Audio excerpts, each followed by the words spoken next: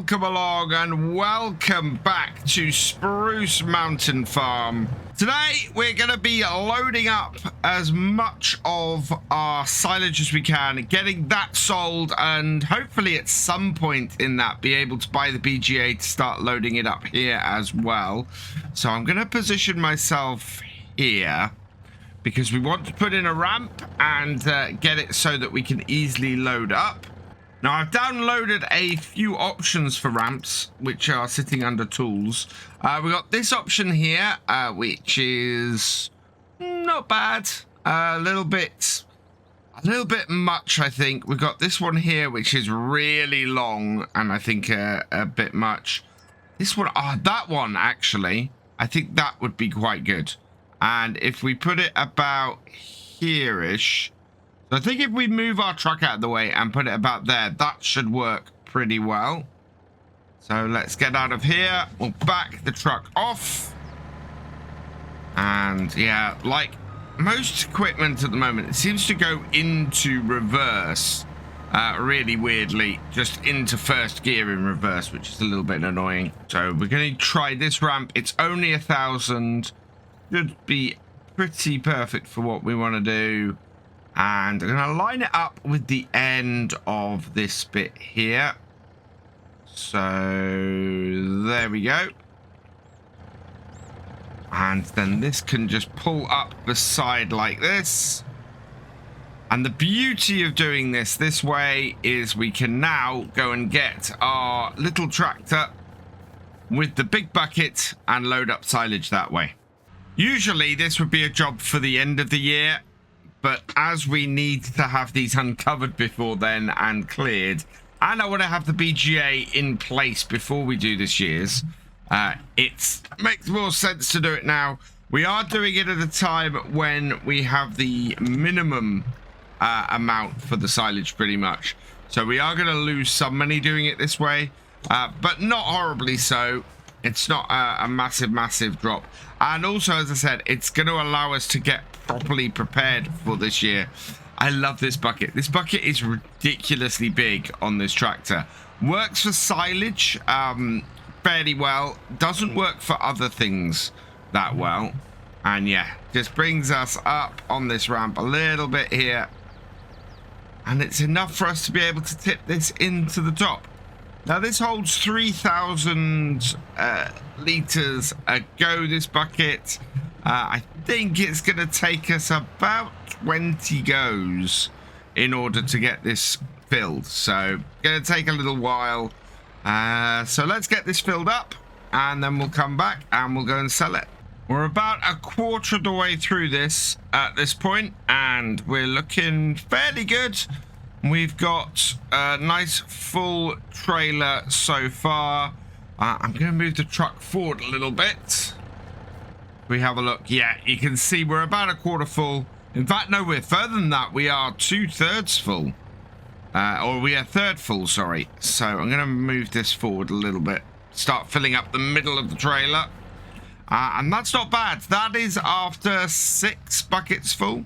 So we're looking at about 18 in total instead of 20, which is good news. And it's working its way through this fairly well. Can we tell how much we've got in here? Yeah, we've got 428,000 litres in this silo. So there's quite a lot of silage we have to sell. And to have that little amount so far mean that we are filled this much bodes quite well overall. Hopefully we can get enough money in to build the BGA and then still have plenty of silage left over that we can then go and put into it and start producing some more stuff. And if we can get this all done today and get ourselves to the point of buying the BGA today, that would be fantastic, because what we're looking to do then is probably start skipping ahead a little bit. We do have the weeds to get rid of. We do have the fertilizer, the nitrogen to put on our fields. And if we can get those two things done, we are good until harvest time. Just 1 or 2 more buckets left to go. Let's get in here, grab this off the top and bring it round. I'm quite pleased with this. We've not done too bad. It's taken us about 3 hours to get this all loaded up. So could have been worse. It is a little bit time consuming, and I'm very much considering having a conveyor on the farm as well, so that we can get on with other stuff while this is going. I'd like to get this all sorted and make the money we need to make in order to get the BGA first. That might be a little bit of work, seeing as I think we're only going to get about 20,000 from this trailer full. So we'll have to see how that goes. If that's the case, we're going to have another... Oh, we're going to have another 5 trailers worth to do, which is going to be several days' work. So it's going to be a case of trying to sell this over time and keep going. Today, very much, though, I think is going to be mostly getting as many of these trailers delivered as possible. Yeah, there we go. That has topped that off. We'll park this here and jump into our truck. We are... yeah, 65,270 litres in total. And we're going to go and head down to the animal dealer and get this sold. The alternative to get this done quicker would be to take it from our fermenting silo. But I kind of want to use that as the cow feed, and then the rest of this be the stuff that we sell. So we'll see how we go. I'd like to get as much done today as I can, though. So let's hop to it. As I was loading up the silage, there was a great demand that came up down here at the animal market, but I can't see what it was for. I don't think it was for silage. Silage price doesn't seem to have increased. This, of course, is the only place that we can sell this that actually takes the silage loose, other than the BGA. The Central Exports, which has the best price at the moment, only takes silage bales, and while I could get a static baler and bale all this up, I don't see a huge point in that. We'd be spending a whole load of money to make a very little bit extra. We are up by 18,488 plus so 19,000 that made for all that work. We are up to 39,000 now, though. So, yeah, we've got a long way to go before we've got the money together that we need in order to go and get ourselves the BGA, unfortunately. And now that we're back up at the farm, it's time to go for round 2. Let's bring this around and try and get a little bit closer to the ramp this time. We should be able to. The whole idea of where I've positioned this ramp is so that we can get close to it. And yeah, there we go. Nice and close. That'll be much easier to load that up. We'll put that about there. And this time I'm going to turn the truck off. We don't really want to leave the truck there adding to its hours if we can avoid it. Because, of course, it's leased. And that means that we'll have a whole load of extra cost if we leave that there running while we're loading it up. And back in with our big bucket. And another 18 loads to go. About half full again, and we're coming up to half past, well, coming up to just over an hour's worth on here. Let's get that all unloaded and in. And we're then going to move the truck forward a little bit just to give us a bit more space. Yeah, 53% full off 9 buckets. So 18, just under 18 buckets in total. We're going to fill the back section up now. And doing it in 2 sections actually seems to be the better way of doing it. Seems to speed things up a little bit. I'm not mucking around with moving the truck about quite so much. And we'll be finished here in about another hour. So about 1:30, hopefully. Maybe 2 o'clock. While I did end up having to move the truck as the piles were getting a little bit big at the ends. We are almost there. I think this is about my 7th or 8th load of the back. So we're looking at about 16th or 17th load here. So this will fill up any moment. Yeah, I think we've got one more load to get on here. And that will do us really nicely. There, I have been looking at alternatives to speed things up here a little bit. We are at 2 o'clock, so yeah, it's taken us 2.5 hours to fill this again. And as a result, we could kind of do with this being a bit quicker. I think ultimately there are 2 options going forward for this. And I want you guys let me know in the comments what you think would be the better way to go. We could either get a wheel loader with a 10,000 litre bucket and do this in sort of 6.5 loads. Or we could get a conveyor belt and just sit the lorry and the trailer there to load things up. I'm of 2 minds about both of them. I think going forward with the BGA, it would be really useful to have a massive bucket that we could then just go and load up and not actually worry about having this truck and trailer anymore.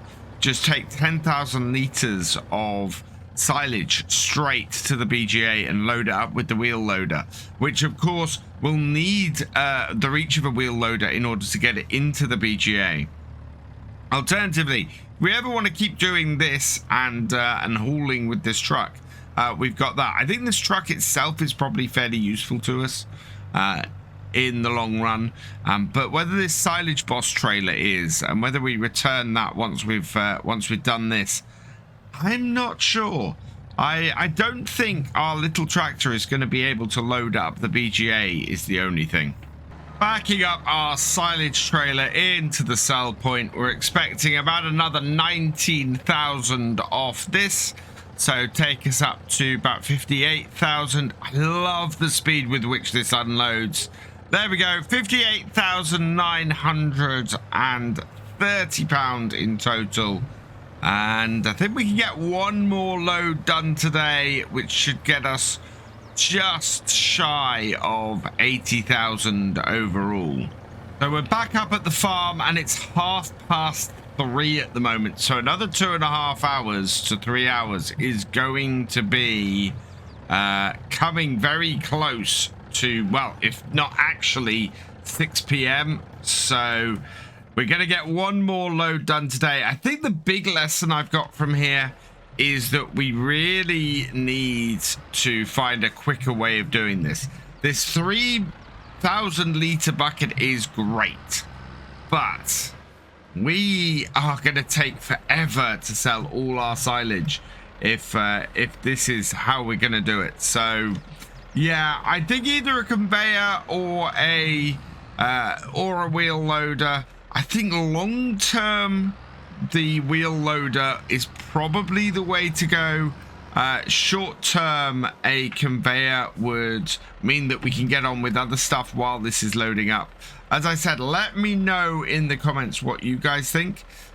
Should we go wheel loader now and completely ignore the conveyor, or should we do the conveyor until we have enough money and then switch over to a wheel loader after that? Or do you think that we should just not do the wheel loader at all, do the conveyor and the truck and the trailer that we've got now, and try and load the BGA that way? Either way, I'm interested in what you think. So let me know down in the comments below. I am going to load up this one last load of this though, and then we'll get another load down to the BGA today. We should end up with about 80,000. We've still got lots of jobs to do on the farm, so we might not load up again next time and instead get rid of some weeds, I think. For now though, we're gonna go and fill up this last trailer. Last couple of bucketfuls to do, and it looks like my 6 p.m. estimate is around about right. We've done fairly well to get 3 of these out. Now it's about 260,000 litres left in the silage clamp, which is about 4.5 loads off this, which is actually perfect for the amount of money we need to buy the BGA. So what I want to do is get the rest of this clamp loaded up over the next couple of days. I think we might have another day of doing this kind of thing. Maybe just loading up first thing in the morning a clamp or a trailer full and selling it off, and that way by the time we're looking at needing to have things all turned around and start filling up this silage clamp with next year's crop, we should have the space to do it. I may also try and sell some out of our fermenting silo as well. Is that all going to go in there? I think that might all go in there. I think we've got one more bucket. Yeah, we've got one more bucket full to put in here. And then we'll be done for the day for that. And look at that. That is almost going to be exactly 6 o'clock for that. Oh, man. That is, yeah, 2.5 hours roughly per load with an hour round trip to sell it. Of course, if we get the BGA, that time will all be reduced dramatically because we'll suddenly be able to do short trips and generate the money that way. But that is another full trailer of silage. We'll leave this here for now and I'll come and clear it up in a bit. But at 6 p.m, we've got one more trailer to go and deliver. So for our final time today, up to the animal market. Turn ourselves around. Reverse this up. And in. Oh, wow. Let's drop the gear down a little bit. There we are. That's much quicker. A much more reasonable reversing speed. And before I go, I also want to go and check on the costs of a conveyor versus a wheel loader. So let's empty that out. See how much we get off this. We're expecting to be about 78,000 off this. There we go, 77,942. So, yeah, just under 20,000 off that. And the cost for a wheel loader in here, where are they? There they are. Would be about, well, if we get one of the big Volvo ones, because that would be fairly good. Although you could get a JCB or a New Holland one for not too much money. Or a case, actually. That case one would be fairly good. How does that compare? Wow, those Volvos have some really big power to them. But we could get the case one. That would cost us a whopping 3,315 with 650 per day. Not bad at all, actually. Quite happy with that. But what we got to also check is that we can put the bucket on the front of that, because I have a feeling that if we actually go into wheel loader tools, we've got an 8,000 litre silage fork. So that would work with everything. We've got, don't know what that, oh, that's a log fork. So yeah, that won't take anything. But I have a feeling all of these Volvo ones here, including the 10,000 litre one, will only go with the big Volvo wheel loader. And that, to lease that, is, oh, incredibly expensive. So, yeah, I don't think we could go with that. That would be a bit too much. But I think we could very easily go with this silage fork here for 8,000 litres, and leasing that would be fairly cheap. And then leasing a, would our case work with it? Yes, the case would work with it. That would be a nice cheap lease with this case as well, of only the 650. And yeah, that would probably be the way to go on that. So looking at about £1,000 a day to have that, and making way more than that using it. And then if we have a look quickly at the conveyor belts, if we were to get one that would actually pick up from the ground, so that might work. It doesn't tell me what products these will pick up, but I think that possibly could work from it, and that would cost me a lot less each day to do, but I don't know if it would actually pick up the silage. To get something that's guaranteed to pick up the silage, we're looking at the standard lizard one here. That would cost us £50 per day with a 255 starting cost, and then into one of these, which would lease at 380 today, per day with a 2,000 lease cost. So yeah, I think it's not a huge amount in it, to be honest. And we know we're going to need the wheel loader overall in the end anyway.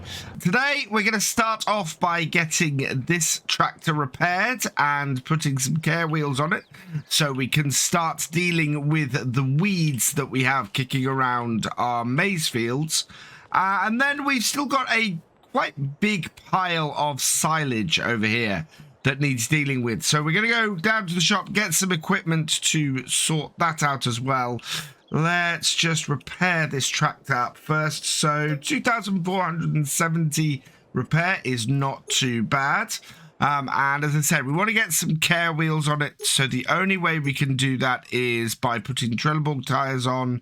That's got no cost to put these care wheels on, which is fantastic. I was umming and erring about whether to put GPS on this tractor. But seeing as we're going to be using a hired worker with it initially, I don't think that that's necessary. And if I can avoid putting GPS on this tractor, I will do, because, well, basically, I'd like to replace this tractor. It has 68 hours on it at this point, which for a tractor on one of my series is actually quite old. Quite a lot of repair costs associated with a tractor of that age, but it's still a massively useful tractor on our farm. It's the one that we're using for spraying. It's the one we're using for sort of general work, although the class has taken some of that work on. I need to get something that will fulfill the same role as this tractor if we replace it.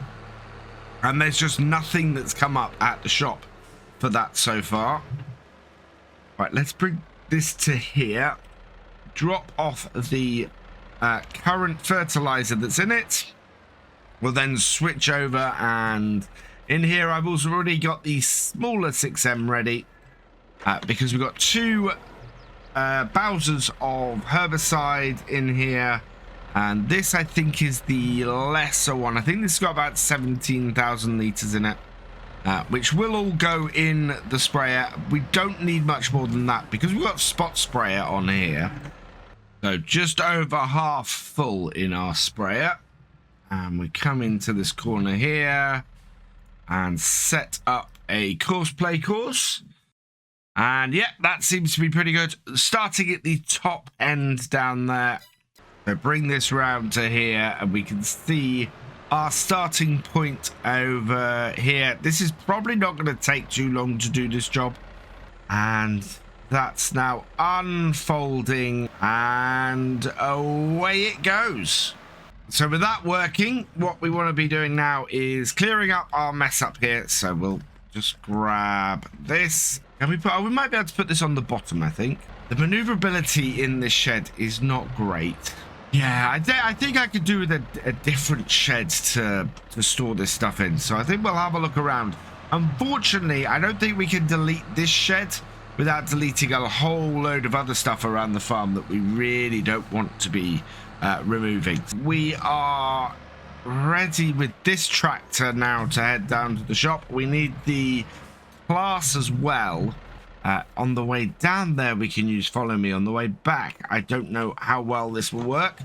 And as you probably guessed, I'm not immediately getting the wheel loader. Thank you for everybody's feedback last time. did help me to work out that the wheel loader may not be the best thing we need. Originally, I'd considered doing this first before we started on the spraying. However, this is much more efficient. We're able to make sure work is being done on the farm as we come all the way down here to get the new equipment.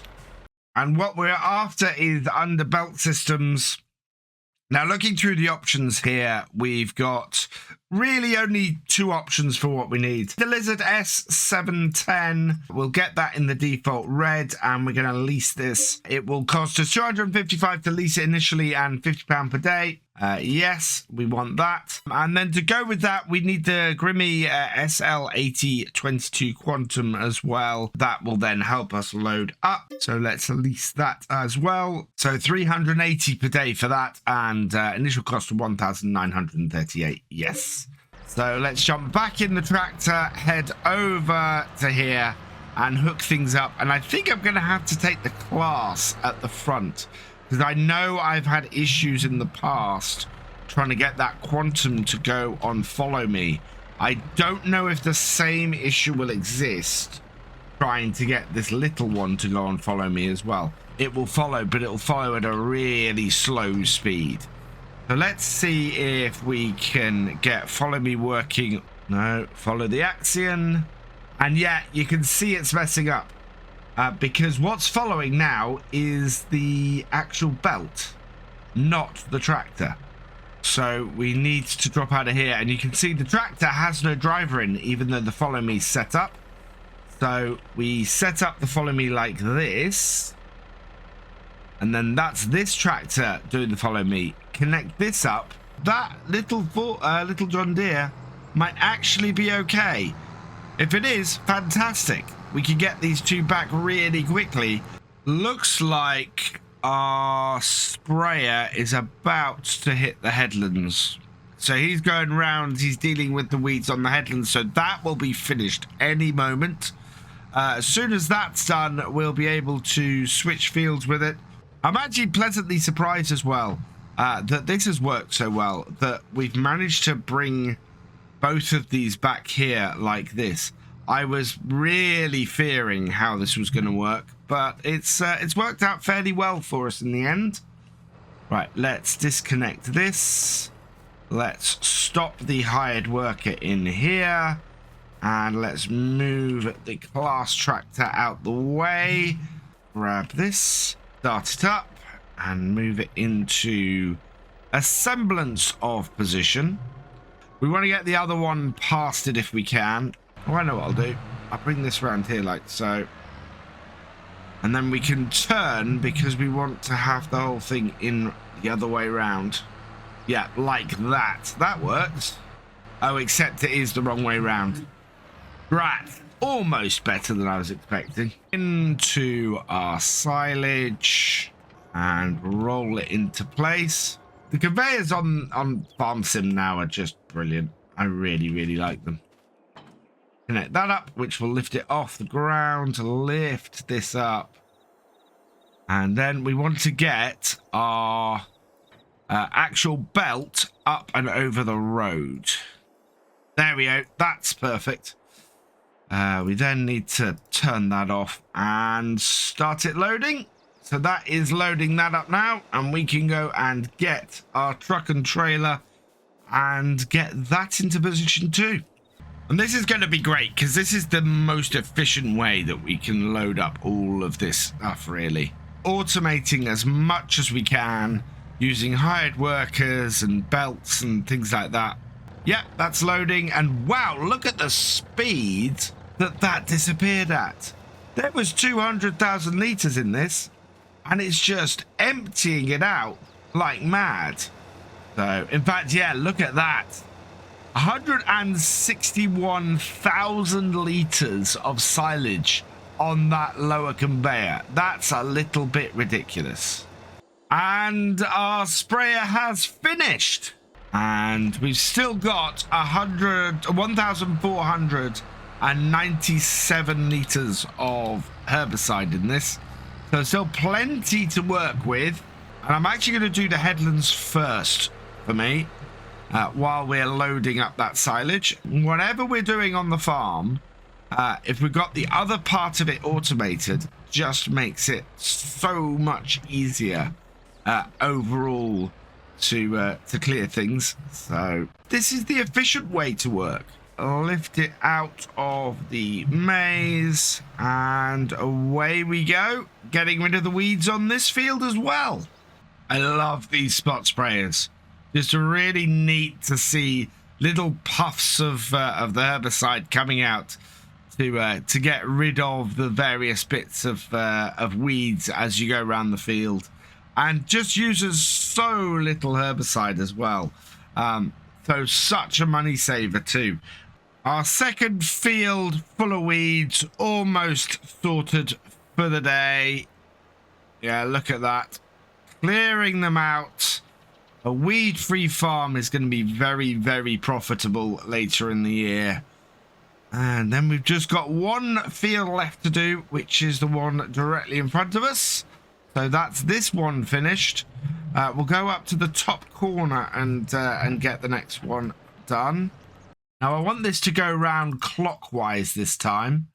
Otherwise, exactly the same as last time. So we'll bring field 6 up on the side of the window here. Generate me a course. And there's a slight angle to certain parts of this field. So we have to do manual, and actually 0 is exactly what I want. Generate and spot on. Yeah, it's because this edge here on this side is not quite straight. So the field doesn't want to do exactly on the compass point. The reason why we have no weeds in our cotton fields is because they have to be ploughed after being maize the previous year. So they tend to be weed free. It's just these maize fields we need to sort this on. That is out. Let's lift that out of the corn. And away it goes. Oh no, it wants to drop it down that low. That's a little bit annoying. What isn't annoying is that our truck is full of silage. So we can back this out now and go and get this tipped. I think the animal husbandry is, or the animal market is the best place still to sell. We will just check that before we go. Saw Red Dirt Ranch using a very similar setup to this on Sunday evening, which is quite cool to see. Proper big American trucking setup. And the best price at the moment for silage is the animal dealer. In fact, it's even better than Central Exports. That's fantastic. So down to the animal dealer we go. It is the furthest place on this map from us, the furthest sell point. But it looks like it's going to be worth heading down there and getting this sold down there. Should bring us in about another £20,000, which is perfect. This map is one of those maps that always feels bigger to me than it actually is. It feels like such a huge trek, just because we are going from one side of the map to the other. It's one of those things I think that might change a little bit as I continue my new realism experiment on the Oaks, which is a 4x map. 18,884 plus 1,132. So yeah, that is just shy of 20,000. No, in fact, I think that is pretty spot on 20,000. We should get another one of these off here today. I think it's no longer taking us 3 hours to fill this trailer up. So we'll get this parked back under our conveyors, and then I'm going to sort my 2 tractors out, which of course are still parked behind that barn. And then I want to address a couple of questions about the cows that have cropped up. Park that there, turn it off so we don't add any more hours onto it. And then we can go and put these 2 tractors away while we've got a couple of minutes. Probably want to get rid of the ramp that we put in last time as well. We don't really have a need of it anymore. I think when we get the BGA, we might want to put a ramp on to use this tractor with, along with the bucket. So we'll keep an eye on that. But for now, certainly that ramp can go and we can get £500 back for it. So let's just demolish that. Yes, we can lose that. Perfect. And yeah, it's just sitting in the middle of the yard and it's going to be unused in future. I have managed to get some water into the cows. However, I did it using my milk truck. I discovered that I could use it to do that. In fact, we got a fair amount of space for water now, so we might as well try this. Still having trouble with the TLX. It must be some sort of mod conflict that's preventing my TLX tankers from unloading. If I back this up far enough, it will refill, which is what I think the mistake I made last time I tried to do this. Thankfully, this does work though, and it does hold a large amount of water. 20,000 litres of water should keep our cows going for quite a while. I think this will put it well into the green with the water and means that we're continuing to create milk, which is perfect, and possibly as well continuing to produce calves, which we really want to. The other thing was a couple of people suggesting that there wasn't any feed. We definitely have feed for our cows in here, so that's absolutely fine. Our sprayer, though, has finished work. So we'll start this up and get this back to the yard, seeing as we're done for the day with that. So we're now weed free on the farm. What I do need to do, though, is unload this herbicide and get it back in the storage shed. So empty that out there. Spray it into this shed here, like that. And then tractor into the barn and out the way.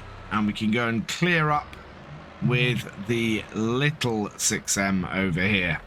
Yeah, we want to slot in under here and grab this Bowser. We've got 1,222 litres of herbicide left. So yeah, still a large amount of herbicide still left in these, whereas not a huge amount of the liquid fertilizer left. So we are going to have to go and buy some liquid fertilizer, I think. And so we're back down to the livestock market to get this unloaded. And I think we've got enough time, actually, to head back to the farm and get one more load done today. This is another load out and should be another 20,000 as we pass the £100,000 mark.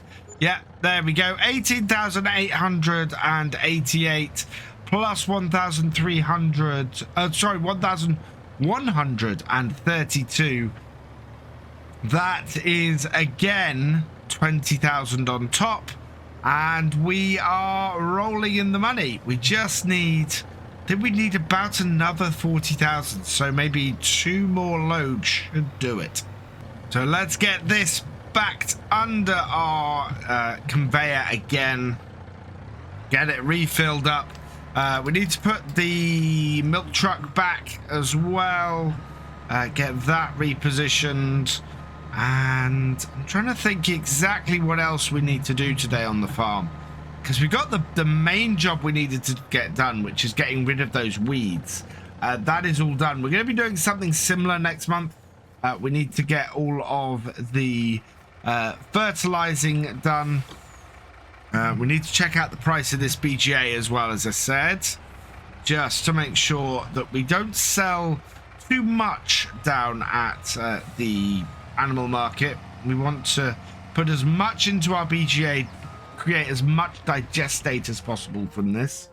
So looking at production, yeah, those are all the really expensive ones. We do have some cheaper ones around here somewhere.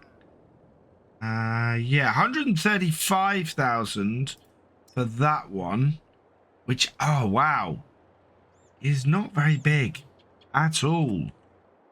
That would be an incredible one to get in on the farm. Where could I put that? There's lots of places we could put that. This one's 150, which I think is the one I was looking at. Again, not a massive footprint on that. BJ methane pack, that is only 80,000. That's only 80,000. Wow. And then we've got some mini ones that are only 55,000 as well. And yeah, this one I quite like.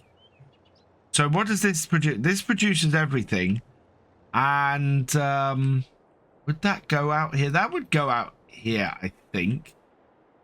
Or it might end up taking up a load of... Yeah, it would fit here fairly easily. But we actually have the money to do this now if we wanted. Depending on which one I went for.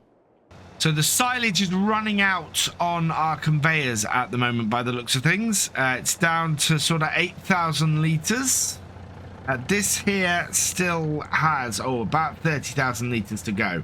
So we want to move these, I think, a little bit further up. I think rather than moving the conveyors, a better idea might be to move the silage. We've got the silage bucket, and we've got our little 6M here. This should just be able to collect up a nice big bucket of this, probably fairly close to where it's getting picked up by that. And then if we go and dump this at the bottom of here, it should pick it up. Yep, like that, and keep it going. First silage clamp is almost empty. Just a couple of little patches to pick up further down. But yeah, this is the best way to clear this up.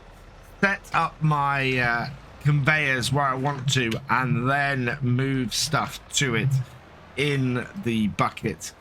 Works much better. So we'll grab this last little bit of silage here. We'll load it up onto the conveyor so that this clamp is clear. And then I can check exactly how much we've got left in our conveyor. Oh, that has 3,122 litres of silage. This has 889 litres. And this is full. So, yeah, let's go sell this, bring in another 20,000, and then, really, we got to... I need to try and decide exactly how we're going to move forward and where we might put this BGA, because they're all a little more compact than I was expecting. So, for the last time today, up to the animal market and unload this very full trailer of silage and make us another 20,000. I wonder if we can make the same amount of money having a BGA right beside us. Certainly be a lot quicker doing it that way. Right, there, and unload. And that is looking very sweet. I'm really happy.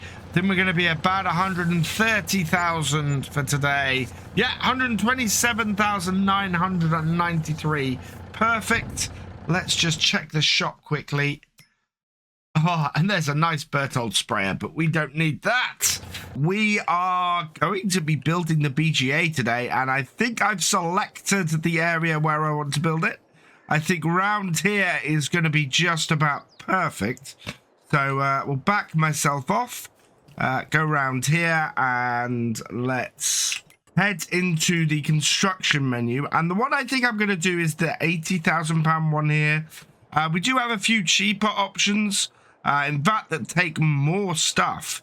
So that takes straw potatoes. Yeah, so what's that take? Refueling station, okay. And yeah, these mini biogas plants, I think they take more stuff but less of it. So I'm going to go with the big one here. We can always add more if we find that we need more. So I'm going to try and place it here, but I'm going to do it without the actual placement changes. So we'll just dump it straight down. It should be fairly flat in this area. And there. So that is down now. And we've got a nice new BGA. Looking fairly flat on here. Just want to make sure nothing is floating. any changes that we have to make. But no, in general, this looks pretty good. Nice big BGA for 80,000. We can start getting stuff into here now. And it doesn't take up a huge amount of area. What I do want to do is get some of our gravel pathway across the front here.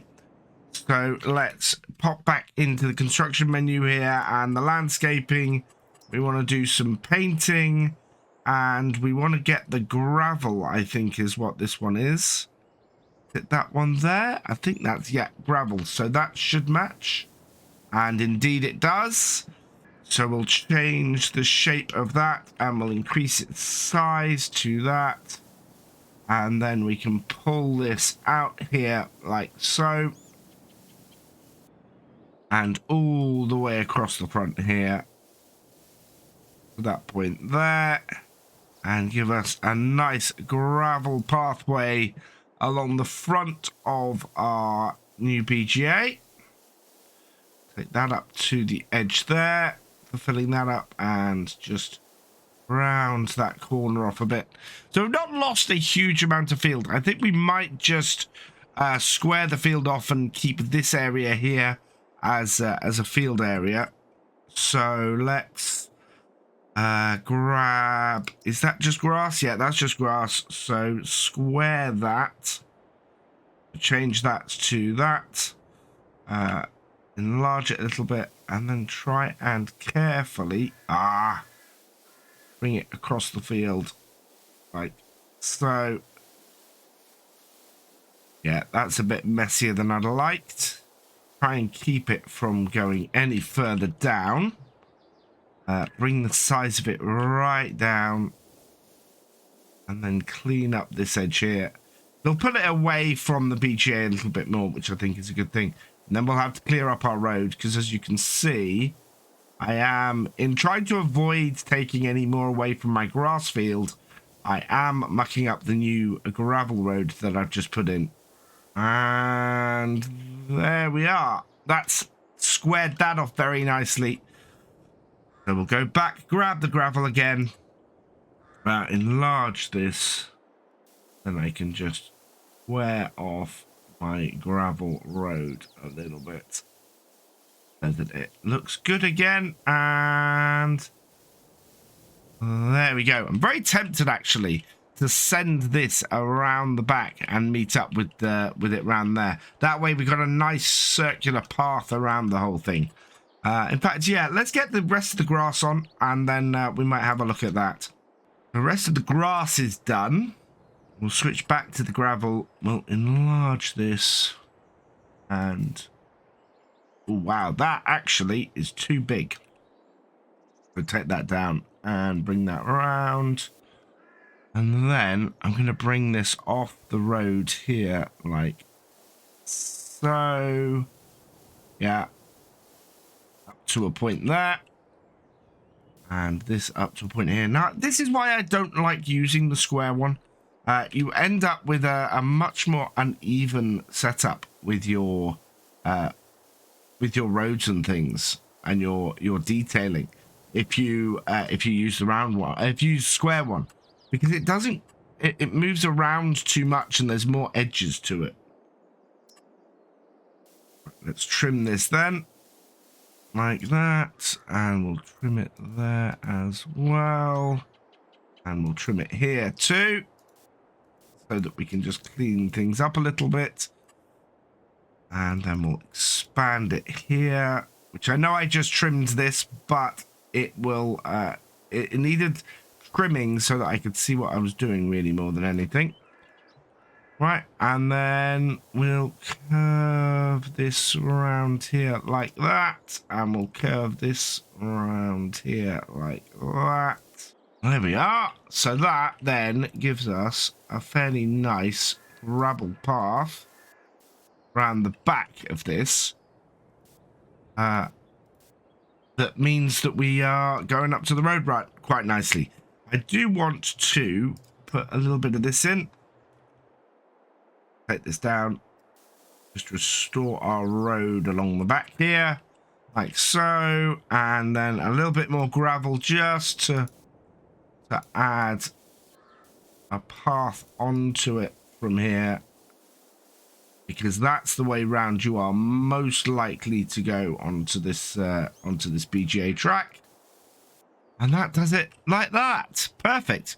Right, now the thing that will cost money to do round here is this. I do want to do a whole load of grass. I want to add the grass in. We actually need to add the grass in lots of places on here. And you'll notice the moment I put this down, the amount or the speed with which our money starts to fall is ridiculously fast.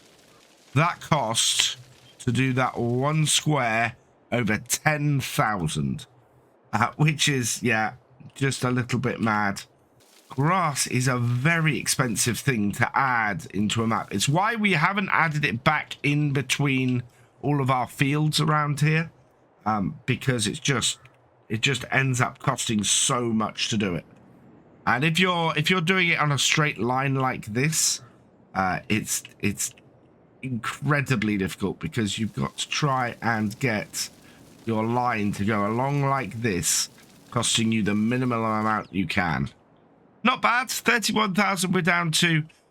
We've got a couple of patches I think I need to put more into around the BGA itself, but I'm going to leave that for now. What I might do though is just our slim areas round down here that we've been talking about adding the grass into for ages. I think I'm just going to run along here with this and just get the grass back in, so that it doesn't look quite so barren as we go across. And we're just cleaning the farm up a little bit. We are about to make a whole load of money though, because we are about to go and sell a load of stuff at our own BGA, because we still need to clear out our 2 silage clamps ready for this year's harvest. Now that I've done both of those, I think I can probably actually just do the areas around the BGA quickly and get those done too. I like having grass where there should be grass. Just wish it didn't cost me 20,000 to do it in the landscaping. More expensive than some buildings just to add grass around my facilities, which is a little bit crazy. Almost got all the grass around, having a little bit of trouble getting around the trees here, but otherwise it's good. We've got a couple of great demands to deal with. Also, I've just noticed we've got a tipping area down the side here. So I'm gonna, rather than add grass in that area, I'm gonna landscape it and put some more gravel down. So this is, yeah, this looks like it's going to be the point at which we load the stuff from the truck in. So that's what I'm going to do, actually. I'm going to load the truck up and see if we can tip the side to get this. But look at that. That is absolutely fantastic. I'm really, really pleased with that, and it's looking great. That actually is pretty awesome. I'm going to do a little bit more detailing around it, and then I think we're going to go and get some silage uploaded and try it out. So, to load all this up, we're going to need our faithful Mack truck in here. This is our 3rd day using this, although we, of course, are using it on a completely different area to where we were planning to last time.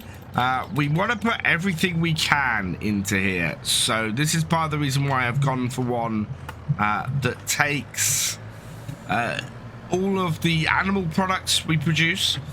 What it doesn't take, of course, is straw, and we can always put a small one in, but we're not producing straw. We've not got an excess of straw coming in here, so there's not much point in getting one that does the straw. We can later put in another one, as I said, that could handle that kind of stuff if we wanted to cover that kind of thing. But at the moment, we're struggling just to get straw for our farm anyway. And there was some comment about how much this took last time. And yeah, it takes a lot. We're going to see this actually when we redirect it in a moment to do this one. We want to uncover this. So that is Ark to open this silo. But yeah, it fills up with a lot, this. We'll start this off and move this over. I think it's going to be a fairly big fill. Now, I'm trying to work out where the best position for this is going to be initially, as we need to get it so the truck can still fill.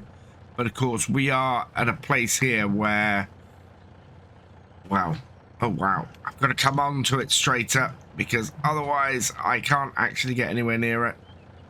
We might have to fill it up the other side of that shed initially in order to get this to work, because at the moment, well, I might be able to do it in 90 degrees actually. So we put this on here like so. We'll move the truck forwards and get it out of the way. So move this forwards like this, maybe at a higher gear, like that. And then we should be able to pull this in and possibly fill it up from the back. So start it up, pull in the...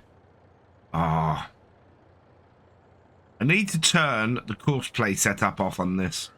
If you want to turn off the course play HUD opening with the mouse, it's under the vehicle course play options, and yeah, you can deactivate it. Really useful that it's per piece of equipment, this, because obviously you don't want to do that on all equipment. But now I should be able to, yeah, reduce that down like so, and we can move it over the other way and get it positioned so that it'll now fill from the back. And then as we get further into the silage pit, we'll be able to move it round and back and fill it up from the roadway here instead. Conveyor is just about in position. There we go. And I'm not going to connect these two up this time. Let's start that up. And that's working. Let's lift this. Look at how much that fills up straight off. I mean, that is just mad. That has 113,000 litres in it. Straight off the bat. And then this one has, yeah, just 120,000 litres. No, 1,200 litres in it, sorry. And then we want to back this up, ideally to get it sideways onto the conveyor if we can, which is possible from here. Yeah, you can see that. Definitely best to empty this one before the other. That is about emptied half of that. That's insane. Oh wow, we might have to actually extend this a little bit, because I think otherwise we're gonna keep cracking the side of it like that. So let's lift this up. Oh, that is as high as it goes. So we'll extend that out a little bit and move our truck over a little bit in order to get ourselves in a position where we can easily fill up. Yeah, maneuvering ourselves to the right position for these conveyors, not always the easiest thing to do. I'm again using my little 6M here to help top things up, keep things flowing rather nicely. I'm liking the setup we've got here at the moment, and it's working pretty well for us. I'm probably going to hold on to the Mack truck and the silage boss trailer as well. A few people have suggested that it'd be a really good way of doing the silage with that trailer, and I think we might try it out. It might make our actual trailer that we have on the farm a little bit redundant. That's not a huge problem. I don't mind having the Red Rock trailer not be useful if we have a much bigger trailer that we can use to make things more efficient. I mean, we have to fill up, I'd have to leave the field less often and keep the bigger silage harvester that we're going to be using this year rolling. So I'm going to keep an eye on that and try that out. If not, then we should be able to do this job just as well with the Red Rock trailer later on. So we can return this Mack truck and this huge silage trailer, this silage boss trailer, At the moment, though, they are earning their keep. And so while they're doing that, I'm going to keep them around.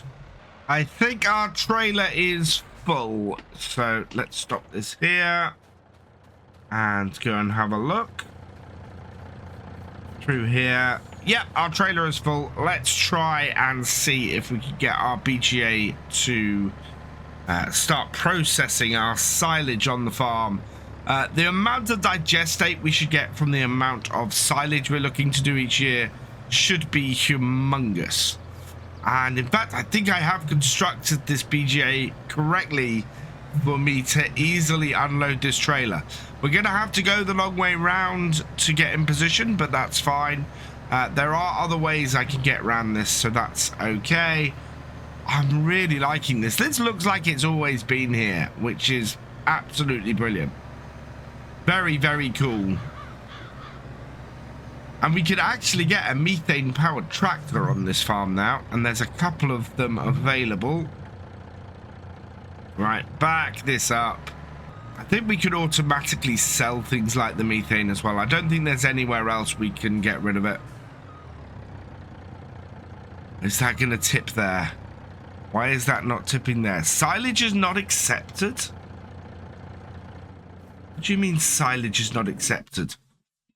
Silage, slurry, manure, sugar beet. So why is that where the slurry goes, maybe? Possibly. We'll have to see if we can sort anything else out. But yeah, at the moment, we're not producing anything because that doesn't want to tip there. I am all connected up.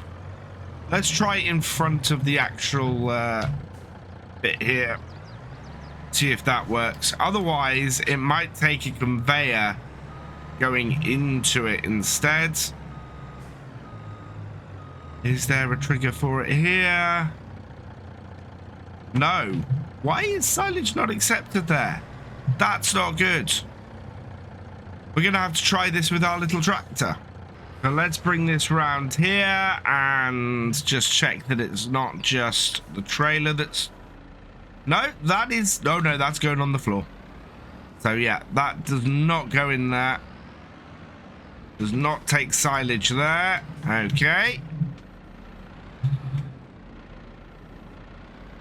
It's going to be a pain to pick this last little bit up, isn't it? Come on. Last little bit. I need you. There we go. That's got all of it. Now, I think this is small enough for me to be able to get my tractor into. Yeah, we can get this up here. Oh, only just though. Could do with a dump bucket for it.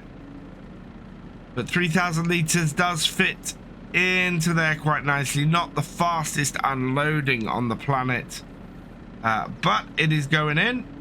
How full does that do? Yeah, this can take way more than that. So why does the silage not tip at the side? That is a little bit annoying because this is going to take forever to load this up with this bucket.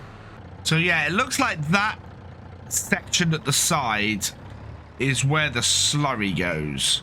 I don't think we can put silage in there, so I'm gonna have to try something else. And what I'm gonna try is to go and get my conveyor, and if that's the case, I think we're gonna need a second conveyor on the farm. So I've got the conveyor behind the Axion here. We'll see if we can get this into position in such a way that I can unload it. Yeah, should be possible. Back her up. And right, I want to put it about here so that I can back that up. We'll then extend that out. Let's disconnect this and move our tractor out the way like that. Right, and then into here and extend that. And perfect. So that is in there and unloading into our BGA. This now should be able to just back this up and tip this hopefully into this. That is looking okay. No, that should be all right. That should clear it. A little bit further maybe. Oh, please tip into this. I can't tip this trailer into my conveyor, unfortunately. It just doesn't have the tip trigger. Are we going to have one of the small ones as well? So bring the small conveyor round too. Oh, I'm quite disappointed that I can't tip this trailer straight out into the BGA. That looks like I'm going to create a system with conveyors to do it. Is a little bit annoying. Should be able to do that, and yeah, this was one of the reasons why I wanted to use the ones from the pumps and hoses pack, because that was going to be, or it has a trailer tipping area that you can do that with. Right, there we go. I don't know how much is in this actually at the moment. I think it's quite a lot. Connect those up so that they stay like that, and oh no, disconnect them. That needs folding.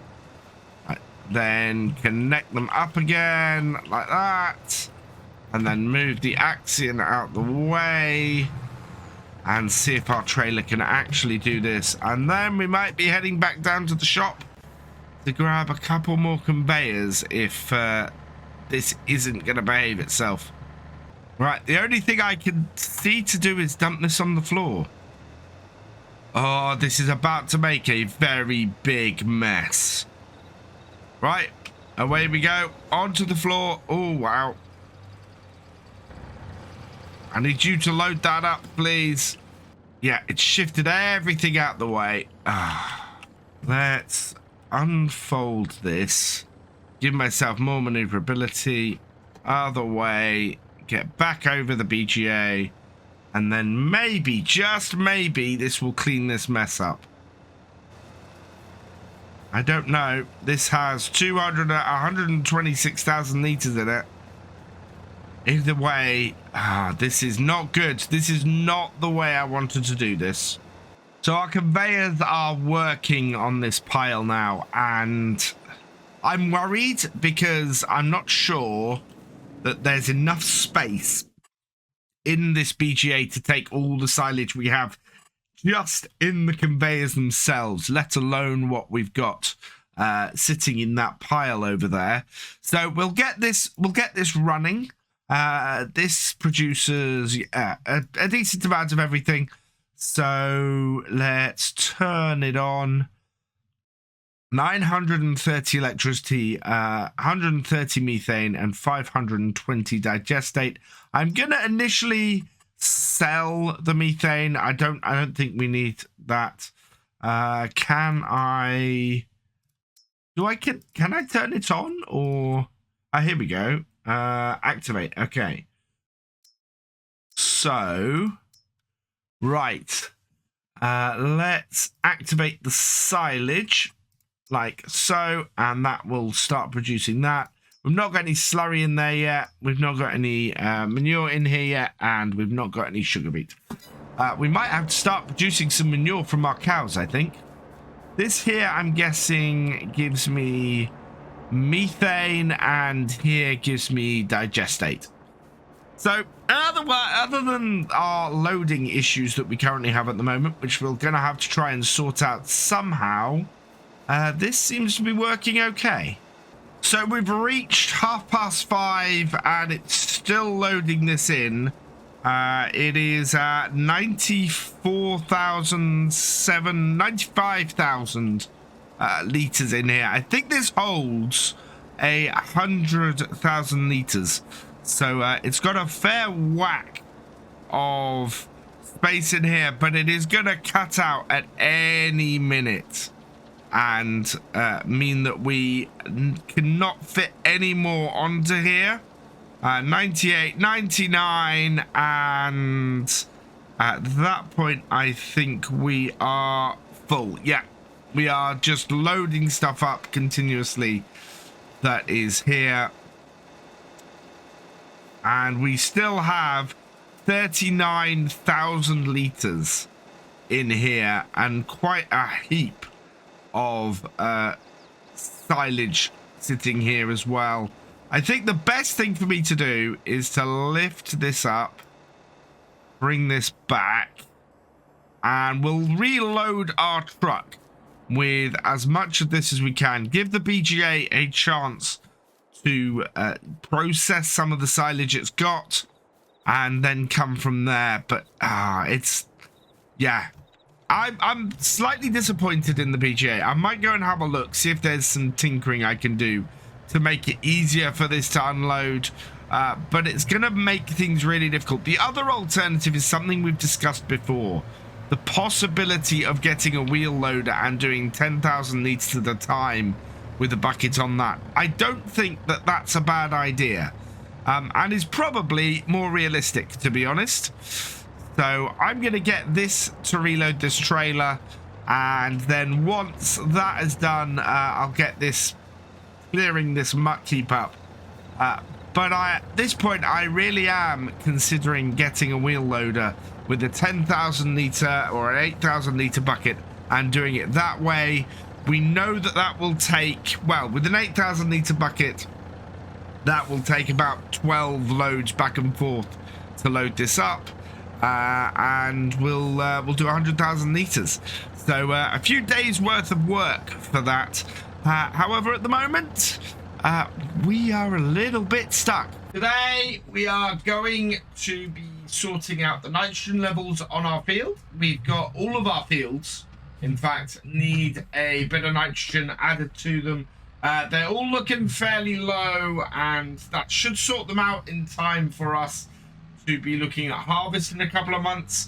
And hopefully next month we might be able to take on a contract or two and maybe get some straw out of that. So we're looking to finish everything off on our farm today in order to get things going. The first thing we're doing here is topping up the BGA with a load of silage. We're actually fine doing that with this tractor. This does it pretty well, and as somebody points out in the comments, we only need to keep it topped up going forwards. So it takes 100,000 litres. We were at 96,000 before we started. So this bucket is going to have plenty to top this up. If we come and have a look in here, we can see, yeah, we're nearly fully topped up. We are selling methane at the moment on a regular basis, which is great. And we've got 4,500 litres of digestate, which is brilliant. Something else I want to try today is filling up our slurry tank, our spreader, and seeing if we can drop some of that off here as well, because that would be very good. And the other thing to have a try and see if we can do is if we're able to fill, if we can start creating some manure out of our cows as well. Right, that's down to 77 litres. Oh, I don't know if we leave it a minute, it might actually just take these last few litres. In fact, yeah, it is working its way through them. So yeah, I'm going to get this done. We'll get this emptied, and then we'll see if we can get some slurry in here. We'll go and collect up the bigger 6M and see if we can fill up the slurry tanker and bring the slurry over here as well. Just going to hook up the slurry tanker over here. We've still got the care wheels on this tractor. And I think I'm basically planning to leave them on it. There's not much point in taking them off. We're going to use the sprayer and things like that on this tractor. Got no slurry in here at the moment. We did use up all of our slurry, in fact. So that, again, not surprising. Plan is this year, though, to basically just put digestate only on the fields. Try and generate as much digestate as I can. And then once I've done that, we'll see if we're able to just keep things going. We should make money off our slurry as a result of that as well. So it should all, with any luck, fit together and just keep making money for us all the time. Bring this over here. I'm hoping this works as a tanker as well as a spreader. If not, we'll have to get a separate tanker. I mean, our milk truck acts as a tanker as well, but I don't think it's wise to put milk and slurry in the same piece of kit. But normally these act as tankers as well. Just see if we back this into here. Yeah, there we go. We can unload slurry with this as well. And putting all of our slurry in here too, that should mean that we can process that, produce a decent amount of electricity, a decent amount of methane, and a decent amount of digestate as well.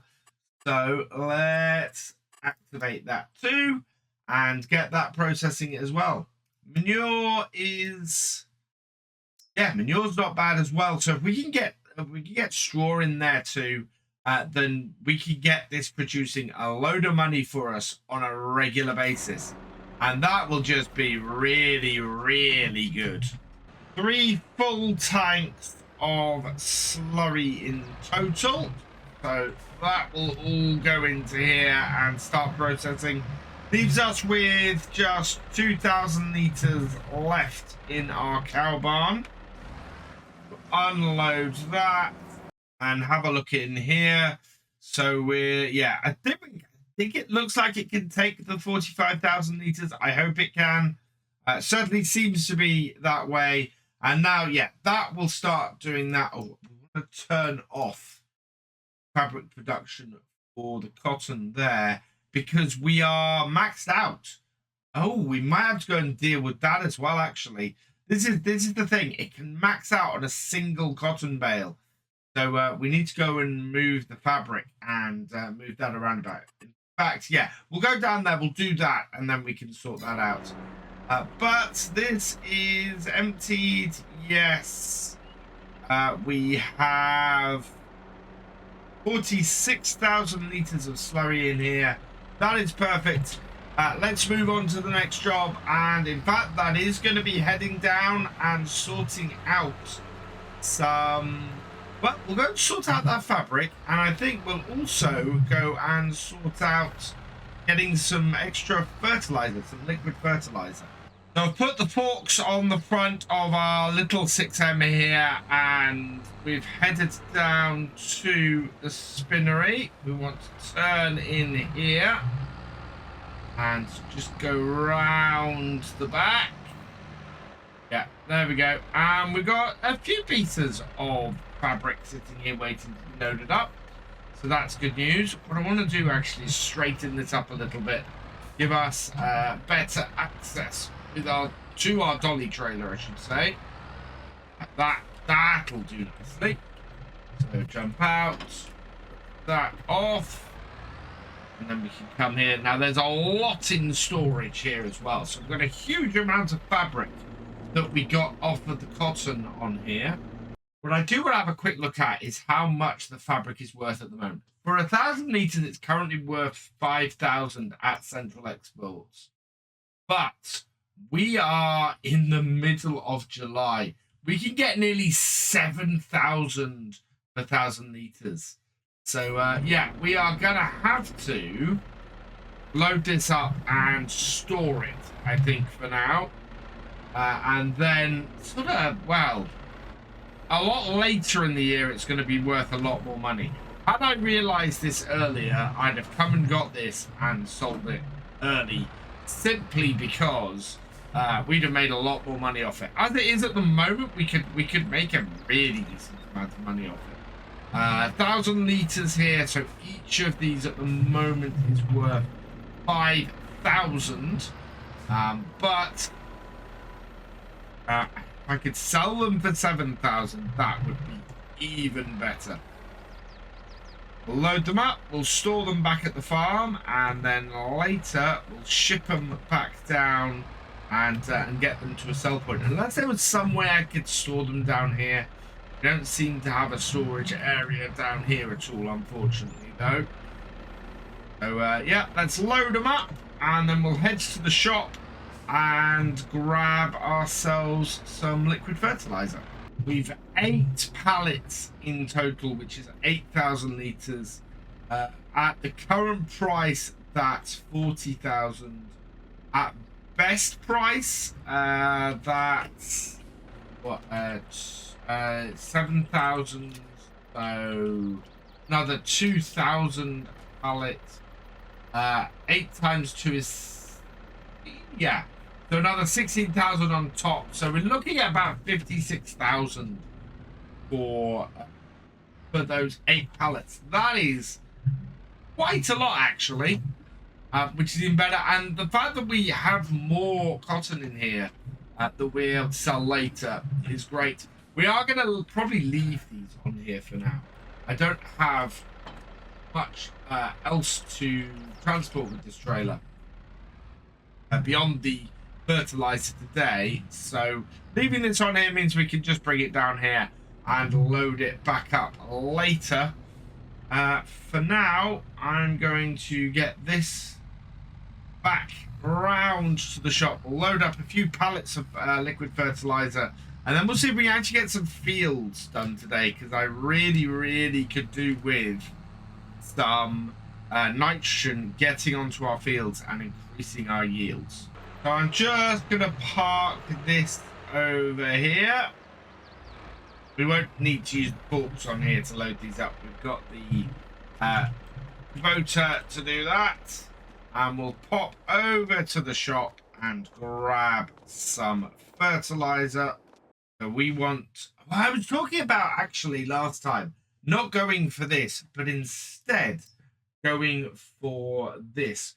Top liquid fertilizer, 6,000 liters for 9,600 versus 2,000 liters for 3,200.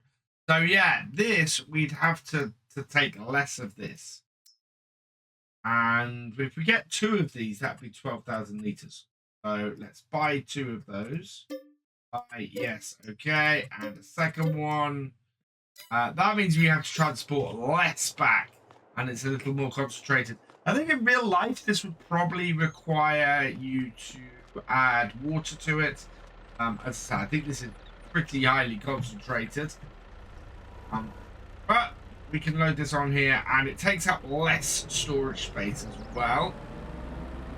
That is good news. Come into this side of here like so, and straighten up on it. But yeah, this same price as the big pallets of fertilizer, but the big bowls of fertilizer, I should say, but at so much more compact space as to make it easier for us to deal with, which is really useful, considering the lack of storage space we really have. I mean, we've got that old American shed we're currently using for storage, and if we only have to put these 2 in it, that is so much better than having to put well, for this it would be 6 Bowsers of this, which is just crazy. We can do it much easier this way. Whoa. And then mix it up. What we can do is mix it up in the container that we've got for our... Let's park this away. Container, the tanker we've got that goes on the back of our truck. And do it that way. Forwards and here. And then this just sits by the fence and marks rather nicely where all of our stuff to load up is. Perfect. We will get these down as best we can. Get everything back up to the farm. With that all done, and it only just being 12:05, we load up with our sprayer and get out and start spraying the cotton today. I want to get the cotton done at least today. If we can get on to the corn as well, the maize as well, and I will be happy with that as well. That will free us up for more time to go harvest contracting, to make a lot of money from harvest contracting.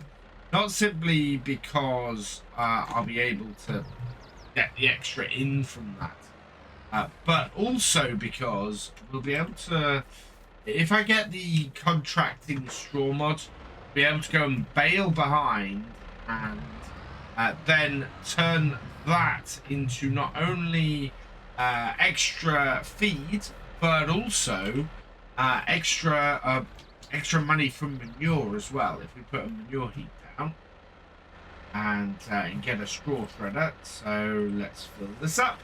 We're going to need some money for our harvesters as well, because we don't have a cotton harvester and we don't have a forage harvester. We need to hire both of those this year, and as a result, that is going to cost us a load of money. 3,360 litres of that is perfect.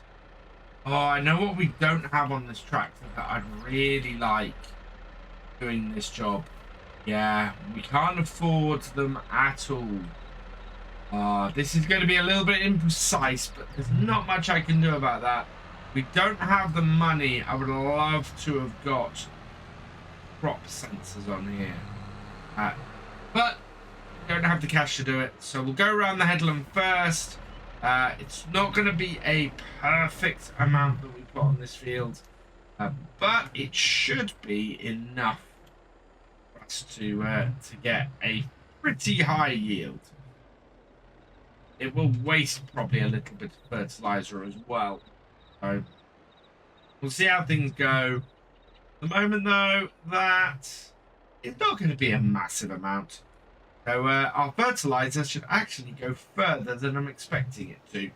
One possible fly in the ointment we've got is that we've got some rain forecast later in the day. I have checked the weather report, and it looks like it's going to be arriving around 7 p.m, which is fine.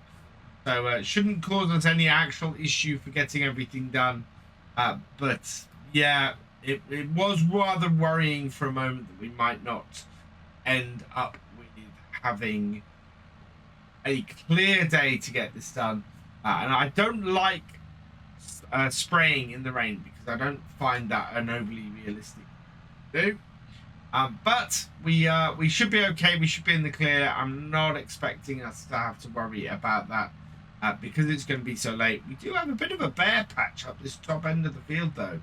Not quite sure what's caused that, other than our course play, which I think that this field might have missed a bit. Up and turn. But yeah, as I'm saying, with the rain coming later rather than sooner, we should be all right. And I think we're going to get as much as we possibly can get done today. Last row of this cotton that needs spraying with fertilizer, and we're down to just 85%.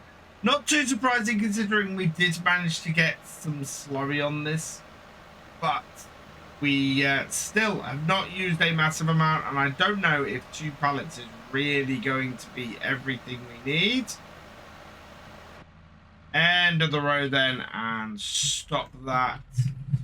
Let's fold it up and head out. I'm pretty happy with that. 85%. This field is fully done. We're up to 69.1 hours on this tractor now, and I think I found a good candidate to replace it with. I know what I'm targeting now, especially as we've got the BGA up and running. What a great time this would be to introduce a methane powered tractor. There is a New Holland tractor mod that actually will do it. Let's just bring it up here. It's under small tractors, and it's this one here. I would love to get hold of this and use this on the farm. I think this would be absolutely perfect for what we're doing on here. Does it have care wheels? It has twins and rear narrows. Yes. So we could use this for spraying as well. We are able to generate everything we need for to run it as well. So yeah, if I could get this, it is a 217,000. We can put GPS on it, but not the crop sensors, interestingly. So it's not a perfect tractor for us, but it would certainly do the trick, mostly. Lining up for my second field of cotton, and this is only half fertilized with slurry, so I'm expecting our fertilizer usage to go up. Further into this field we go. Some parts of this field have definitely been over fertilized by the slurry. It's some places it's only adding sort of 10-15 kilograms of nitrogen per hectare. Other places we've got more than enough on here already. This is silty clay, this land, and it doesn't need a huge amount of nitrogen in it to get the best yield out. Downside to that, of course, is it also yields lower anyway. But on here, it seems to have a higher amount that's necessary that we've got with the slurry on here. So that's going to be something to watch out for. If we over fertilize like that, that's more a waste of slurry or a waste of money than it is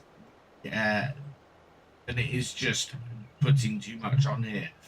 Because it's not going to need it for this field. It's not going to need it to get it going. And in fact, in this bottom end here, we are using a little bit more now. We're up to sort of 80 kilograms of nitrogen per hectare.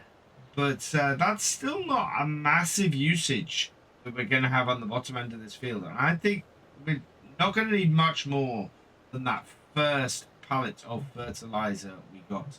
The second one may be superfluous, especially as we also have some left over in a pallet in our storage shed.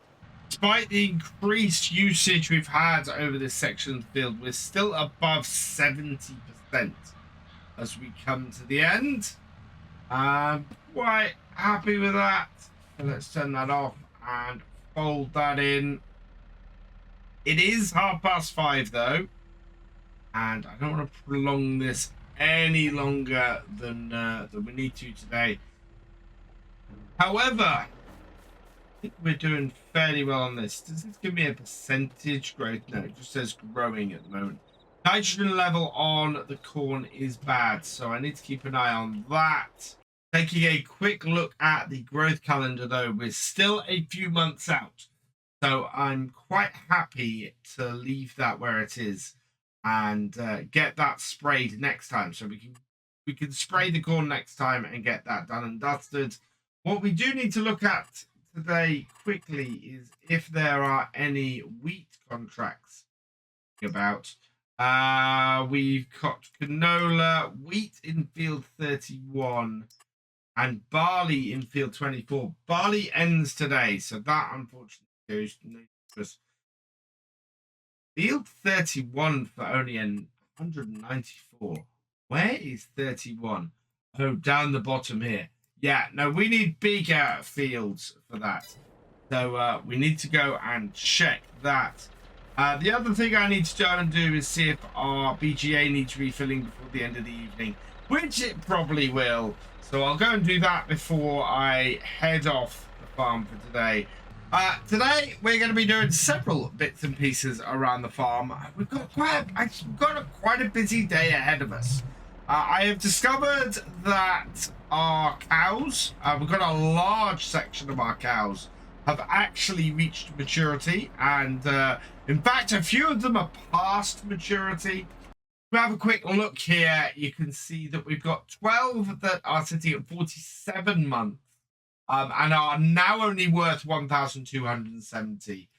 We have 12 that are sitting at 41 months and are now only worth 1,395.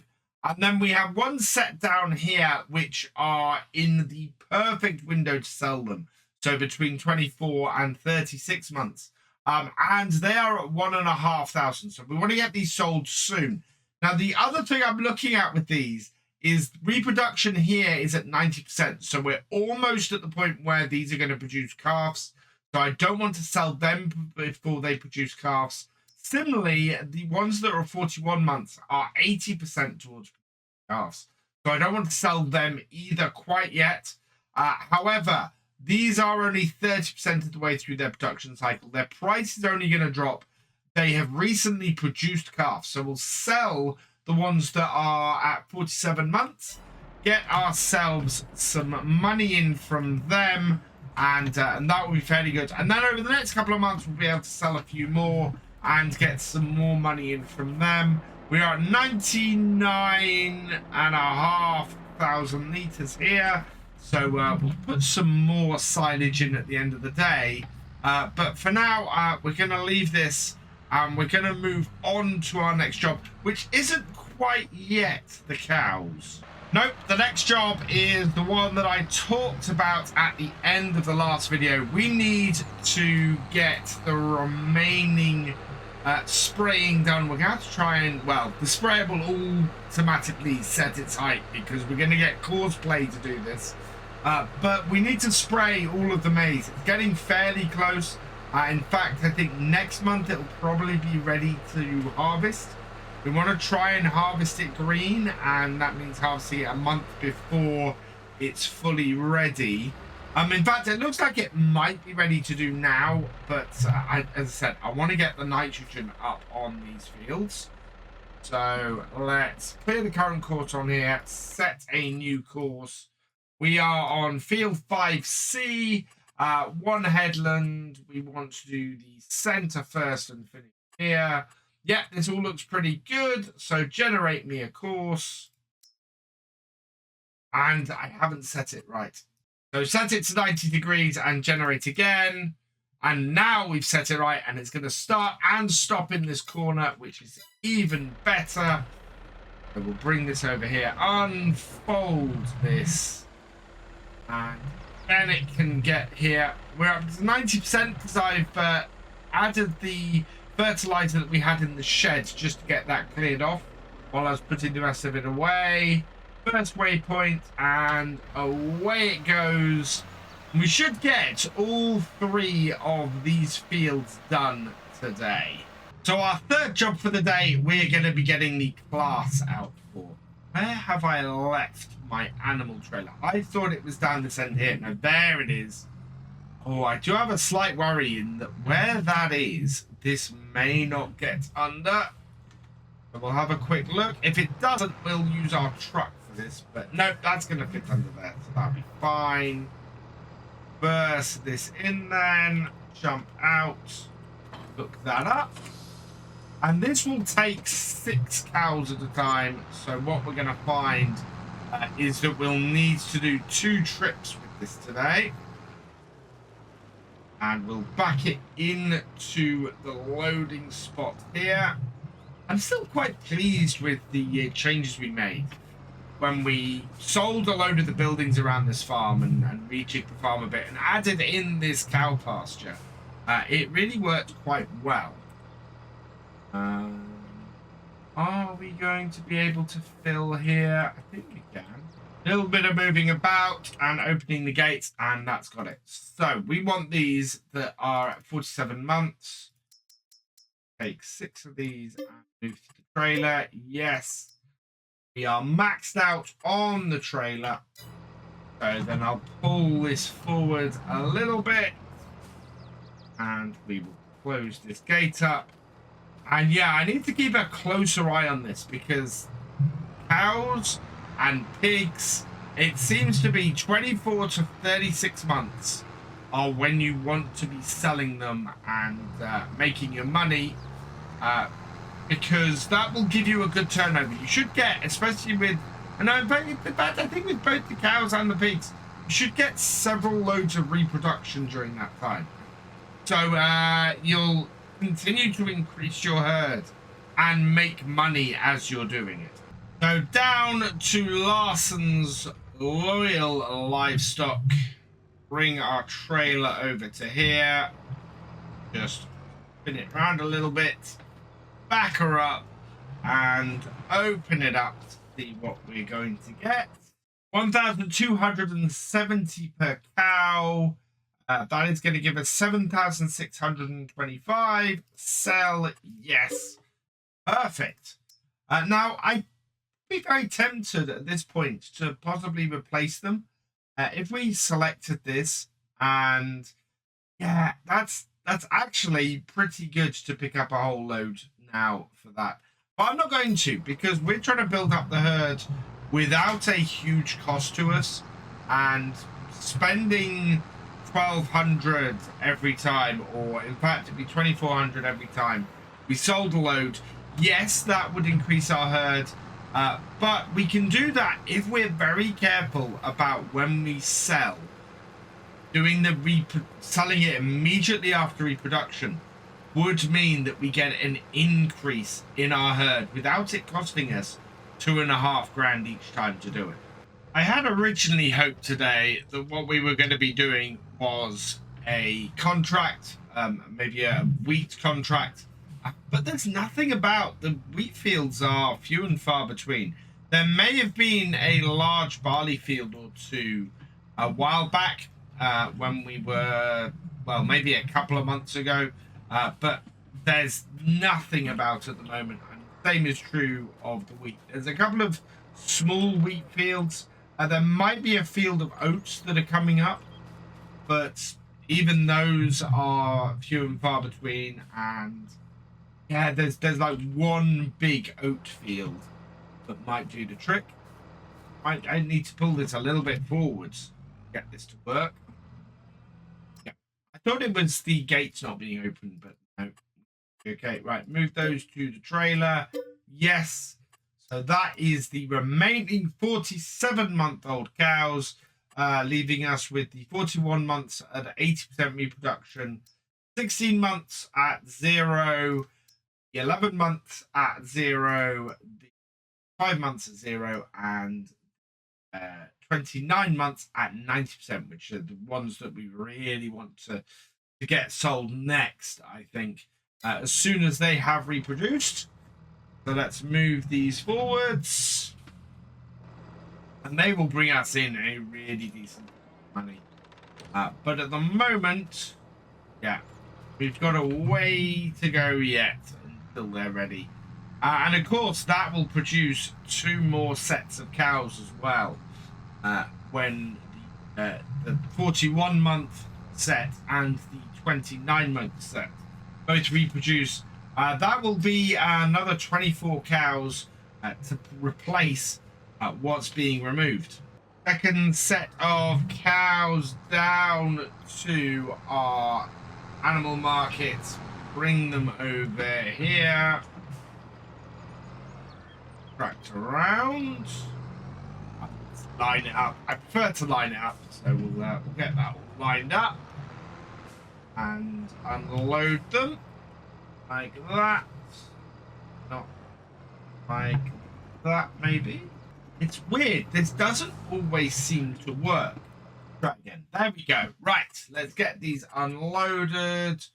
Sell all 6 of those. Another 7,625. Yes. Okay, out we go, and back up to the farm, and it looks like our sprayer has finished work, so we'll get that moved to the next field. So let's take this out of here. We'll clear the current track because we don't want to continue on that. We're not going to be using that again for a little while. And move back up towards the farm to get the next field done. This is proving to be fairly efficient at the moment. It's only 10:30. We've sold all the cows we planned to. And by the looks of it, we're going to have set up fairly quickly with the sprayer. I'm not going to start on this corner of this field. I'm going to start on this one. We are down to just 45%, but this is a much smaller field, so it should be fine. The corn, the maize, is using a lot more fertilizer, though. So I'm kind of glad we have the extra. We used about half on that first field. Let's set the course for this one as 5A with the same setup. Generate me a field work course, and that we're going to have to start at the far side. So I will go through the grass field to go and get that set up, and then we'll set that going. We'll bring this in from this angle here. First waypoint. Unfold it. This is not going to take very long at all for this to get done. And then I want to start looking at the next job, which I think we've got a perfect opportunity here to do some more hay and create some more hay bales. So in order to get started on that, what I want to do is grab my mower here and get stuck into our fields. This is going to be pretty good. To be able to turn around and get the grass fields done nice and early. If we can get these done over these 2 days in August, where we'll find ourselves is with another possibility to get a cut, maybe October or November, before winter kicks in, and getting these rolled again before winter means that we'll get a stage of growth going early in the year again and be able to get an early cut going into the new year as well. And of course we now have a smaller field to deal with up the end here with the BGA. We've cut the top end of the field up, and this is the first time we're actually mowing the slightly smaller field. And I'm pleased with how much of this field we've actually managed to retain in getting the BGA built. Sprayer has finished spraying again, so we'll take this out of this maize field. We are down to 22%. You know what? I am going to fill this up. I considered not filling it up, of just taking the 22% we've got here, but I think this might take a little bit more than that to finish this off. So we'll park this up here, and we'll just pop into our storage shed with the little 6M and grab the top pallet we have here of fertilizer. So just go like that and on. Got that. And then we can take this and go and fill this up with, or go and fill our sprayer up with this. Should be fine. 2,640 litres should be enough to fill her up. Alongside here. And any excess, I think what we might do is spray the grass with. Once we've got it rolled, or before we get it rolled. No, after we've got it rolled and it's got a level of growth on it, I think at that point we can go and do that. How much have I got left on it? 49 litres. Well, I'll go put that back and we'll go get that sprayer back out on the field. So this we want out here on field 6. We'll just draw into the field a little bit. Clear the current track off. Set a new course up. Field 6. We want to set this to 0. So as we had before when we were doing 5C mistakenly. And generate a course there. And yeah, that's going to start down the bottom, finish up here. Exactly where I want it to. But rather than drive all the way through that high standing crop without reason, take it down the bottom corner and set it off from there. All the way down to the bottom here and line it up, unfold it and set it off. That just go? Yep, that'll just go, and we can get bounced back to doing some mowing. First field of grass just about done. We are running low of fuel on this mower though, so before I start on the second one, we'll shut that off and we'll go and get this refueled. In the meantime, I want to get a tractor going on heading the grass here, and I think our best bet for that is probably going to be our little tractor. So I'm going to just park this up here, get this refilling with some fuel, and then we'll go and grab the small 6M and get that started. So refuel that. And then if we grab this, drop the front loader off it. Well, not the front loader off it, just the pallet forks. So swing this into the shed and we can put these along this wall here where I have been storing all of these. So like that, and drop them off. So we don't need those on the front. I'm also just going to drop the weight off the back because we won't be able to use that either. or won't be able to attach the tedder onto the back with that there. And then we can just hook up our tedder, which is over here, and get that going. 2 o'clock in the afternoon. This is not bad. And because we have the money this time, being able to get a hired worker doing the tedding is just going to speed this whole process up. And we can do the same thing when it comes to collecting up the bales as well. We'll be able to get a hired worker to do that job too. Let's just unfold this, turn it on, drop it down, come on to the field here. Yes, that blows a little bit out onto the side. But now I can set up a course. And it recognizes field 7. So our new shape for field 7 is recognized by Courseplay, which is absolutely brilliant. And I want to do one headland first, up and down. Generate me a field course. Not automatic then. Longest edge, no. Manual, yep, 0. Generate that. That's better. And close the generator. And then we want it to go from first waypoint. So away you go. On to the line. And perfect. That field is now being tethered. I think that little 6M is going to want to be refueled soon. So we'll keep an eye on that. For now, I'm just going to get this field cut as best I can. We're going to do it in 2 parts as I did last time. So we'll continue straight down here and go straight across the field at this point. Treat this as one long field going north-south, and treat that bit as a smaller field going east-west. I think our sprayer has finished work. Yes, it's in that top corner there. So what I'm going to do is just pull up to the top corner with this. Lift up the header. And we'll just pop over here and take this back to the yard before we continue. Don't need necessarily to do that, but it's good to get everything sorted. And in fact, I'm going to go and put this somewhere where we can wash this all down.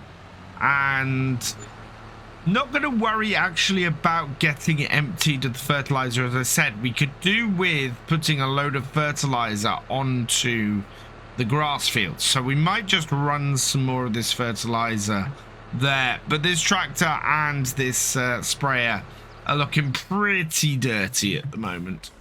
Now it looks like the tedder is coming to the end of its work, which is great news.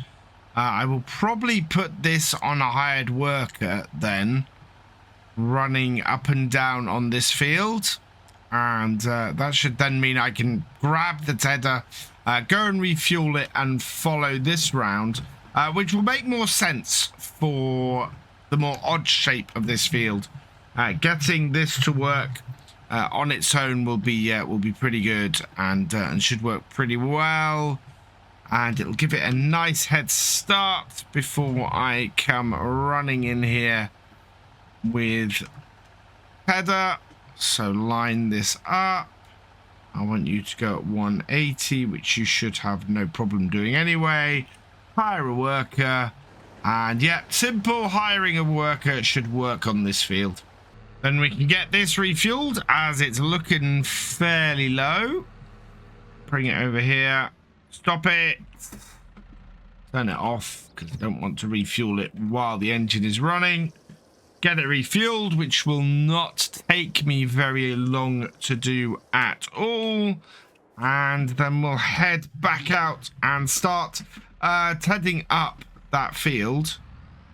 In order to, well, hopefully get all of that done today. If I can get this mowed and tedded today, 2nd day of August, we're going to be just getting the whole thing rode up and baled and collected and sorted going into next month, which is perfect. That is exactly where I want to be going into September and probably the start of our silage harvest. I've switched from the 6M to the mower because I wanted to see if the standard hire worker in game would actually do tedding, because I don't think they did before. And yeah, in FS22, standard worker will do tedding. Will ted within what it finds in the grass, and that is pretty awesome. I really quite like that. So it means that as I'm set up on here at the moment, things are very interchangeable. I can move between these two machines very fluidly, depending on how fiddly the job that needs doing is, and whether things need moving about. So that means that I'm now going to take this and do the headland pieces on the other part of the field, while this just runs through the last couple of rows of tedding on here. And yeah, with an hour to go before the end of the day, we're looking pretty good, to be honest. Coming up to the very end of what I have to cut on here, and my tedder is not going to be very far behind. I would say that is this job done for today. So I'm going to get this back to the shed. We'll turn that off and we'll head back in. Today we are going to be sorting out the two grass fields. We need to get both fields rowed, baled. We need to get the hay cleared off them as well. And then once we've done that, we need to get them rolled and fertilized, hopefully, as well. So lots to do today. And as a result, what I'm going to do, as we have a little bit of cash, is actually do some follow me in order to get the bales done. We'll grab the class for this, as the John Deere still has the sprayer on the back. We're going to be doing some spraying with that later on the grass fields themselves. So I've been checking out the levels of our spray on all of our fields, and it looks like the cotton and the the two cotton fields are actually absolutely fine. We already know the corn is fine because we tried that last time, but if I pop over here and have a look at the nitrogen level on this field here, it's absolutely perfect, even though it seems a little bit low. I mean, even if I go a little bit further into the field, the nitrogen level should drop a bit, but we're still on a perfect nitrogen level for this field. So all looking good. We should be fine for our two fields. We're getting very close to harvesting the maize as well. First, though, we need to sort this grass out. So let's follow that like so. We are going to have to start up this and drop it down, so I'm going to have to redo the follow me in a moment. But what we should be able to do is come over here. We will clear off the current track we have on courseplay, unfold this in such a way that we can get onto the field fairly easily. Yeah, there we are. And then we'll take off the follow me on this, start up the baler. So start you up, drop you down, and then immediately you're going to be following in behind this tractor here, and we should get everything rowed up right from the very edge of the field, which is exactly what we're after. Doing fairly well on the first field, finding that this has a little bit of an odd follow on the windrower. It's ending up with the starts of the rows being missed by the baler, but we can go round and clean that up very quickly once we've got the rest of the field done and before we move on to the next one. So I will take the baler over just to finish off the last parts of this field. In general, though, it's gone fairly smoothly. I think I would have liked it to have gone a bit smoother than it has. But in general, we've been pretty good. And as a result, we are through to the end of this field without too much trouble. And I'm going to get it started on the next one immediately. But first, what I'm going to do is just keep an eye out for that baler. In fact, yeah, let's keep going while that baler's doing that. And what we can then do is come back and clean up that first field once the baler starts moving on to this one. So baler is coming to the end of the field. It's 99% full. So if we come back over onto here, we can just finish this off. And yeah, it is still baling. So just top that off. And that should give us... Oh no, it has lifted up. Let's drop that down. Yeah, there we go. And get that last little bit in. We've got the automatic unload on. And then just, yeah, a few little patches to clean up around this field. And then we can get it back to following the windrower, which is now onto the other field. Last couple of little bits on this field to clean up. So we'll pop around there, grab that, grab those. And then there's just that pile there. And we can then move on to the next field. And we'll bale manually around till we get behind our windrower. And then we'll be able to get it following again. And yeah, we'll just have a little bit of cleanup to do. I'm going to do 2 headlands, I think, on here. See if we can get our turning circles a little bit better so that we have to do less cleanup on this field and see how well that works.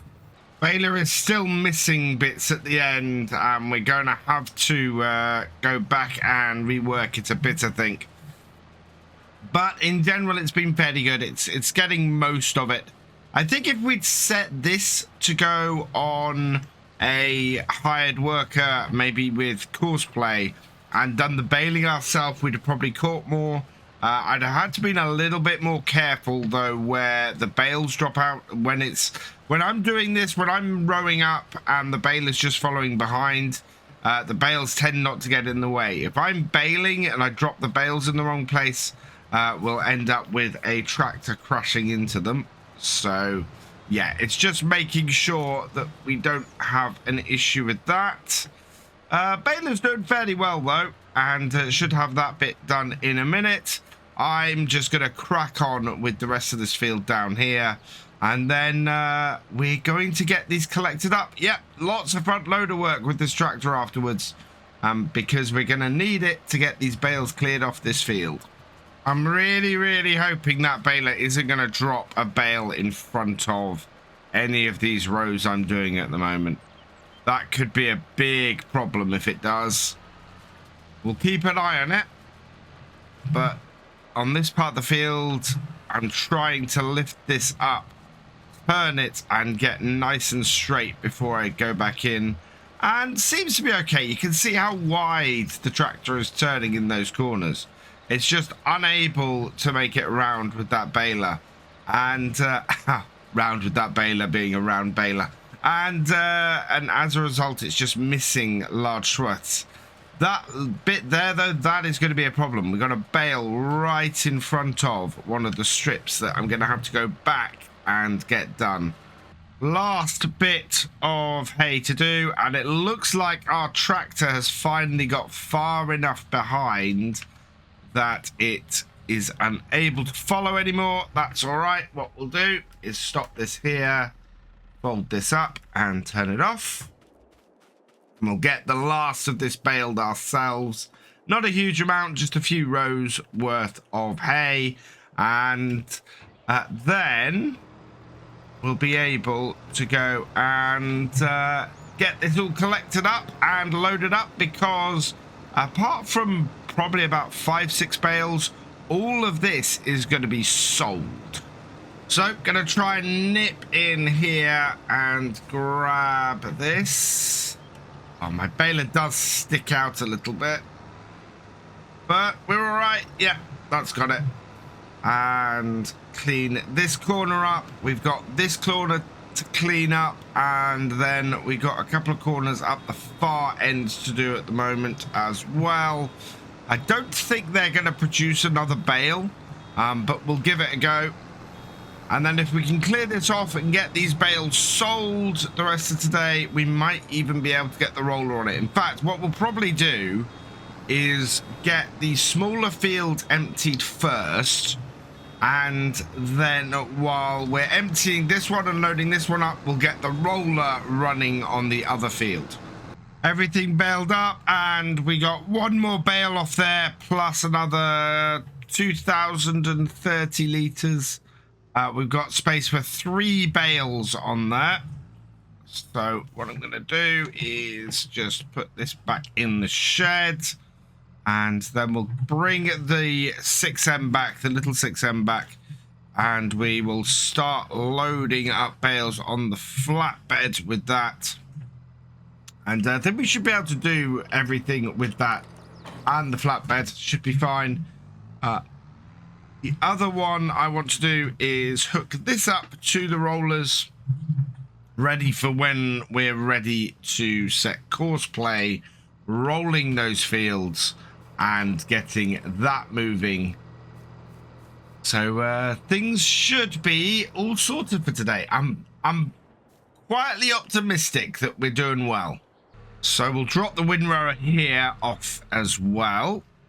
And then go into the shed. We've got our manure fork, which we've been using to move all our bales in there. We've also got the rear weight for this so that everything's balanced. Where is our flatbed trailer? Is that... I'm not quite sure where the flatbed trailer is. I hope I've still got the flatbed trailer, because that would be a problem if we don't. But we've been using that to transport seat and things, so we should have it kicking around the farmyard somewhere. Oh no, in fact, I know exactly where the flatbed trailer is. It's sitting in the shed here with a whole load of the fabric on it. So we're going to have to unload the fabric as well in order to actually use that. So let's get that done first, and then once I've got that cleared off, I can go and start collecting up some bales. Careful unloading of 4 pallets of these at a time. Yeah, good chance to straighten them out quite nicely as well. And then we can go and sell these a little later on. I can't remember when I said fabric hits its best price. But when it does, we will want to load these up and get them sold. Probably put them on the back of the pickup, actually. And take them. Maybe in a couple of loads. We only really got them on here in the first place because the we needed the forklifts to do it, and we don't have a set of forklifts down there. If one was to come up cheap, I'd be very tempted to get it down there and use that to load stuff up. We can straighten that up. Nope, that's not having any of it. So in and down and push. Yeah, there we go. Nice little couple of stacks. Ah, yeah, this barn does have an issue. Look at that. My forks went through the floor. That's just a little bit odd. Right, let's drop off the pallet forks then, grab our manure fork, and we can go and start collecting up bales. To give myself easy access to this trailer from both fields, we're just going to park it up along the road here. That also gives me an easy exit later on. So drop that off there. And then, as I said, we've got 3 bales we can take back to the farm and get loaded up. So we'll get 3 of these in. I'm going to keep a 4th bale. That way we can immediately give it to cow feed and just top everything up so the cows continue going. And that will then mean we don't destroy our nice, neat, full pile in here immediately. So that there. it is August, and oh yeah, I was hoping to do some straw contracts. I think what my plan probably is now is that we will buy some straw bales. We're selling off all of this hay, and that gives us an opportunity to actually just go and buy straw bales to replace them with and fill up that other shed. So what would be good would be to work out how much I need. However, we do need to be careful because we've got to hire both a forage harvester and a cotton harvester in the near future. We only have 35,000 to do that with. I don't think that's going to be enough to do both of them. I think we need closer to 50,000-60,000. So we're going to have to try and raise some money somewhere. Let's just check that quickly. Hiring a cotton harvester is going to cost us 24,000. Hiring a forage harvester, we wanted the bigger 9,000 series. Well, actually, 8,000 series is slightly cheaper, but we do need to put a pretty big horse-powered bit on it. So that is going to cost us, yeah, about 20,000 plus the header. So, yeah, we're looking at about 50,000, 55,000 in order to actually be able to afford our harvesters this year. That's quite a lot of money that we need to find. We do have the fabric. If we get desperate, we can immediately go and sell the fabric and make some money that way, and do that to cover our costs. But I kind of don't want to. I want to make the most money from the fabric. So yeah, it's going to be a case of seeing what we can eke out, seeing how we can make our money. But we've loaded up the 3 bales that we are going to keep here. So let's go and load up the rest of them ready to sell. Last of the bales off the first field, off field 7. We should be able to now get the roller going on here. So let's load this up onto the trailer, and then we can get this tractor off the field and go and set that up. So onto there, straighten that first bale. Oh, on that side up a little bit, I was hoping.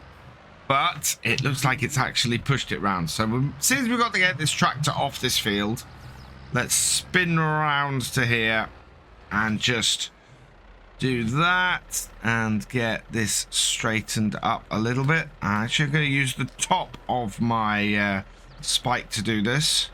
That way it'll just straighten up a little bit. And there we go. Just strap that down now and go get the roller. So we should be able to set this going fairly easily and get this field done. So bring it into this corner, set a course. So we're on field 7. It's selected the new area of the field that we've got. 1 headland should do it. Center sharp. Yep, I'm fairly happy with that. Not overly straight, that is the only thing, but I think that will do. So out of here and bring this round. We'll unfold this while we're at it. If it will. Yeah, there we go. Slightly worried I hadn't hooked everything up, but seems to be all right.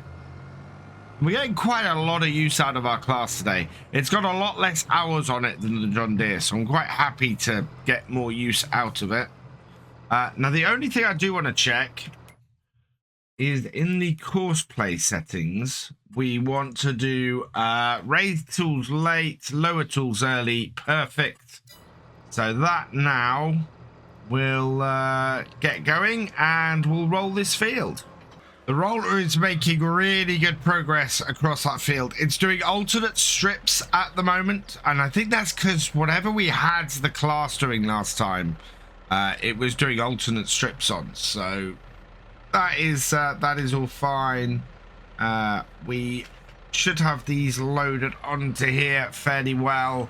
I'm going to move this trailer now, partly because I think it's going to be in the way in the roller in a minute, and partly because the bales are now all down the other end of the field. So we'll load this up, get this attached, and that way we should keep out of the way of the class doing that job. So bring this back to here. Oh, we're not quite in the right place. We do have to line up fairly well. Well, you wouldn't be able to lift it too much. There we go. And now we can head down to the other end of the field. And I think the rest of these bales are all going to fit on this trailer. I'm only going to do a single row on the top. But I think that should still fit everything. And anything that doesn't fit will go to feed our cows. Final bale to go on the trailer. And they are all fitting on here really quite nicely. Just want to get this into the middle. And that should finish this off. A little bit further in. Is that in the middle? Almost. That's a bit too far. Drop there. There we go. So nicely all stacked. Very stable on there. Even if not strapped the best. But yeah, that's all the bales. And it looks like the roller's coming to the end of that field. So not a moment too soon. We've got these bales off here. We can take these down. And we did have a great demand earlier at the animal dealer. I'm wondering if that was for hay. Animal dealer is at 95, but Johnson's Farmers Market is at 96. So I think that is going to be the best place for us to sell the hay. And yeah, we're not at the best price at the moment at all. Bag it. Johnson's Farmers Market is over there. So we'll hook the trailer up and we'll go and get these sold. And as soon as our roller finishes in a moment, we will send that on to this field to get that done today as well. I have noticed our 6M is beginning to smoke a little bit. I think that we could probably do with giving it some repairs when we get back to the farm. In fact, yes, it's dipped below 50% on its repair level. So definitely need to get this into the workshop. However, very aware of the money that we need at the moment and how much we need to keep in reserve to make it through the harvest. Let's bring this in here, though, and, oh, which of these is it going to be? I think it's probably going to be this one here. Sell these. Let's pull that there. Undo all the straps. No? Okay. Or are we actually going to have to empty these off? That would be, oh, that would be a bit painful. Let's do a quick test here. We'll drop that there, and nope, disconnect that, and we'll grab a couple of these off the top. See if that is what it's going to take. If it is, that is going to be a pain. That's going to be a real pain because we're going to have to then go through and unload all of these. When it's getting fairly late in the day, we still have one more job to do. I want to get silage into the BGA today as well. And yeah, I need to leave enough time in my day to do that as well. Let's try this. And yeah, that's exactly what I got to do. We've got to unload all of these bales. That's ever so slightly annoying. Getting just under £1,000 per bale with the environmental score. I think it's about 1,800 per pair. What is it? 1,851 per pair. So that's not bad. That's not bad at all. It's giving us, actually, it'll give us 50,000 by the time we hit this 2 bales. These last 2 bales, we will be over 50,000, which is fantastic. That, yep, 50,490. That gets us so very close to being able to afford both of our harvesters. In fact, that might give us enough to get both of our harvesters, which is absolutely awesome. We just need to keep our BGA sourced with our current lot of silage, and that way the money will stay there, things will keep going up, and we should be able to afford to actually harvest our crops this year. Our class has finished as well, so what we'll do is we'll just clear the course off of that and set that up on the second field so that this gets the rolling done today as well. We're not unfortunately going to be able to get any fertilizer on here. We should be able to sort that though. We'll throw the spray around these two fields when we get a moment in the next couple of days. Although if we're starting on the maize harvest next time, we are not going to have a time to get any fertilizer on here. Generate another course. That will do nicely. Let's get this started, and then we can get our other tractor back to the farm and get the silage topped up. So let's get this long trailer dropped off. We can drop this off along the roadside here without too much hassle. Grass field is looking very nice. We just need to throw some weeder or some herbicide or some weeding over it, and also throw some fertilizer. That will help with the environmental score. Doesn't do much else. And all we need to do now with this tractor is just load up a couple of buckets worth of the silage into the BGA, and that will then keep that turning over and earning money. We've already added another 500,000. We've already added another 500 since the since our return to the farm. So bucket on, scoop it up, and let's go top up the BGA. Don't know how full this is at the moment. It's fairly full in the hopper, and we get through about 3,000 per day, I think. How much we had? We're at 74,000. Wow, we can put 25,000 liters of silage into this. So that is going to be a few trips. I've neglected it all day, so that's why it's a hungry BGA. 20 to 8 in the evening, and we've almost refilled the BGA. Just got one more bucket load to do. We've still got a fair amount of silage here. How much we got? We got 125,000 liters left. So there's over a full BGA's worth. So we're not going to be refilling that unless we go and move this silage. Somebody did suggest that we put the silage, the silage clamp closer to the BGA. And we do have that bit of grassland at the far end of the BGA that might be a good place to do it. So yeah, let me know what you think. Do you think we should maybe put a silage clamp closer to the BGA than we currently have? Do you think that that would be of benefit, or do you think that's probably not a good use of our money?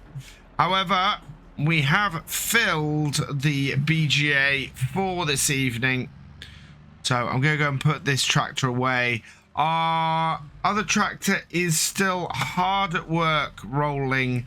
We'll let that just finish off tonight, and then that is that job done as well. We are down at the shop because we are going to be starting off the harvest of our maize today. So let's go and have a quick look in here. We are not quite fully grown on it. It is on its final stage of growth, but this is exactly when we want to be harvesting this. We are... we want to harvest it green. We discovered this last year, and we are going to go and get ourselves a pretty powerful forage harvester to go and do this.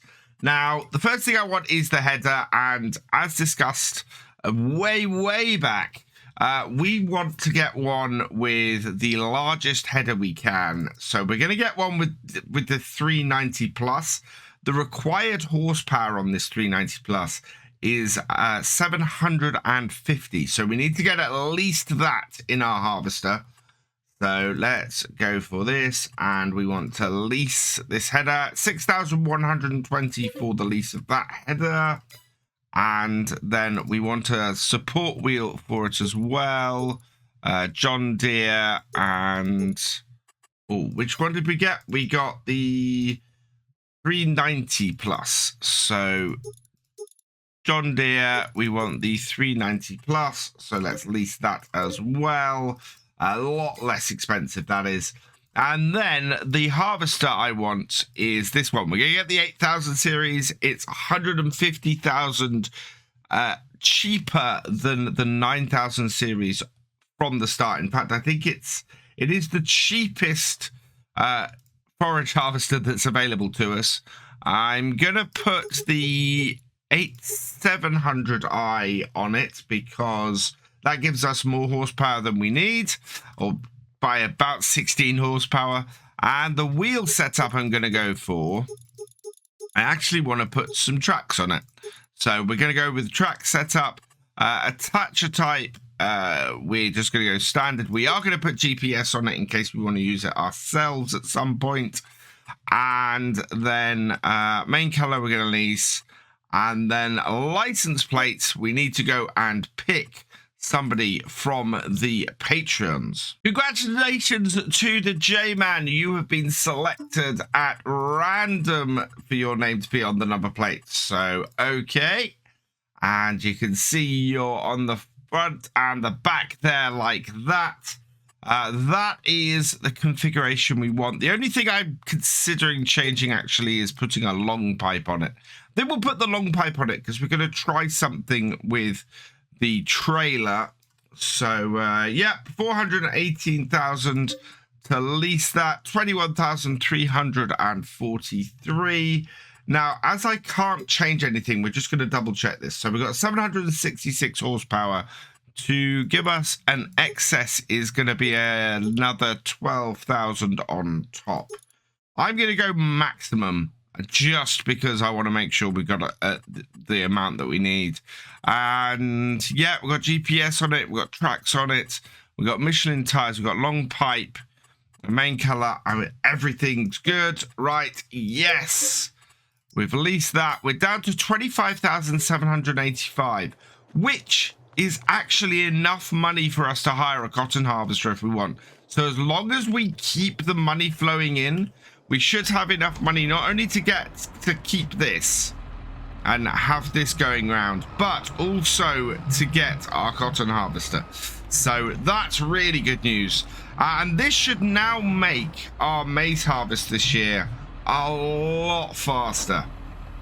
I mean, we are expecting to zoom through things because we have such a big harvester setup on here. One thing we do have, and I think we're going to use, and I've held onto it because of this, is the truck. We've got the truck on our on everything at the farm, sitting in the shed. So we are going to be using that. Whoa, lift that up. Yep. We've got the support wheel. We want to keep that off the ground. Perfect. So, yeah, we've got that up at the farm raring to go. So we should have to tip less often because we've got the nice big truck we can use. And just like that, we're back to the farm. My hope this year is that we're going to be able to clear all of this out. Get all of this maize cut and done and in and fermenting before the cotton is ready. Because I would really, really like to be able to do the cotton harvesting myself. We've had to run it with the course play for the last 2 years. And yeah, I just really like to do the cotton harvesting myself for once. Right, we'll leave the support wheel here so that it's out of the way. We'll turn our trouble lights, our warning lights off. and we'll head out. And I think we'll start with field 6. It's the nearest field to us. So let's fold out our pipe like so. Let's fold out the front as well. Oh, I think we need to get some wires or some hoses connected up to get that to unload. Let's do that. Yeah, there we go. And open that up. Right. And yeah, look at the width on that. That is, I think that's double the width of anything we had before. So that is going to make a big difference. And before we can set up the course play on this, we need to go and grab our unloading equipment. And this year, that is going to be this. So I've kept the Mack truck and the silage boss trailer about. A few people suggested this would be the perfect piece of equipment to use to do this job this year. So I've kept this. We're going to run with this. I did think that this kind of makes our trailer redundant. I still have got our trailer. Oh, wow. Yeah, this needs to come straight out of here. Stored in this shed. I think we might have to put a new road in. Just something that allows me to drive straight forward like this. Because we do have to go straight across the grass with this to get it out. But this, yeah, this kind of negates the need for the trailer that we've got on the farm. If this works, and I think that I see no reason why it shouldn't. Right, and bring us around. Yep. And I want to place this here because I want to get into the field and start unloading. So start up the front, start up the back. Right, and then down and in. And it's targeting the trailer perfectly. Right, there we go. That's into the field. So generate course. We want a course for field 6. Number of headlands, I'm going to go with 2 on this. Headlands first, sharp in the corners, and up and down we want to go manual because this field is a little bit at an angle, and I want the up and down rows to be actually at 0. 0 is perfect. Right, let's generate that field course. There we go, round the edges and starting in this corner, and we're all good. So out of here, and it's going along that way. I've done it the wrong direction. So let's just regenerate this quickly. Yeah, so my mistake is that I've gone clockwise. I want to go counterclockwise because I want to go straight down the field rather than across. So generate that. There we go. That is slightly different now, but it should be going in the right direction. Nearest first waypoint we want to go with, and set it to the blue so we can see where it's actually targeting, and away it goes. Perfect. And we want to be in our truck getting this loaded up and going. And yeah, this should mean we can go for a fair while before we have to empty. But the other advantage of using this Mack truck and trailer with this is that this very large header isn't going to fill it really quickly, which is the thing that was worrying me about having the other trailer. I'm quite glad actually that I put the long pipe on this harvester. The lack of maneuverability of the truck and trailer because of its size would be a real problem if I didn't have that there. If we didn't have that extra reach, I think it would be a very big issue. As it is, we seem to be doing all right. I'm a little bit worried about when we come to the forestry bit in a moment, and going down the side of the trees there. We're gonna have to get this tucked in behind the harvester, I think, for this. And as a result, it's gonna be quite a tough way to do it, especially with maneuvering up the top corner. Thankfully, as you saw there, it does cut in and allow us a little bit more maneuvering space. So that's good. We are already 60% full on this though, which is amazing. We would have been in a so much worse position if we were using the trailer now. We would have had to have emptied the trailer by this point, and we wouldn't be on the field, and as a result it would make everything take longer. So we want to keep this going and have everything moving as much as possible, and this is definitely allowing us to do that. Having the extra space to maneuver and to fill means that we're able to spend more time on the field, and as we're able to spend more time on the field, we're going to get the whole job done quicker. Whereas we're getting fairly full on here, it's having trouble.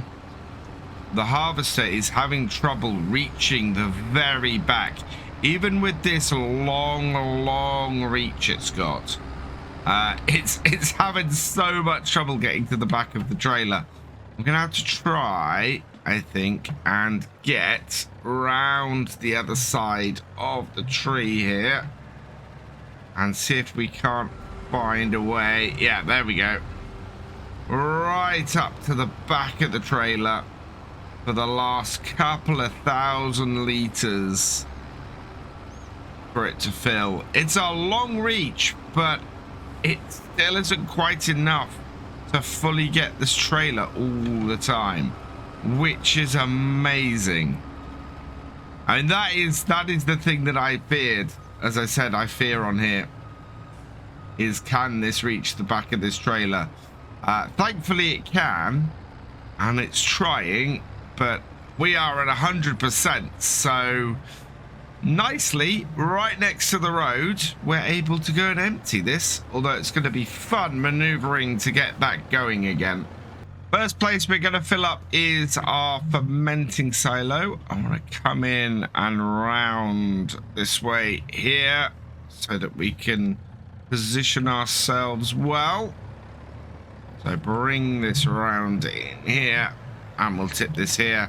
Yeah, I think holding on to this Mack truck was a very good idea. It is definitely allowing us to be more efficient in this year's harvest, which is the thing that we learned after last year. After it taking so long to get everything done last year, we really needed something like this to get it done this year, and we have. It's definitely working a lot better than I had feared might happen. We'll come round and through the trees or through the back in order to pick the harvester up again. Otherwise, I'm going to be in completely the wrong position for this. But I'm very pleased. This is working as I'd hoped. We're going to be getting through this harvest a lot quicker this year, which is good because we have an awful lot more maize to handle this year. Grabbing the extra horsepower on that harvester was definitely the way to go. It is just eating through that maize, and I'm very happy about how well it's working. I have noticed we are going up in the money all the time at the moment. This is because, of course, our BGA is working. It's got a fairly full setup. I am going to have to go and refill it at the end of the day with some of the stuff that we've got sitting in the second silage clamp. We do still need to empty that second silage clamp because we're going to need them this year. Although, I think all of this might fit in a single silage clamp. We may be all right from that point of view. Lots of people thinking that, yeah, maybe we should have a, should put the silage clamps next to the BGA. And I agree. I think that would be a really good place to put them. The trouble we've got at the moment is we do not have the money to do it. Maybe after this year's harvest we might, but I want to see how much we're able to pay off. If we can buy this harvester and the cotton harvester this year, that would be absolutely perfect. That would be the farm fully set up. So yeah, I want to see if we can do that instead. And if we're fully fully set up, that would be perfect. There we go. 100% full though. As it just sort of drove forward and finished things off. So really happy about that. We need to pop out this corner of the field again though and go and get this tipped.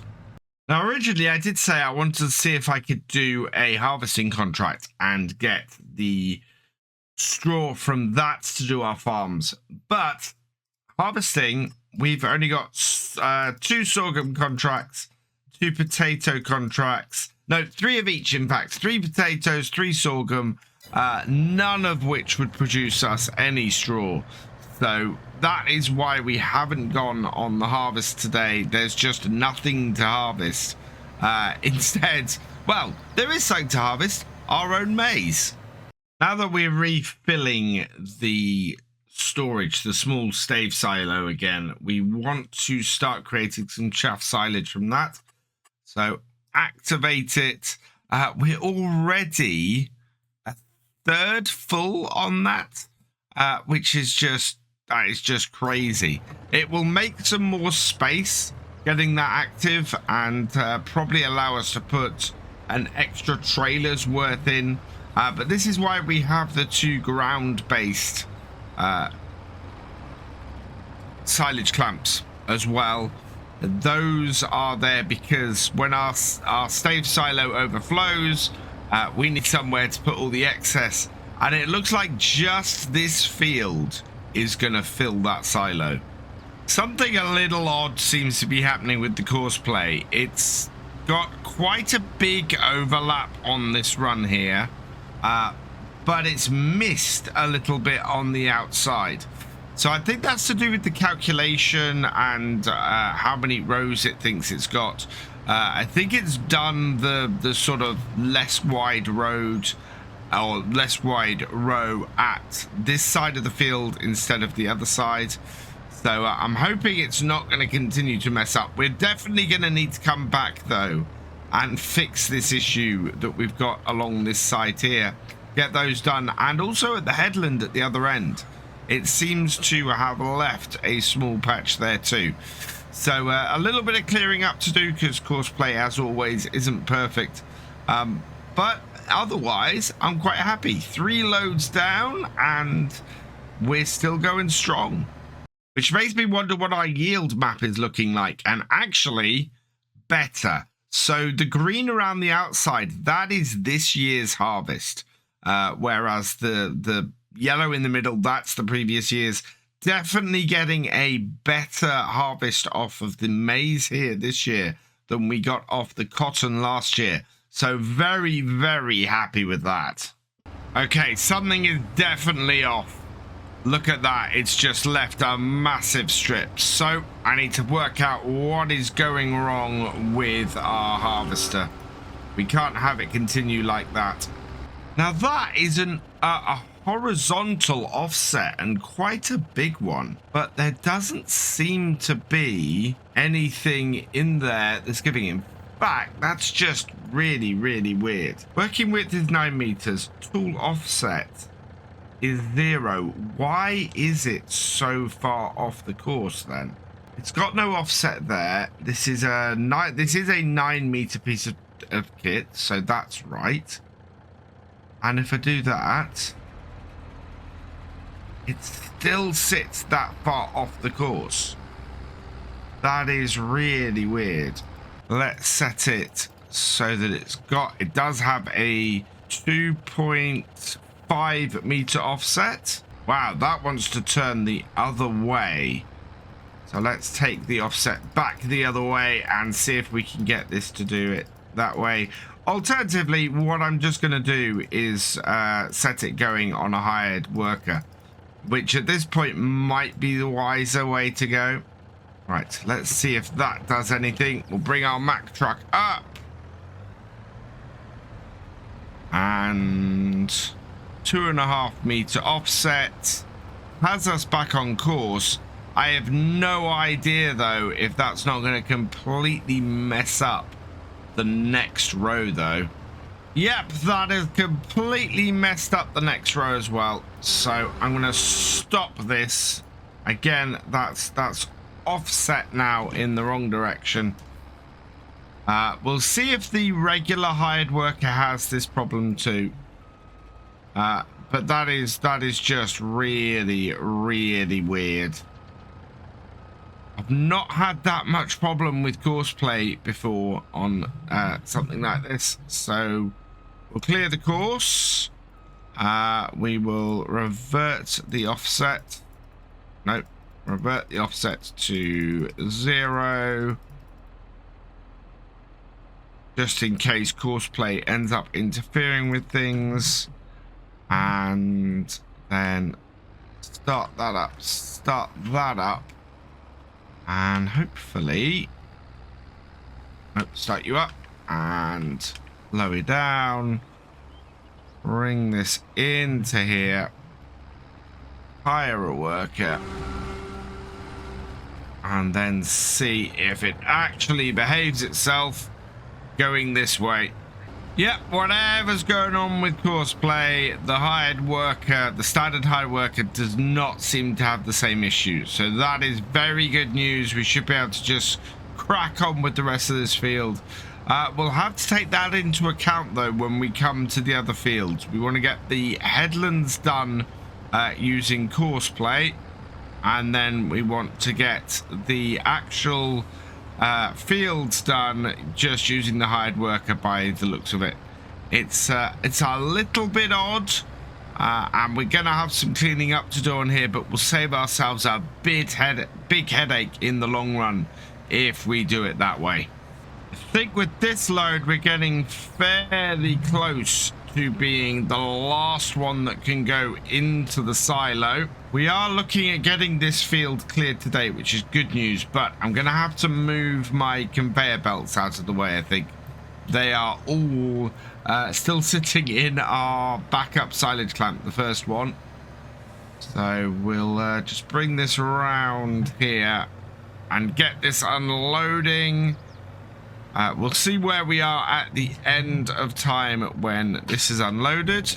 In the meantime, I just want to pop across here. And yeah, so we'll just jump in this and get these out the way over this one. I'm not sure it's worth having these anymore.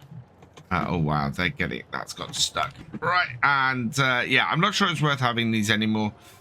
We need to pick up actually some grain off the floor in the main barn, so we've got to use for them there, but we are just using the bucket to pick this up and get all this done. So yeah, it's not massively useful to have these kicking around. We're just using the John Deere and the bucket and getting it picked up and loaded into the BGA to try and keep the BGA full and running. There we go. And so where do we stand with this? Oh, we could stick a little bit more in. We got a little bit more space, but it won't be a full load that goes in there. So after that, we'll have to start filling up the silage clamps. I love how filling this on different sides of the harvester results on the piles being on different sides of the trailer. It's just such a really nice touch that makes so much sense and looks so much more realistic. It's absolutely brilliant. We are coming up to another load. I think we got one more load off this field, and then that is going to be it for today. We'll just let that top up. Yep. So I think we'll be able to go down and back and reload and maybe even clear up the messy bits that we got left over from where courseplay went wrong. And then that will be our first field of maize knocked out, which is what we really needed to get done. We are getting ahead this year, and it feels so good. We have run out of space, though, in the stave silo now.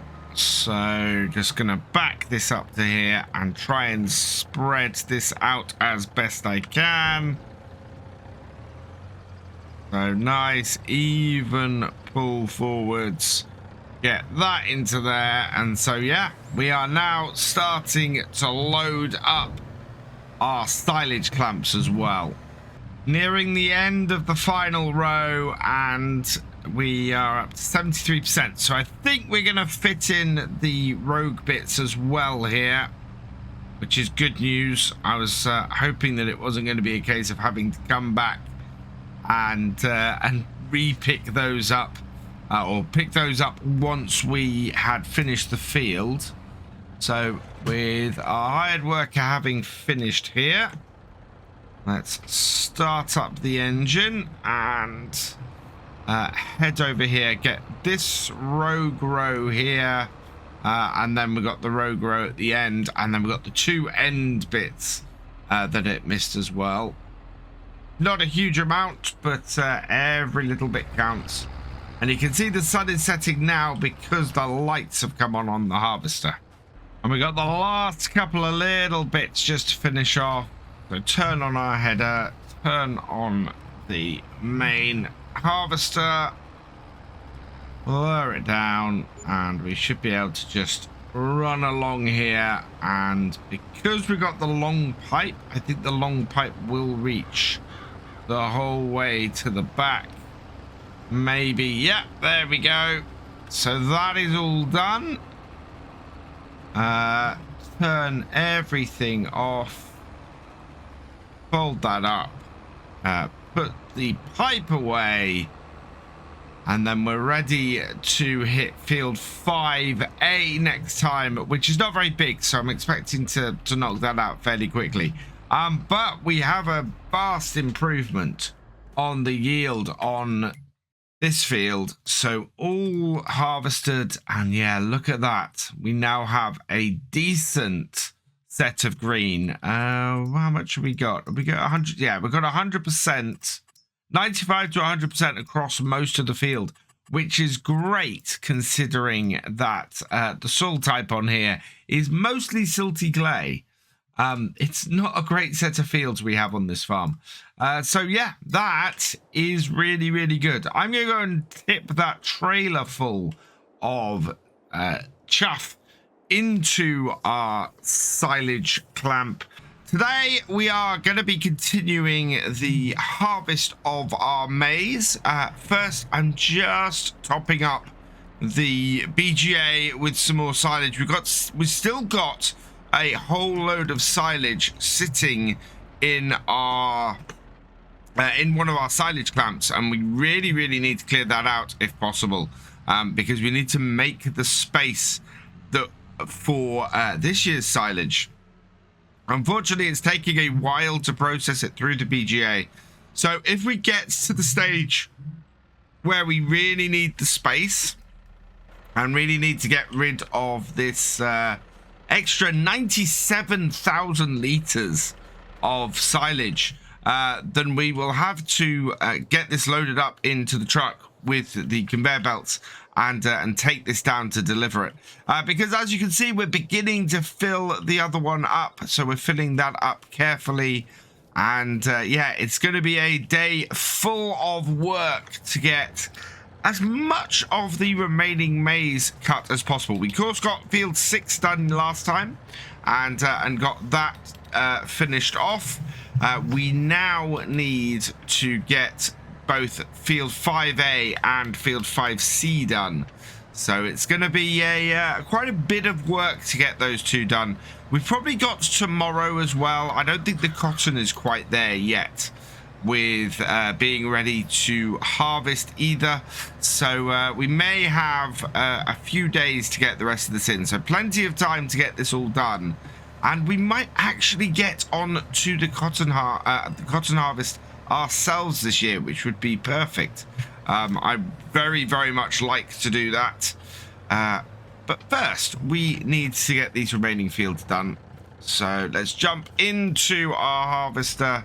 We will put out our pipe, unfold the front, and yeah, we should very easily be able to do this. We're going to set this as last time, doing on course play. and get this going that way. So start up the main part of our harvester, start off up the back part or the front part, our header, lower the header down, and with the trailer there we should be okay initially, just to get this into the field. And then new course, we want field 5A. We're going to go headland sharp. So yep, same set as last time. Generate our course. Almost same set as last time. Keep making this mistake and not changing my manual direction on this. Right, generate that. That makes more sense. And so we'll head out and first waypoint, and away it goes.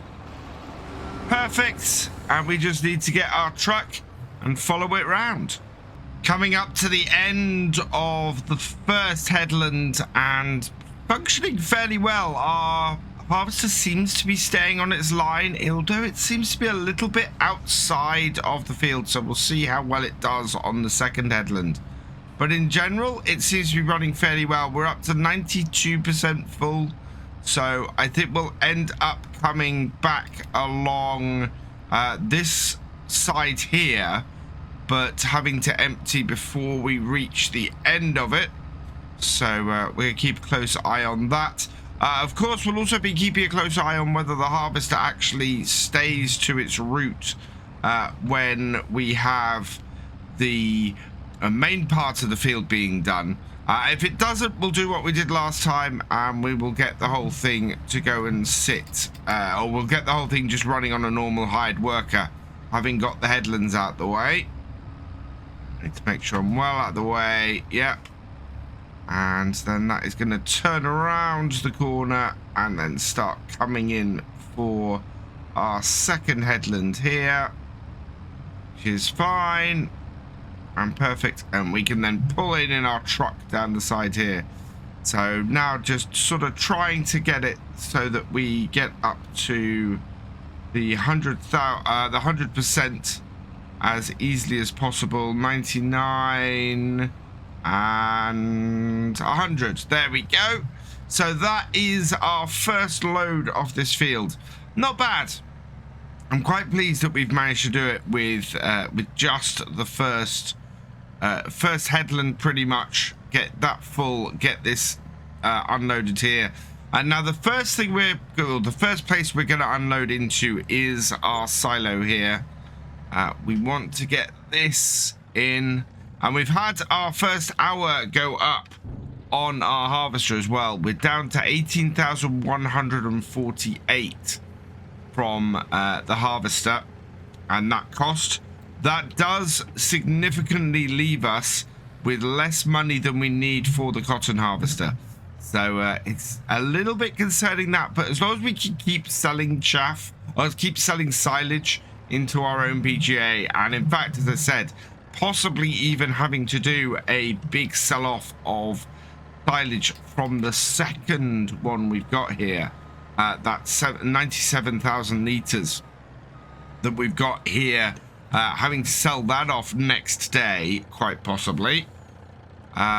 We are in a position where, yeah, we need to get that done too. So there's money here. There's money we have kicking around that we can do all this with. I'm not too concerned at the moment. As I said, the cotton is not ready, so give it a couple of days and we might recoup the 8,000 odd that we need to get that cotton harvester hired. Almost 2 headlands down, and now we're gonna see if the whole setup here that we have on course play is gonna work. It's gonna take out this small section at the end of the field here, and then I reckon it'll go down the other end, start going up and down the field. We should be able to then keep track of the course and where it sits fairly easily. I mean, we'll see if it's missing stuff, which hopefully it isn't. And we can just leave it running on this. Just want it to get the last little bit out of there, and yeah, it'll then pick that up, and we can let it turn around at the end and get into position. Meanwhile, there's a great demand at Feeding Grain South. I just want to have a quick look at. And I can't see what it is. The only thing we're really worried about is silage, and that doesn't sell at Feeding Grain South. So, yeah, whatever the great demand is not something that we are able to fulfill because we do not have whatever it is it's after. This seems to be lined up fairly well on here. It's not overlapping or going off course or anything, which is good news. Hopefully this means that the whole thing is just going to stay on track, which I would really, really like to see. As it happened last time, it wasn't the end of the world that we had to switch from course play to just the standard hired workout once we got the headlands done. It worked fairly well for us there. Here though, it should be, yeah, here it should work just as well. We've not got any issues. Now that we've got the headlands out especially, we've not got any issues that should prevent that working properly. Are we going to reach a full trailer by the end of this row? Maybe. It's umming and erring and not quite. It has left a little bit at the end of that row. So what I want to do is just pop into this and we'll go and alter the course play settings for this. And we want it to raise tools late, lower tools early. And with any luck, that means that we shouldn't miss any more like we've got with that row there. In the meantime, we're at 99% here. There's no point in getting this lined up for the next row, I don't think. So we'll go and tip this and see if we have... In fact, before I even start, we have a problem.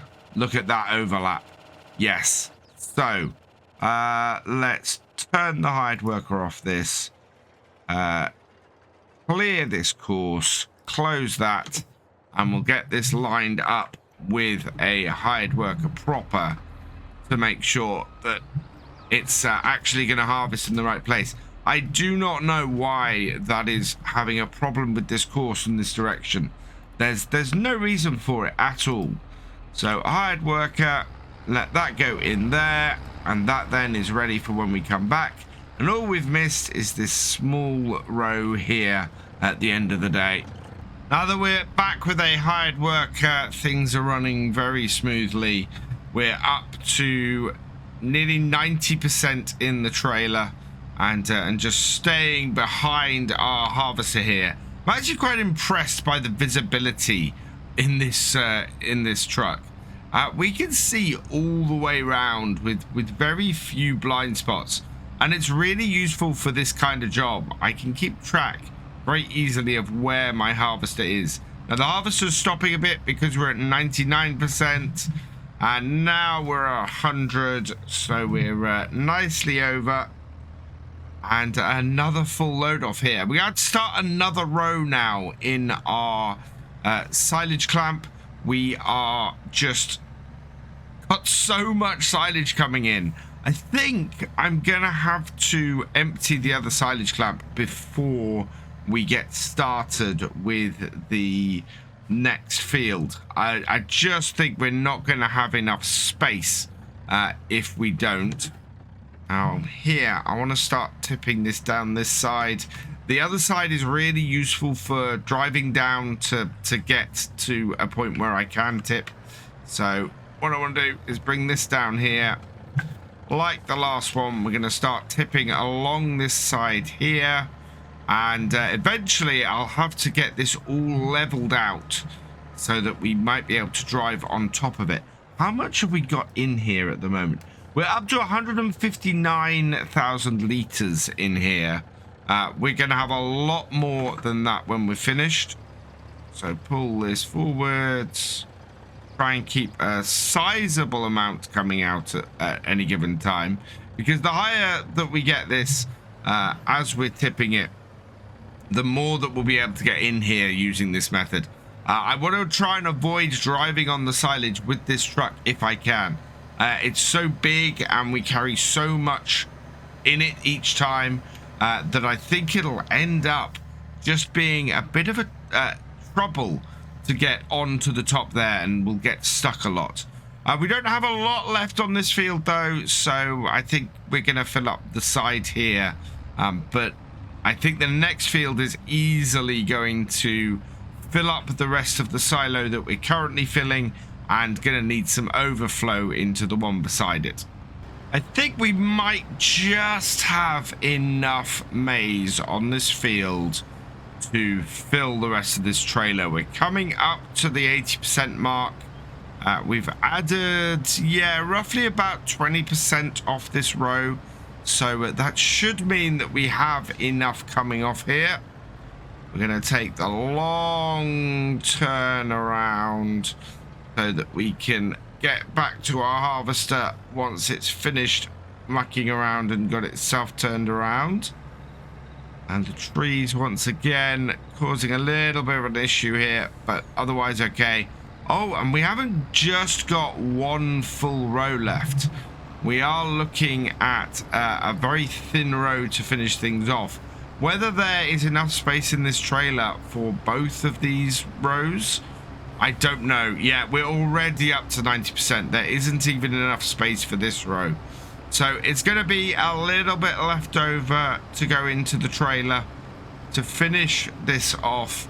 But then we have the afternoon, and I think rather than getting started on the next field, what we'll do is we'll go and sell the remaining silage we have and get that other clamp emptied. That will give us enough money to get the cotton harvester and also fund a few things around the farm. We should be fine. We're not going to run out of silage to keep our BGA supplied in the time, and if we do need more, we've got our silo here that we can get a little bit out of to do that. So we got plenty of silage kicking around if we empty this silage clamp. But I think we need to make space, because this clamp is not going to take the whole of the next field. There just isn't enough space in it, and at the same time for us to easily empty this truck into it. I think it can take quite a lot of chaff, but I think we're going to have trouble getting it into there with the carting setup that we currently have. Last of the chaff off this field. It's not going up very fast, but we're looking at about 8,400 litres. Oh, maybe even 8,500. Yeah, there we go. 8,571 litres. Our hired worker has finished work, so we'll leave that there. We'll go and tip this last little bit, and as it's 20 past 1 in the afternoon, what we can go and do is get rid of the rest of this silage from the other clamp and go and get, I think we might be able to also have some time to get the cows fed today. There's going to be 2 trips with the silage that we've got left based on what we've got, or the space we've got in this trailer. So that is going to take a little while to get both of those done. But I think, yeah, feeding the cows today would probably be a good idea. And maybe we can put some of this silage to that use as well before we sell it all. So let's dump this out here. Don't even need to move forward much to do that. We'll park this truck here for now. And then we need to get these into position and need to work out where our cows stand at the moment. Because, yeah, whichever way we go, I think feeding the cows and getting them topped up at the very least is a good idea. And selling the rest off is going to free up a load of space and not cause us any problems with our BGA. That's the thing. We have so much silage in our silo over there that we can immediately top up, that I'm not worried at all that selling this is going to mean that we suddenly have nothing to feed our BGA. And our BGA is a constant income if we can set it up right. So, yeah, definitely want to keep that fed. At the same time, we need the space. I think there's something wrong with our Axion. It's not going into reverse very easily. I mean, it is slightly under the... slightly under 50%, and I think it might be worth getting it repaired quickly because of that. But yeah, certainly did not want to go into reverse in the shed. And in fact, the same is true here. Wow. I think the reverse might be bust on it. Right, let's reverse this up then as best we can. But yeah, it definitely seems to be broken. So, oh God, this is a little bit painful. Finally reversed into the workshop though. That'll do there. I think we can get underneath it enough. So let's head through, get this repaired. Repair cost is going to be 4,000. That's all right. I'd be more worried about this if we weren't about to go and sell a load of silage. So start that up. Let's check the reverse. Still creeping backwards. Not sure what is causing that. That is not good.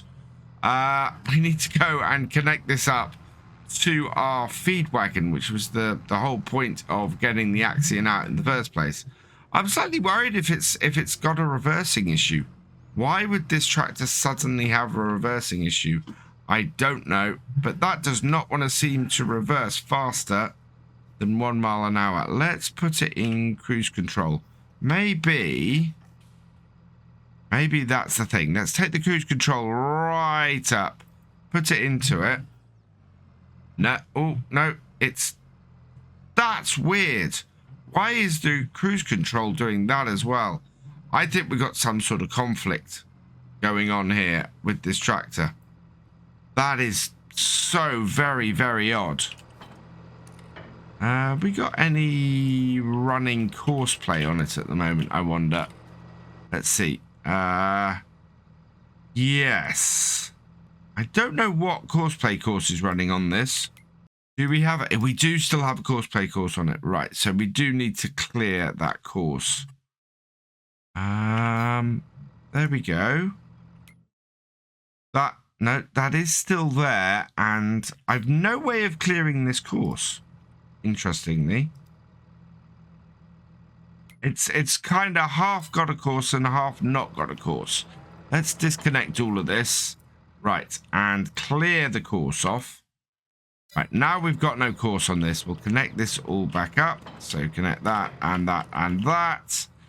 And let's see if A, it moves forward okay, which it does seem to.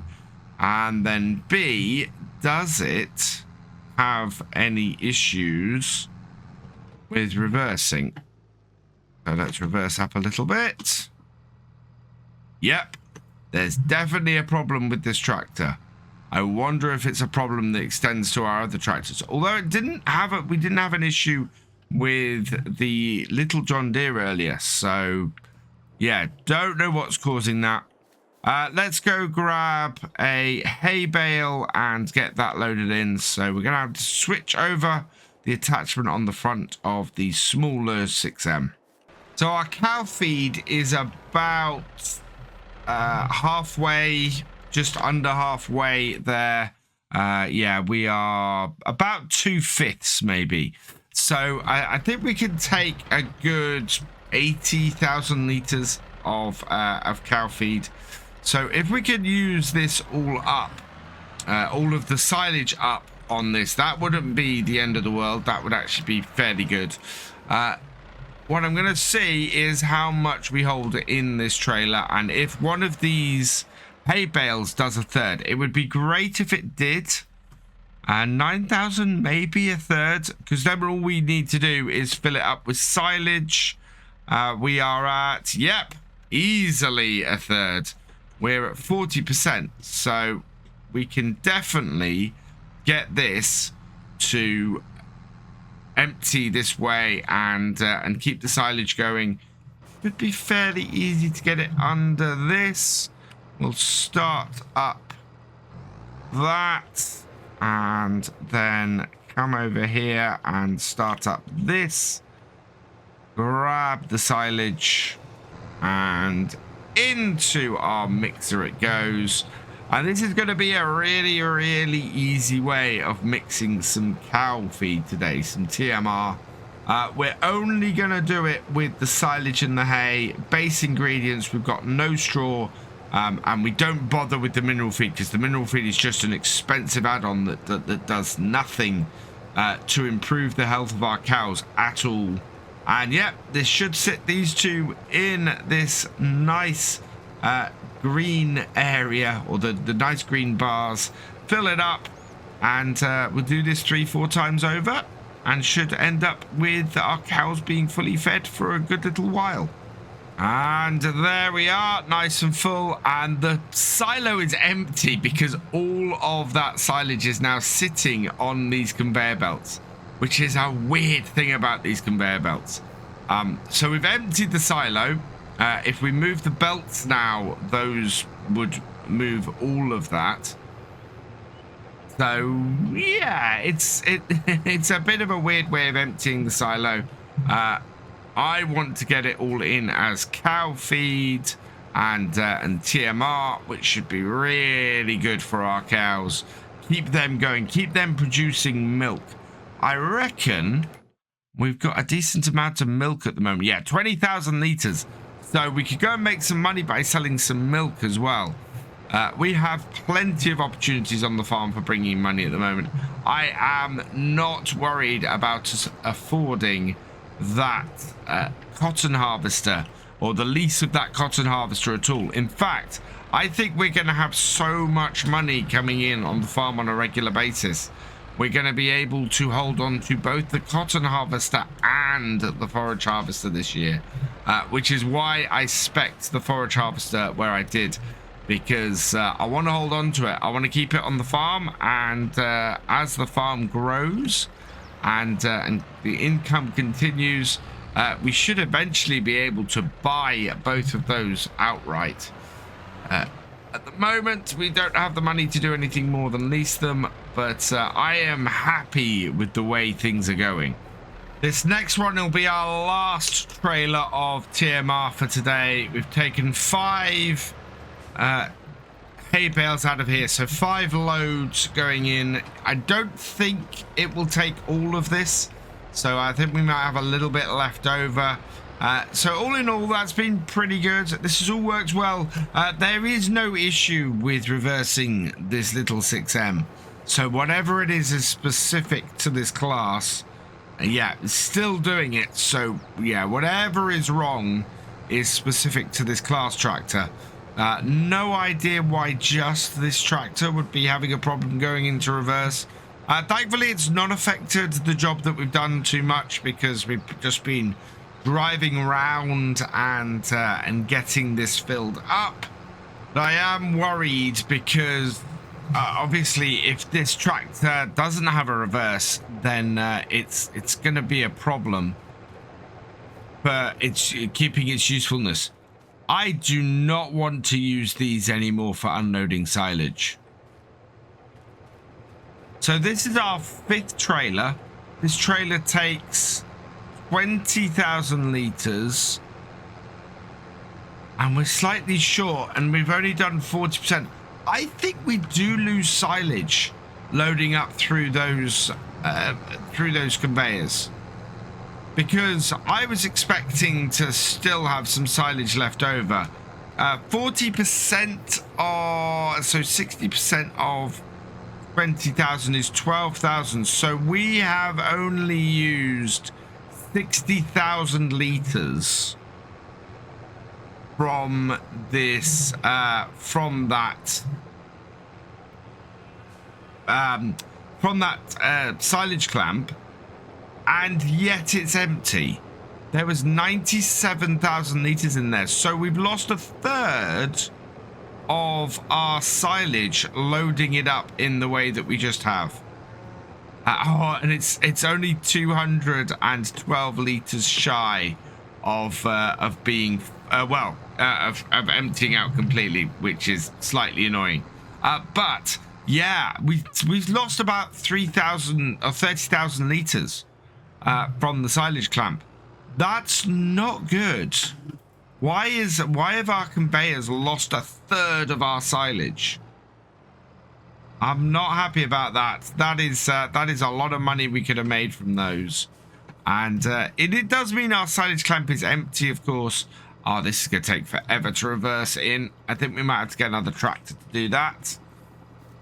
Yeah, hopefully this will resolve itself. But having this tractor so that it won't reverse is really weird.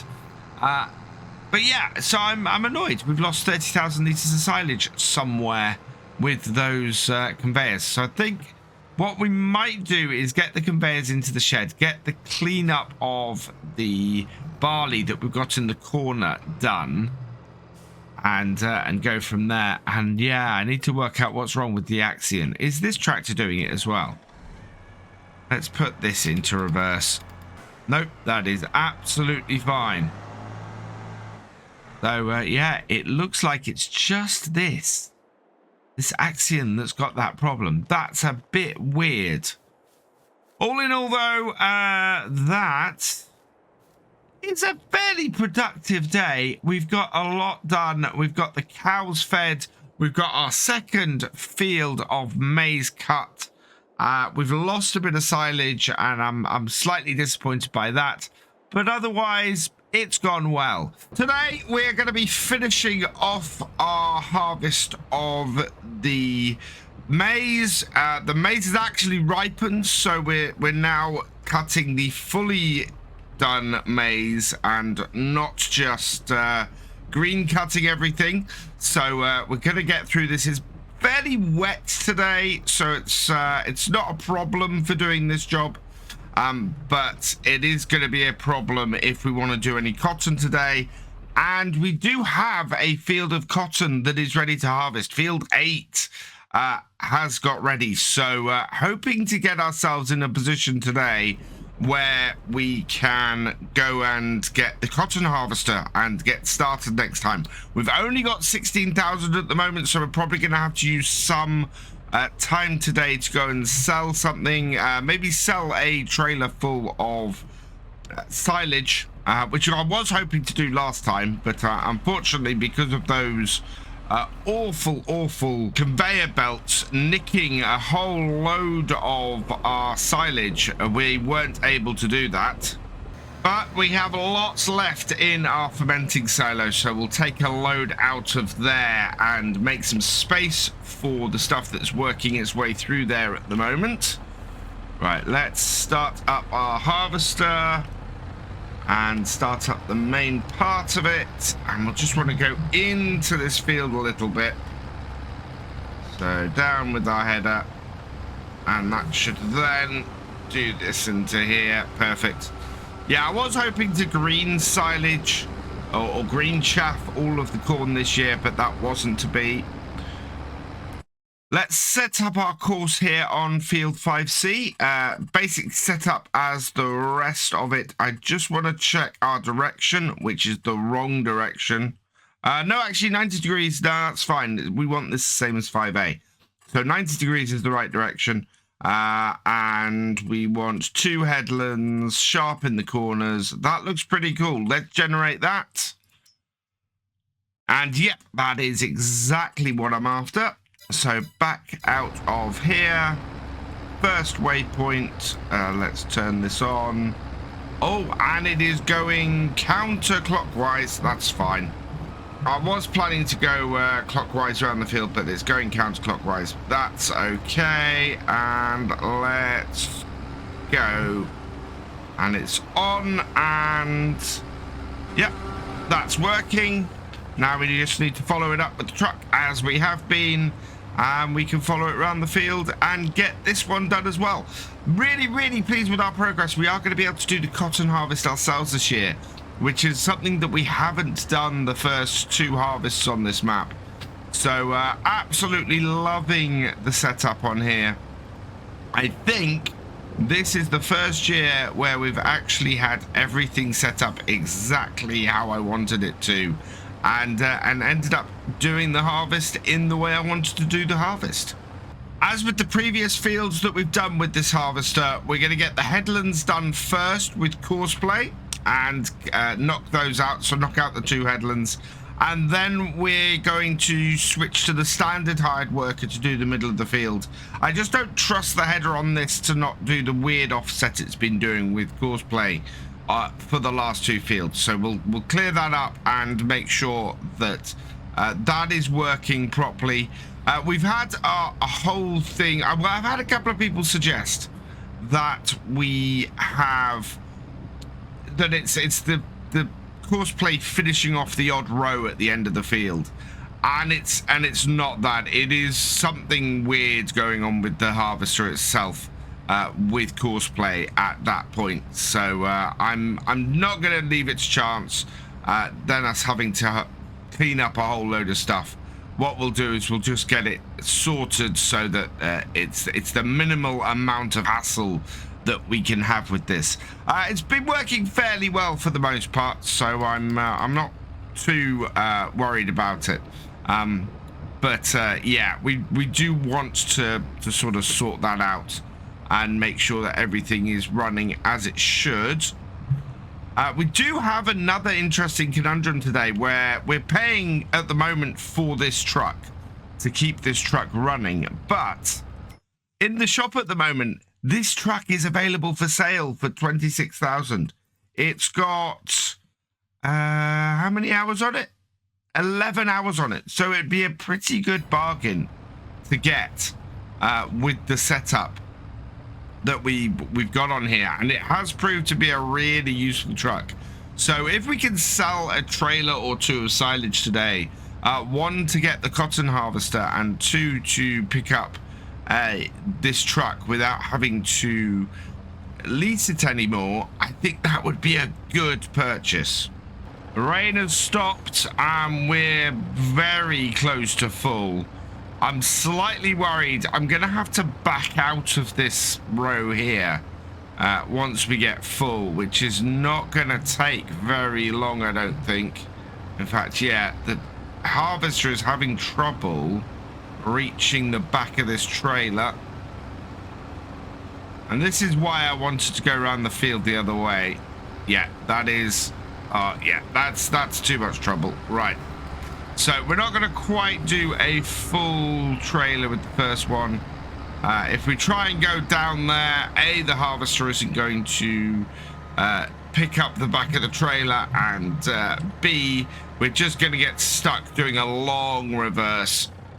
So let's go and tip this. 97% is not bad at all. And we'll start off by tipping this into our silo and then into the silage clamp, whatever's left. Now with 2 fields already harvested, now would probably be a good time to get those 2 fields mulched. So what I want to do is get this tipped here. Right, so I don't think a huge amount will go into there. I've got the lights on the truck because it was really, really dark when we started off today. And I want to pop into here and see if our Axion here still has the same problem it had last time. So is reverse working on this? No. Why did it do that? Somebody noticed this when I was doing this last time. As soon as I go into reverse, okay, what is going on with that? So something to do with the cruise control being stuck at 0 when we were in reverse seems to have been the problem. I didn't realize that when we were looking at it last time. But yeah, the cruise control was at 0, and that seemed to have been affecting the just normal use of the tractor in reverse. It seems very, very weird, but hey, we've solved the problem with the Axion and it's working properly again now.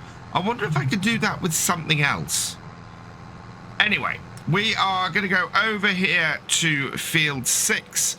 We'll get this up and running and working on mulching this field. And then afterwards, we can start getting some digestate onto here in the next couple of days. Although we'll probably do that over the winter, actually. Would be the best time to do that. So new course. We want field 6, 1 headland. I'm going to take that up to 2 headlands, actually, with this. Up, down, angle. We've got it at automatic. I'll set that to manual. And we'll set that to 0. So round to there. And we want to go clockwise around the field. We also want to do center first. Right, perfect. Generate me a course. There we go. Start in this corner, end in this corner. And that works perfectly. Right, let's line her up. First waypoint. Unfold that, otherwise it takes a while unfolding and often doesn't quite work right. And then away this goes. And that then is another job straight off the bat and knocked off our list. So this still has a 69% left of the chaff in it.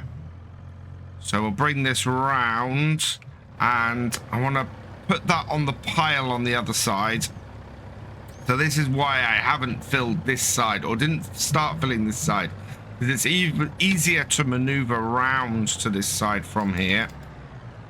We'll reverse this up and get this tipped into here. We spent quite a lot of time faffing around at the farm today. We've got time, admittedly. Time is one thing that for once is on our side. We're not too worried with the amount of weather and actual days and things we have to get everything harvested.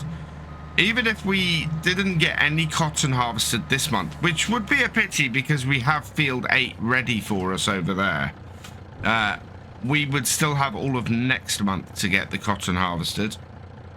Tip and out. I actually want to put some fairly big piles on this side. Wow, we have plenty of space left in this. And then, yeah, that will work pretty well for us to get that cleared out. So yeah, we want to get the cotton cleared out on field 8 this month if we can. Give ourselves some extra time to play around. I'm actually going to cut across this field that we've harvested just so that we can quickly get back to our harvester. And is he doing alternate rows? He's doing alternate rows, which is fine because that will mean that it clears that out fairly easily, although that is not very wide. We'll see how that does. If we have to do a whole load of clearing up afterwards, we may have to do a whole load of clearing up afterwards. Back in behind our harvester and get going again, and yep, we're good. It can reach the truck again. You might be wondering why I'm saying today that we can sell a whole load of silage from our silo to bring in extra money when we have our own BGA that we can make money from that kind of stuff from. And that is because we cannot process all of our silage on the farm through our own BGA. There's just too much silage to do that with. It takes 100,000, and you can see from our production over here that it doesn't process a massive amount every day. Oh, let's turn the slurry off on there. Yeah, it only does about 20,000 liters, 22,000 liters per day. So it's not a huge amount that goes through there, and we create a massive amount each year on our farm. So I'm quite happy with selling a trailer or two occasionally just to top up our money. The nice thing about the BGA, it does give us a healthy daily income, and we're making about 1,000 an hour off it. But we can't get everything through it, so it's going to be one of those things that we end up putting as much through as we possibly can, and then the rest goes through here or goes with this trailer and gets sold. If we had the big BGA on this map, we probably could do it that way, but to be perfectly honest, that's then just such a long trip. Maybe if we converted the entirety of this field or put in multiple BGAs of that sort of size, we could. But yeah, I'm quite happy with how we're set up at the moment. As long as we're creating a large amount of digestate to use on our fields, then I'm happy. We're coming to the end of the second headland, so I want to stop this here at this point pretty much. Yeah, it's still taking a little bit. Yep, so stop that there. We will take that off. Clear this course because we don't want the course to be on here at all. And then start up the front, start up the back, down with the header, and here onto that. Line her up and hire worker. Yep, that's all set up. Let's take this round and get started heading back down the field and hopefully not missing anything. Yep, that's all set up rather nicely and we are away. Perfect. Our class is doing alternate rows and it's working out fairly well for it, so I'm quite happy with that. That is doing a grand job now, and we want to put some of this on the end here so that it fills up, but I think we're going to have to put the majority of it down the next row. So tip that there, go until you're full. Whoa. That's going to overflow if I put that any further. So we now got to reverse the whole way down the other side and get this unloading there. And this is going to be a fairly full silage clamp this year. We may not need the second one, which actually is probably a good way to go. That way you don't have to worry about getting through everything in the first silage clamp in a year in order to get the in order to free up space. You've then always got a spare silage clamp. You can do stuff. Also means that the farm has space to expand. If you've got space in if you've got silage clamp space, that means you can take a whole load more silage work for your farm. So yeah, all in all, I'm quite happy with the way the silage worked. And in fact, that wasn't a huge amount left. That might have been able to have fit into this end, but I didn't want to risk it. As things are running fairly well, I've actually decided to come back to the yard and we're going to take a trailer full of silage down for sale. So let's fill this up. Best place for us to sell silage right now, that is going to be the animal dealer at 308, the biogas plant, yeah, 313. 318. Oh no, that's our biogas plant. So no, that's not a good place. So yeah, animal dealer as normal. So we're gonna spread this out a little bit in our trailer. But yeah, that's where we'll take this. We'll take an entire trailer full, which should give us a good amount of money, and with any luck, will also give us will give us enough for us to switch our truck over to the used one. I'd really quite like to get that starting using now. We got 3.6 hours on this truck, so it makes sense to me to go and get that changed and grabbed as quickly as possible, because we don't want to be charged another hour on this when we have another truck that we can use. So let's get this moving and head down to the animal dealer quickly with it. And the quicker we can do that and turn things around, the quicker we'll be able to get back to our silage harvest. And we can come back and we can put it straight to work. So it's about a 15-minute drive down here to the animal dealer. Not too bad at all. We can get things turned around in about half an hour-ish, I think.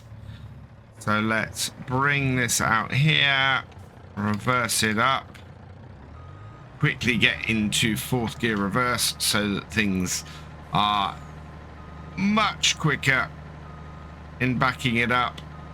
And by 1:30, we've got this tipping, which is good. Money rolling in, and 27.30. Oh, we're gonna make, yeah, 22,000 off that. That's almost enough to hire the cotton harvester on its own. And actually, not a moment too soon. This this truck could do with some more fuel, but instead, I'm just gonna get rid of the truck. Around and into the shop area. Oh, that's tight. Yeah, we're okay. Right, let's bring this up here. And pop into the shop. This is the one that we want. And yeah, what is our current setup actually? So on the least one, we have 500 horsepower and the Conti hybrid Conti cross-track wheels. So this is the 500 horsepower Conti hybrid Conti cross-track wheels. Perfect. We don't actually need the extra, don't need any extra power. Okay, we got a choice between, well, I think we should put the off-road tires on it actually, because we are using it on the field. So yeah, definitely want to do that. Design standard, design 1, exhaust. I will go for the dual, no GPS, main color. We could go for the Deutz Far Green this time. Wow, that is quite a bright green.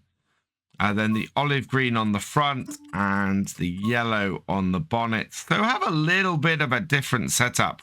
And yeah, we got to choose a new number plate. So let's go and have a look at the patrons and see whose name comes up. Congratulations to Zach B. Your name has been selected at random from the producer level patrons. We will make that in the green, I think. No, I'm going to go with the black. So that should be all good for there. And yeah, there we go. This matches our pinnacle tanker truck quite nicely as well. So I'm quite happy with the color set on that. Adds a little bit of brightness to the farm as well. So let's buy that. Yes. Okay. Perfect. Right. We need to go and hook this up. Get these two next to each other. And maybe that might be our thumbnail for this video. So we need to disconnect the trailer from this one and pull it forward. Oh, will it disconnect? Oh no, let's actually select the trailer and disconnect it. Right, I moved this out of the way. 3.7. So I want to get this returned, but not before I've hooked up the new one. Let's drop this here. Turn it off. Grab the new one. Yeah, exactly the same, just with a much, much brighter paint job. Which, yeah, get rid of that dullness. Let's get something a little bit brighter on the farm. And a little bit shinier. And of course, with just 11 hours on it, it's not bad at all. Hook these up. And then in here, we want to return this truck here. So return that. Yes. Okay. There we go. And now we've got our new truck to do some more carting with. So let's get this back up to the field and get back to work, because we're getting later in the day. It's already 20 to 3. So still lots of work to be done.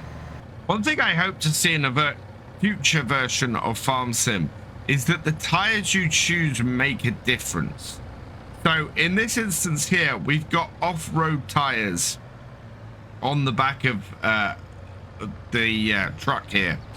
And I would hope that that would give us more grip on the field, more ability to drive alongside a harvester like this.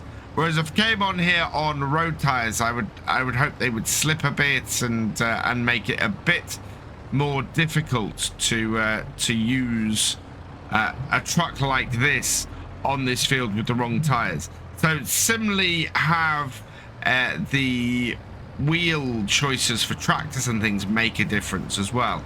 So maybe the field gets a little more compacted if you use the wrong tires for the wrong bit on a field. I think would be pretty good. I'd really quite like to see that kind of that kind of setup. Completely forgot I have not set the cruise control for this truck yet. So we need to take that down to 6 miles an hour just to match up our harvester. And there we go. Nicely set up. And oh, doesn't that look so much brighter than the previous one we had? Much, much nicer, I think. Our class Axion has finished work on this field. It's, wow, really low on fuel. So we'll want to take this over to the yard and get this sorted. I'm still not sure why that's, that cruise control being set to 0 in reverse caused this to just not move at all. It's really weird, because you'd have thought normally setting cruise control would have been the thing that would only affect if you had cruise control running. To affect when we were normally running as well is really weird. Right, refill that. And we got plenty of diesel in the tank still, so that's good news. And that is refilled. Reverse it up a bit and we'll refill the DEF while we're here as well. And then I want to send this on to its second field. So we'll clear off the current course. We'll set that back to first waypoint. And then we'll head to this corner over here and get this set up. I'm half tempted to put just a little roadway going into this field here. Right, so course setup. Same again, but we want to make sure that we're going at 90 degrees, like that. Generate the course. Perfect, and we are starting down the bottom corner this time. So take this over here, and first waypoint is just there. So unfold, and we get both of these fields done today. Hopefully we'll get a window to start getting some digestate done. And away it goes, and we can get back to doing the silage. It's just gone 5:30, and we're about halfway through field 5C. We've been delayed a little bit due to our faffing about a bit and trying to get stuff sold and get this purchased. I think though we should be okay to continue on into the evening here and get the rest of this field sorted. My only concern is whether the harvester will go over the hour and end up costing us more money. There's our hired worker driving through the crop again. Let's just have a quick look. Nope, we have just gone over 2.3 hours, so we should be absolutely fine for getting the rest of this field done through the evening. Let's get the lights on the truck as well. So yeah, with really only that left to do tonight, I think this is probably a good place for us to leave things. Today, the first job we're going to be doing is getting rid of some silage. We're going to be selling some silage off down here at the animal market. This is because, as you can see in the top right, we have completely run out of money. And in fact, it stopped our harvesting last night because we ended up a little bit short and were unable to complete that. So we are just going to reverse this up here. Get these emptied, and this should give us about 20,000. I think we'll be fairly well off as far as getting the silage finished today. We do have today and 2 more days to get the cotton done. So as soon as we get the cotton finished today, well, as soon as we get the silage finished today, we'll get started on the cotton. We'll get all of that cut and get that out. And there we are. That is emptied. 20,000 harvest income plus plus 2,500 in environmental score. So 22,500 ish off there, which is really good. And 22,483 in the bank. We should be able to get this all done, and so we'll head off to the field and get started on the maize again. Back down to field 5C, and it shouldn't take us too long to clear this off this morning, I think.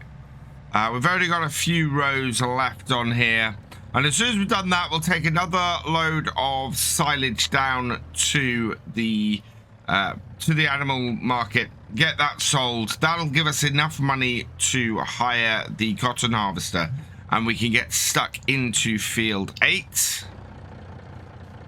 So let's jump in here, get this going. Oh, it currently has no course. Oh, because we were doing this on a hired worker.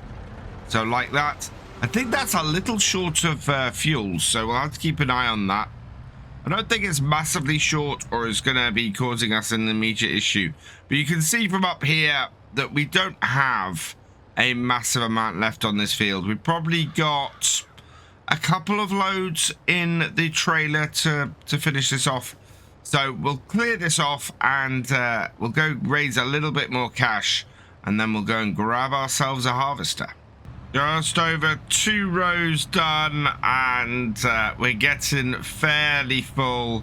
You can see it's coming into this, and the harvester is struggling to fill this up. Well, nice things about just keeping going along there is eventually you do get to 100% full. But yeah, 65,270 litres in, and we still have...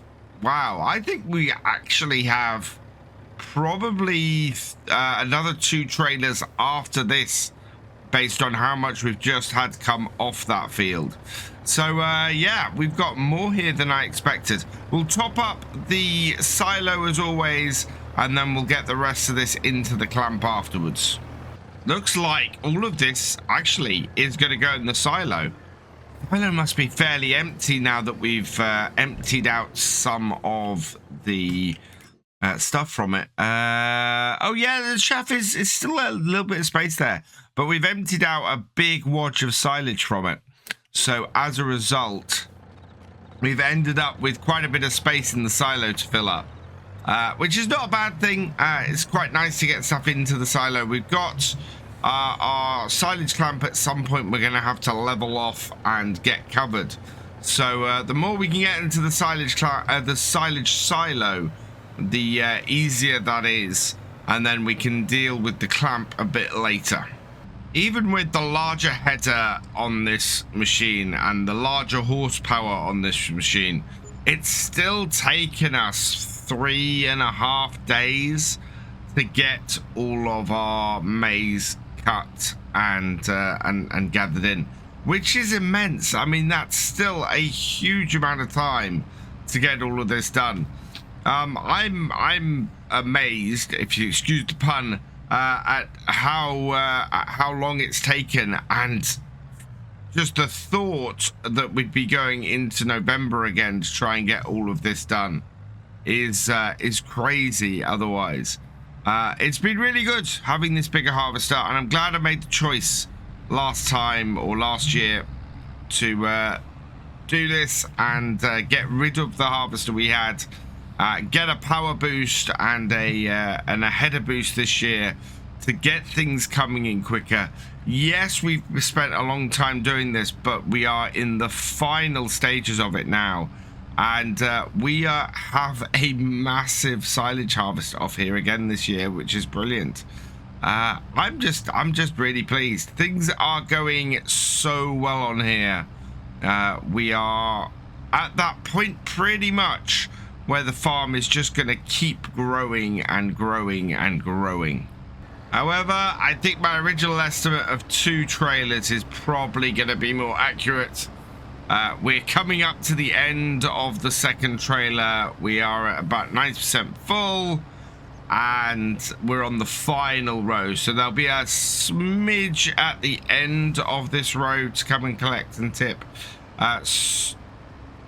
So we might just go and tip that into the silo, given there's a little bit of space in there. Actually, no, I'm going to top up the silo with this, and then whatever we have left at the end, we will put into the clamp. But this is just topping off, and then there we are. 100% and a tiny bit left to go on this field. So having emptied our trailer, we'll grab our last little bit off this field. And yeah, this is not going to be much. I'd be amazed if there's more than 25% full on this trailer off here. I mean, it'd be good to have 25% full, but I think that's going to be pushing it. And yeah, that will then give us a good idea of exactly how well we've done off here. I think we've done really, really well off here. We've only filled one of the silage clamps because we've only really need 2, and we've been able to put everything on there. It will mean that that can be sold off over a longer period and through our own BGA, which will make more money over the long term, which is great news. And if we need that extra bit of cash, we can easily do it from the fermenting silo instead. That has finished work. So we'll just jump in here and put all of this away. Oh, wow. It's really, really low on fuel. I think we should get this back to the farm as quickly as possible before it conks out, because that's properly in the red. And just a little bit worrying. I don't want to put a massive amount of fuel in it. It needs a clean, and it needs a sorting from that side. But otherwise, looks like, yeah, all in all, it's in fairly good nick. So I'm quite happy with that. 2.8 hours, coming in at just under 3 hours on this is brilliant. We want to get this parked up before it hits that 3 hour mark, because obviously that will cost us a whole load more. We've got the class was doing the mulching, and that has finished off that, so we can get that down now to 5C and get 5C mulched as well, and then hopefully in the near future we can get some digestate on that, which is what we need to do. Right, and we've made it back to the farm with this, so let's get this refueled. Not a massive amount, because it's going to be sitting in the shed for a while. Oh, wow, that didn't fill it much. Oh dear. And let's see if we can fill with some digestate while we're here as well. Nope. We just need to get enough fuel in for that. And then pull this forward and see if we can get some DEF into it as well. Don't want either of those things to run out. There we are. And then this can be taken over the other side, ready for a wash as we finish things off. And I'm just going to go and get my truck and trailer and get that into our silage clamp. This isn't scheduled to be a very long rainstorm, so we should be able to get the other side of it by just after midday, I think. I want to get this tipped onto the end of this pile here. You can see where I managed to get the trailer quite a way onto this pile to get the last one tipped. And we got quite a lot of silage in this clamp. I'm really pleased with the amount of silage we managed to get on here. We've just got to even things out now. What are we up to? 800,000 litres of silage in this clamp. So actually slightly surprised that we didn't manage to get to the 1,000,000 litres. We did spread out where we put it though, because we did put a load of this into the into our fermenting silo. So there has been a load that's got into there as well. Well over 1,000,000 litres of silage or of chaff gathered. We need more money though in order to get our cotton harvester today. So I'm just going to fill this up with silage. We'll head down to the animal market, get it sold, and then we'll be able to get our cotton harvester on the way back. Before I drop off the silage though, and we get the extra cash in it, let's get this restarted. Over here on field 5C. I need to generate course. We are, yep, in the right area. If it moves over, which it's not going to. So let's generate that. Yeah, there we go. You can see at the top end where it says active workers, we've got that set up. We want to be down the bottom end of the field. And then that will set off from there. It'll do alternate rows as it has been doing on all the fields we've set this off. It seems to work better that way. And then with that set there, first waypoint, and away we go. That will unfold and get the job done. And with that started, we can now get this sold down the bottom here at the animal market. Nice injection of cash. I do like the ability we have to grab cash like this when we need it. It makes a big difference on the farm. We can't always grab as much as we'd like. There's actually a John Deere 8RX currently available in the sales again. It's 213,000, nearly 214,000. That is what, 10 trips of this, and emptying out most of what we have to afford that, which is, yeah, unfortunately out of our price range. I think even if we sold some of our big stuff, let's have a quick look here. Yeah, even if we sold our large tractor, yeah, oh wow, yes, because that came up in the sale, didn't it? Only 50,000 for that. Another 22,500 for that. Nice bit of sale of the silage from there. We can head back up to the farm now. We'll put this in a position to be washed, and we'll head down to the shop and grab ourselves a cotton harvester. Down to the shop, and in we go. We saw that we've got, yeah, nothing on the offers that's useful to us at the moment. That RX, 8RX is really nice, but we can't afford that. So what we can afford to do, though, is the cotton harvester. So we're going to lease this. That will be 24,735. But importantly, I want the GPS on it.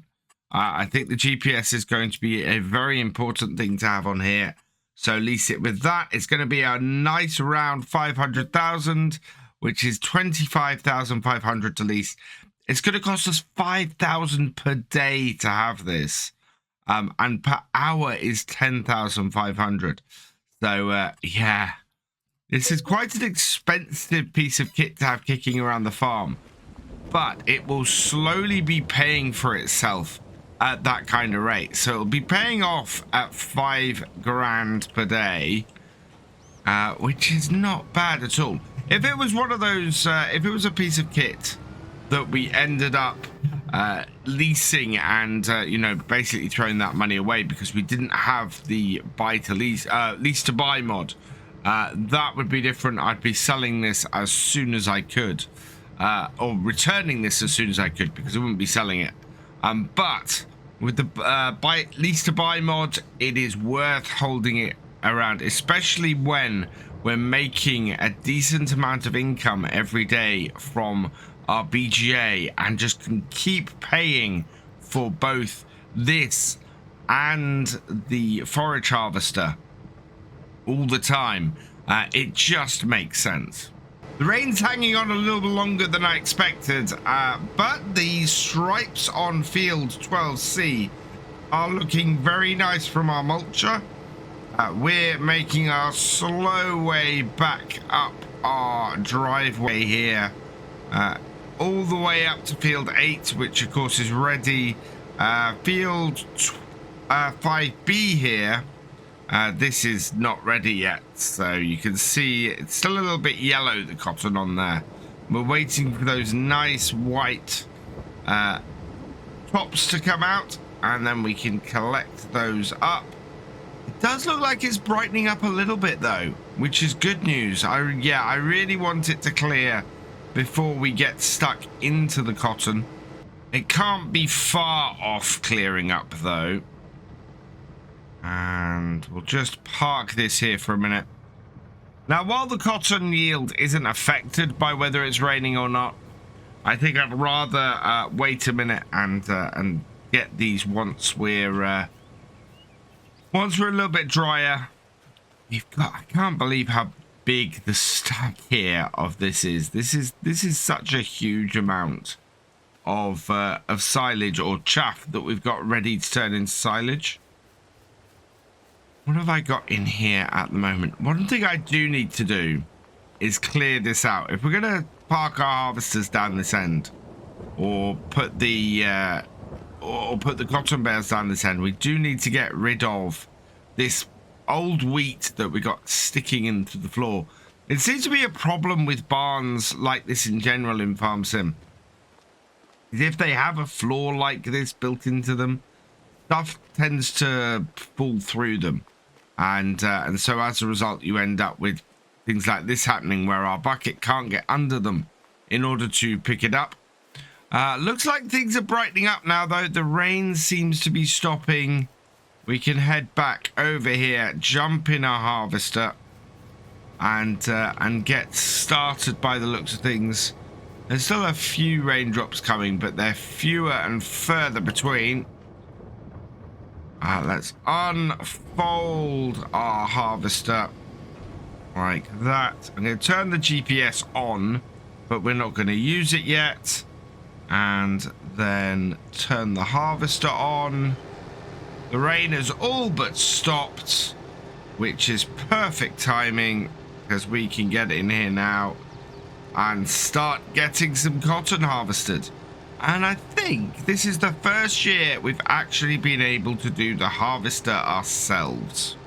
We're 25% full, having gone most of the way around the headlands.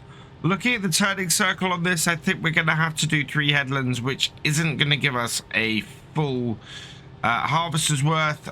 So that's fine. We can just keep trundling around the field here. It does take a while with this harvester. Obviously, it's not a very wide one. And we have a fairly big field here in field 8.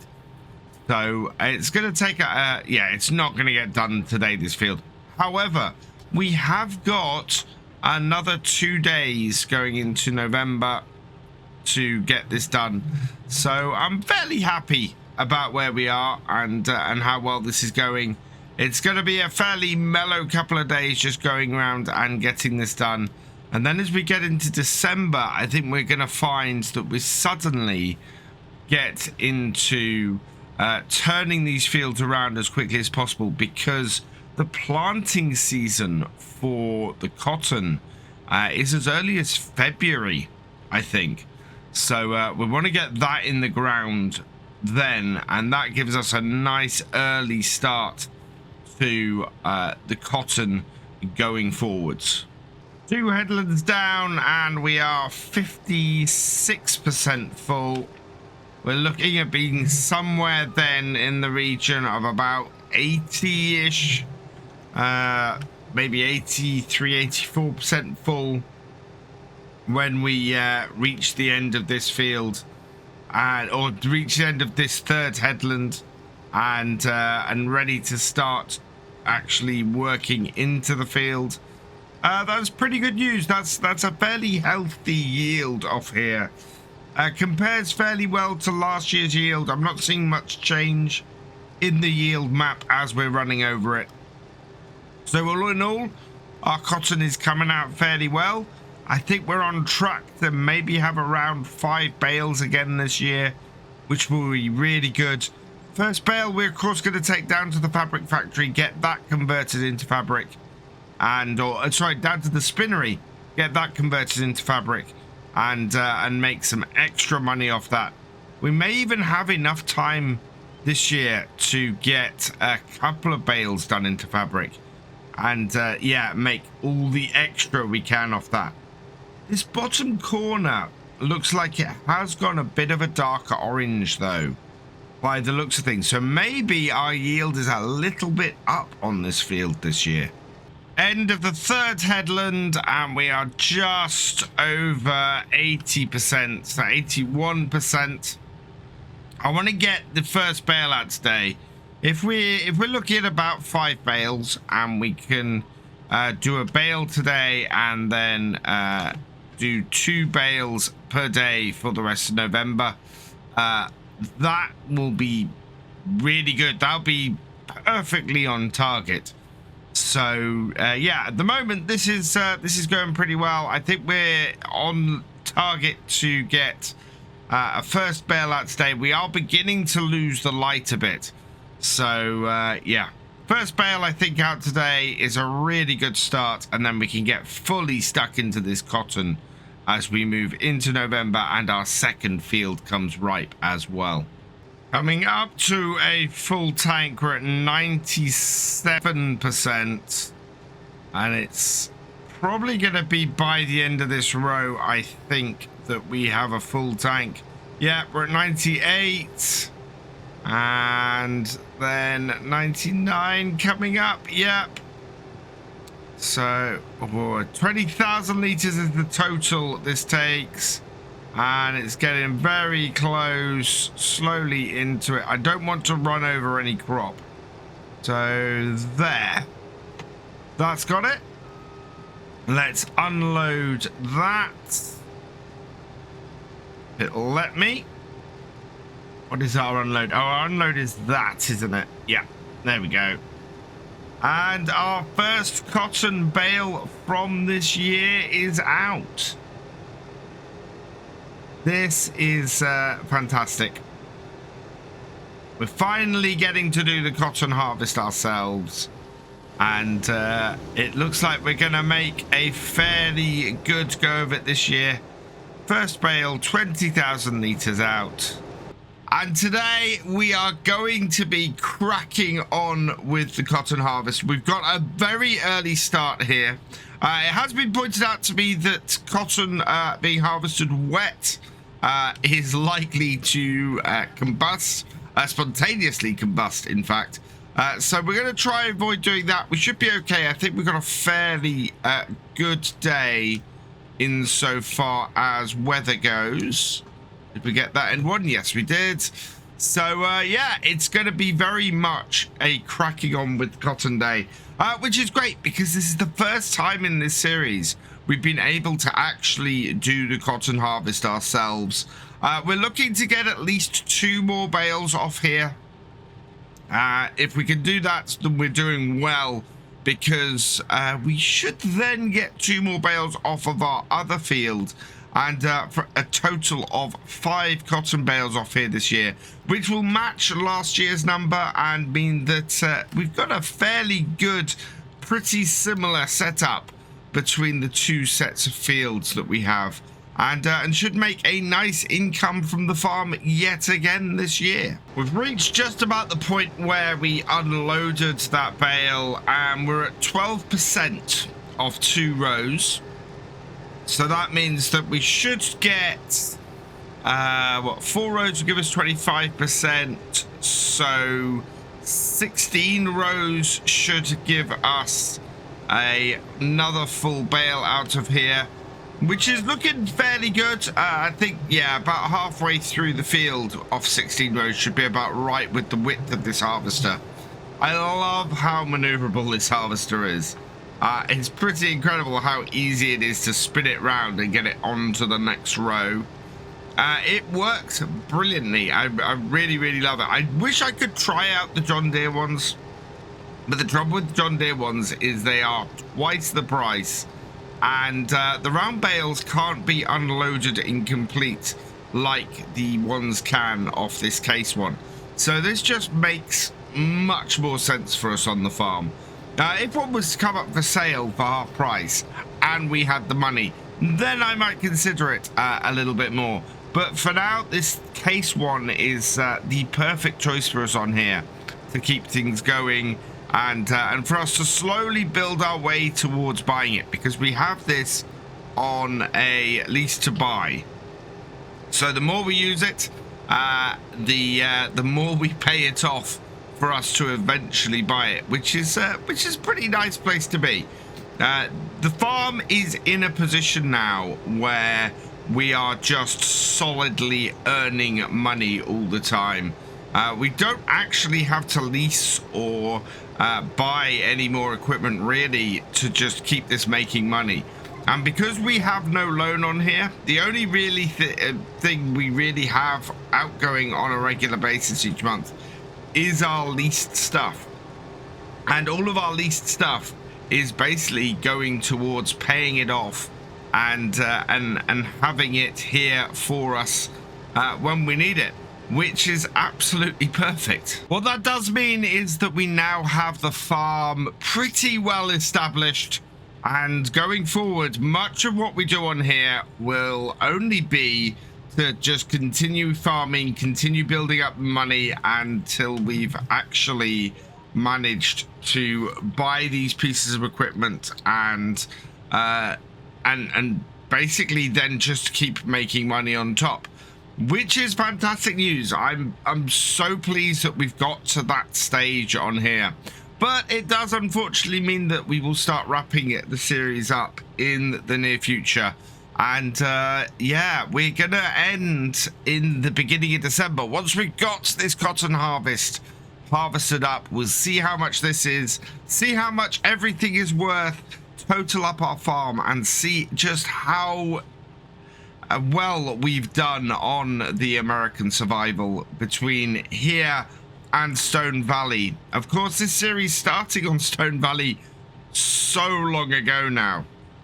We've managed to build up a sizable farm here, a farm that makes a good, decent amount of money every year, that is able to cover the cost of this big, expensive equipment, and is now thriving and doing so well.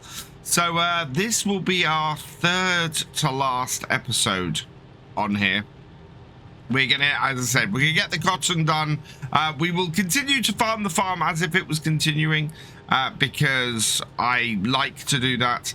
But in December, we will tot up what we have. We will find out the best price for things like the cotton, because the cotton doesn't actually sell until February. We'll continue to put the silage into our own BGA to keep that going. And the one thing I really do want to see before we go is whether we have enough digestate to cover our fields. So we're going to get this field mulched as soon as this is harvested. And as soon as it's mulched, we're going to see if we can get digestate on here and do that. And if we have enough digestate to do our farm, because that really is the one thing, or the one question that I haven't answered yet. So I am looking forward to seeing what the results of that is. Speaking of digestate and the BGA, let's have a look. Silage is going through. We have 66,000 litres digestate so far.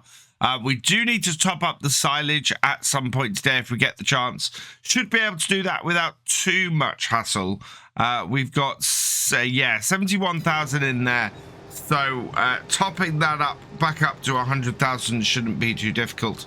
We've got our large bucket on the front of the little 6M, and it'll take about 6 to 7, 3,000. So it'll take 10 journeys of that through to get that done. Oh, missed my turning. This moves really fast if you don't have the header down. There we go. Back in here, nice and smooth. I love the colors of the trees on this map at this time of year, and it's turned out to be a really lovely sunny day on here, so you can clearly see everything quite nicely. In fact, let's pop out of the cab and take a look at that. It is just absolutely gorgeous on here at this time of year, with the evergreens in their normal green mixed in with the yellows and the origins of the autumn leaves on the other trees. It's just absolutely beautiful. One thing that I haven't got to do on this map, which is really, really good for, is if you look up at the map itself, we've got all of this off-road area, there's stone, there's wood chip area, there's a whole load of forestry stuff up the top corner of this map, which is just absolutely wonderful. If you haven't seen it, go and have a look at the first look I did at this map, where we explore all of this area. Really interesting area, and so much to do on this map beyond just the farming. I really, really recommend checking it out. If I'd had more time, I think I would have gone and had a go at there. And if we hadn't been doing the stuff actually on Silver Run Forest, I think it would have been great to have gone and done a bit of forestry on here as well, as a little bit of extra income during the year. However, I really recommend going and checking it out yourself. So yeah, go check out the first look I did, and go check out the actual map itself, and download it from the mod hub. See if there's something that you want to have a go at on here that might be that might suit your playstyle, because to be quite honest, there's a lot this map has to offer. We're coming up to the midpoint of the field. In fact, this is it that we're going over now. We're still 8% shy of a complete bale, which is not a huge problem. I think we're probably going to come through and back again before we need to empty, which shouldn't be too long, I don't think. It is about right for where I was expecting. We were 2-3 rows in when we emptied out at the last end of the last video. So the fact that we are going to go another half a row beyond on the other side, that kind of tells me that we're aiming, or we're heading for a second bale before the end of this field, or at least very close to one, which is great news. I want to get these bales cleared off here as quickly as possible. And what we might do is just set this starting on the next field with a hired worker for a moment, so that it is able to continue and get that going, just so we can clear the bales off this field. Getting close to that bale now, within the last 100 or so litres. I'm going to just bring it slowly to top up that last little bit, because we don't want to start running into the crop. And 991, 994, 997, 20,000 litres. There we go. Oh, that's still not quite full. It's, I think, a tiny little bit more. And there we go. It was like a percentage point shy. So let's unload this bale here. like so, and brilliant. So that is 2 bales off at this point. And having a quick look at our yield on here, which is back this way, I think. Yeah, you can see the difference in yield that we're getting between last year's corn, which is left in this section here, and this year's cotton. Very much darker. We're getting sort of 75–80% yield on this middle section here with the cotton, whereas it was actually a higher yield. I take it back. The maize, the silage we got on here was a higher yield last year. Let's just have a look. Yeah, so our yield isn't massively different with the outer edges, but this swath through the middle, this area of loamy sand, we actually had a better yield last year with the maize, with the corn, than we are this year. I thought we were doing better this year, but we're not. We're having a slightly lower one. So actually, that's a little bit disappointing. I thought it was doing better. One other downside to that is that we're looking at going through a larger chunk of that loamy sand for the remains of this field. And if the yield overall is lower on that, we're looking at getting less cotton out of this last section of this field. It could affect whether we get another full bale off here or not. I'm suddenly more concerned as to how this field is going to end up. One thing that is about to happen is this is about to tick over into its first hour of use, and we're going to lose a large amount of money from our bank account when that happens. I think this has something like 10,000 per hour of use, 10,500 per hour of use, something like that. That is going to end up halving how much money we have left. One of the beautiful things, though, about doing this ourselves and not having a hired worker is that we're not quite so beholden to how much money we have in our account until we've sold stuff, which is good news. We can, therefore, keep going even if we run out of money, which is a distinct possibility doing this job. We've got this field and another field to go, plus it's probably going to take well into the next game day to do it. So that means we're going to end up a little bit in the red, maybe.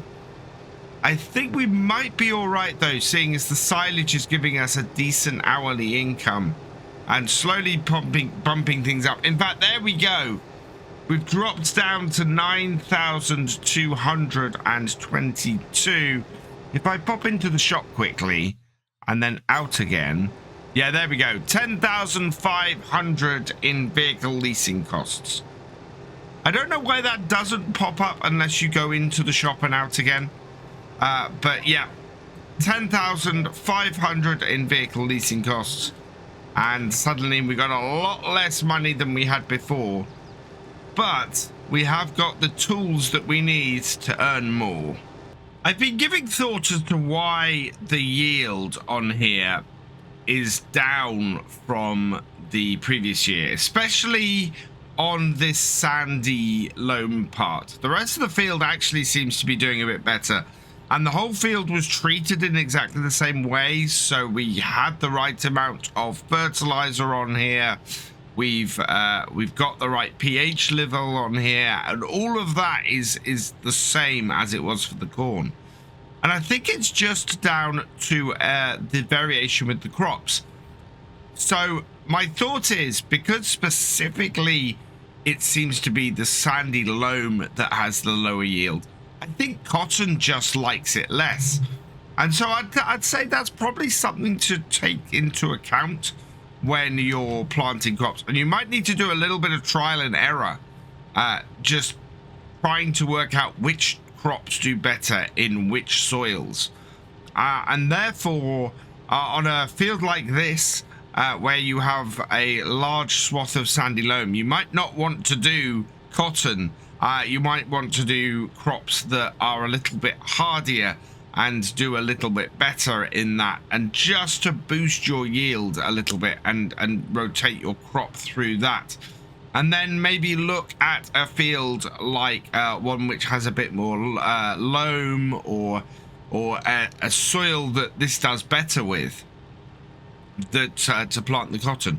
The interesting thing is, the areas around this sandy loam, the cotton is doing better than the maize. If we have a look at the yield map again, you can see that it's a slightly lower yield that's coming off this area. Yeah, it's down about 5% for the most part in that area around it for the maize, compared to the cotton on it. So actually this field might even itself out between the soil types for these two crops. The maize doing better in the sandier soil in the middle, and the where are we? And the sandy loam. So the loamy sand, not good for the cotton. The sandy loam, better for the cotton, worse for the corn. And yeah, it's just even itself out a little bit. On a side note, look at our environmental scores. 93, 95, 95, and 95. Doing really well on that. Now getting a huge bonus for the farm every time we sell something. We're just over 50% full from having started over there. I am very, very much thinking we're not going to get another full bale out of this.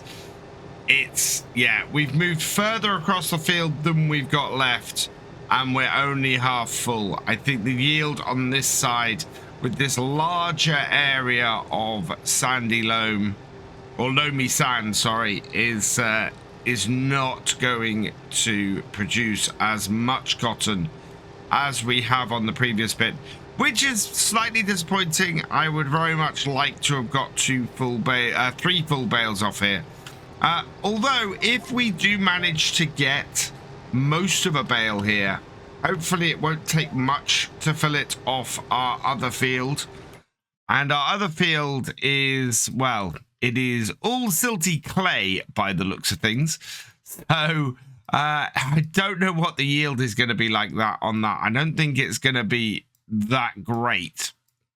We'll have to see where we are.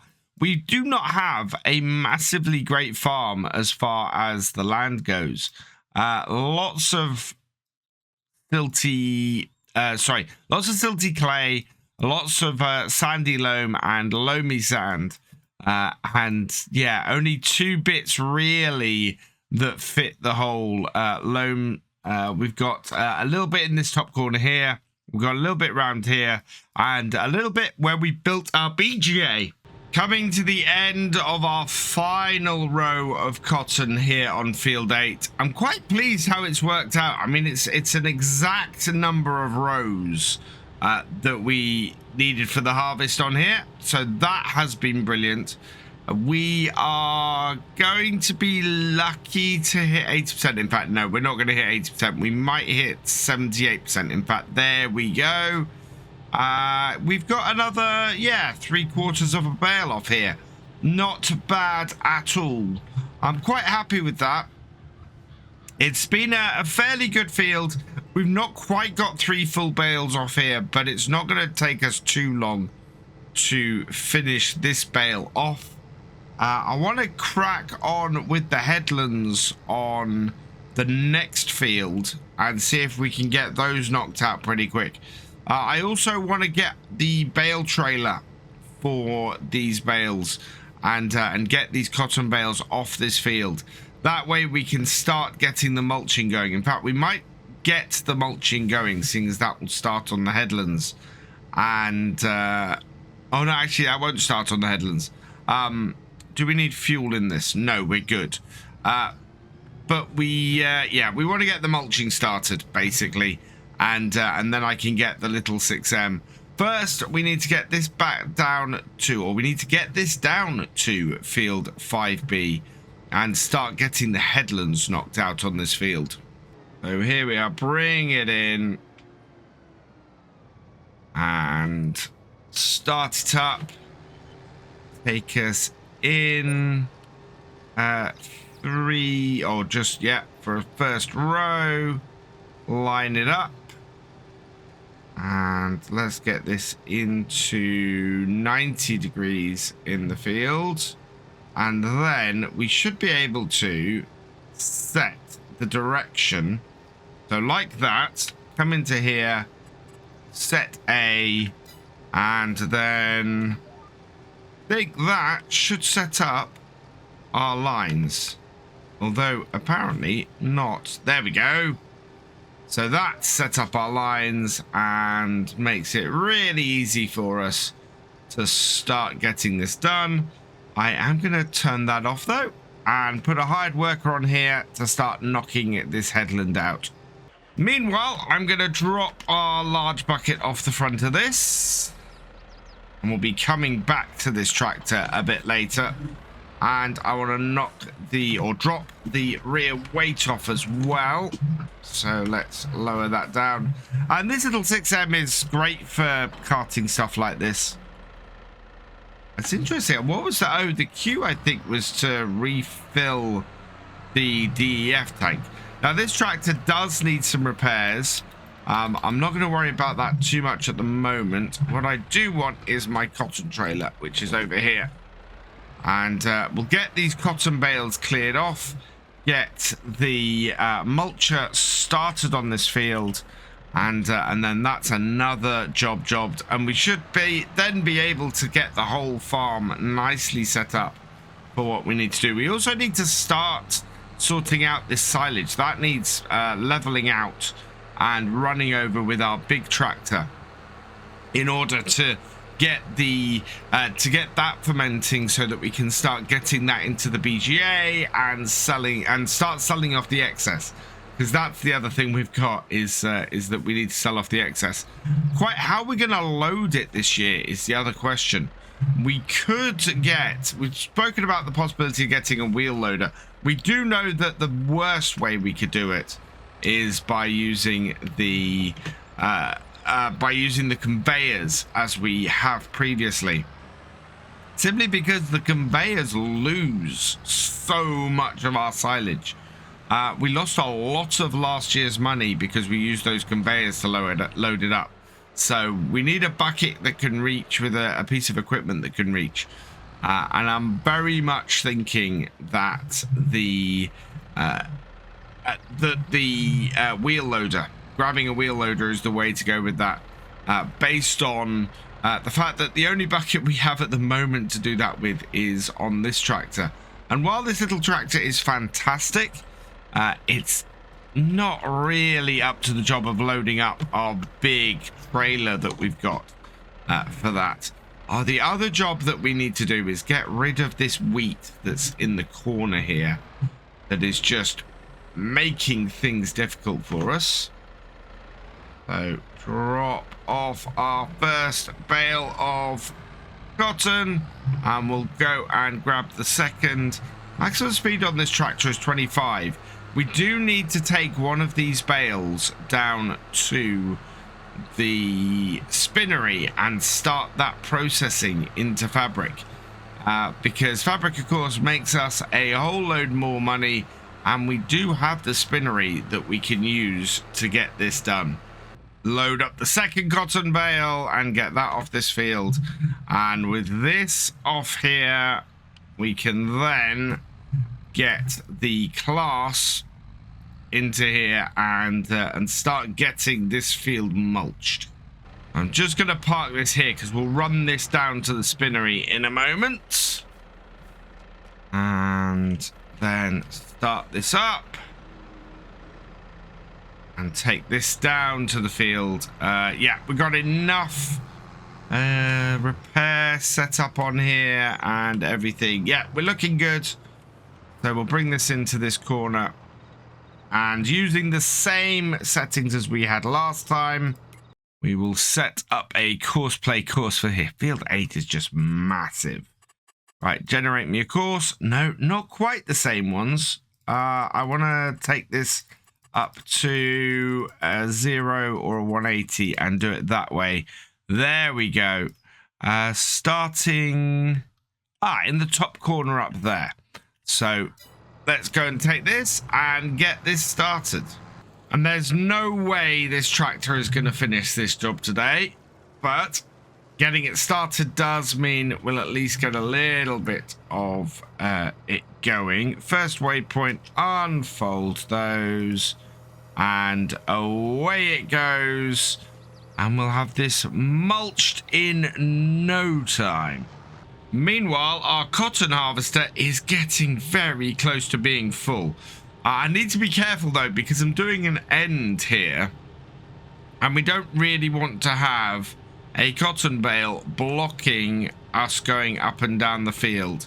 So I'm keeping an eye. Hopefully we'll make it to the end of the field and it's not going to give us too much problem.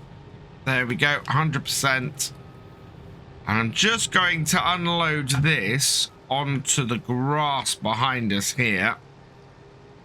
Hopefully in a position that we can easily get the tractor at it. There we go. And unload that there. Yeah. I'm happy with that. That should fairly easily be picked up by the tractor without too much trouble. Far enough away from that tree was the thing that was worrying me. Close the back up.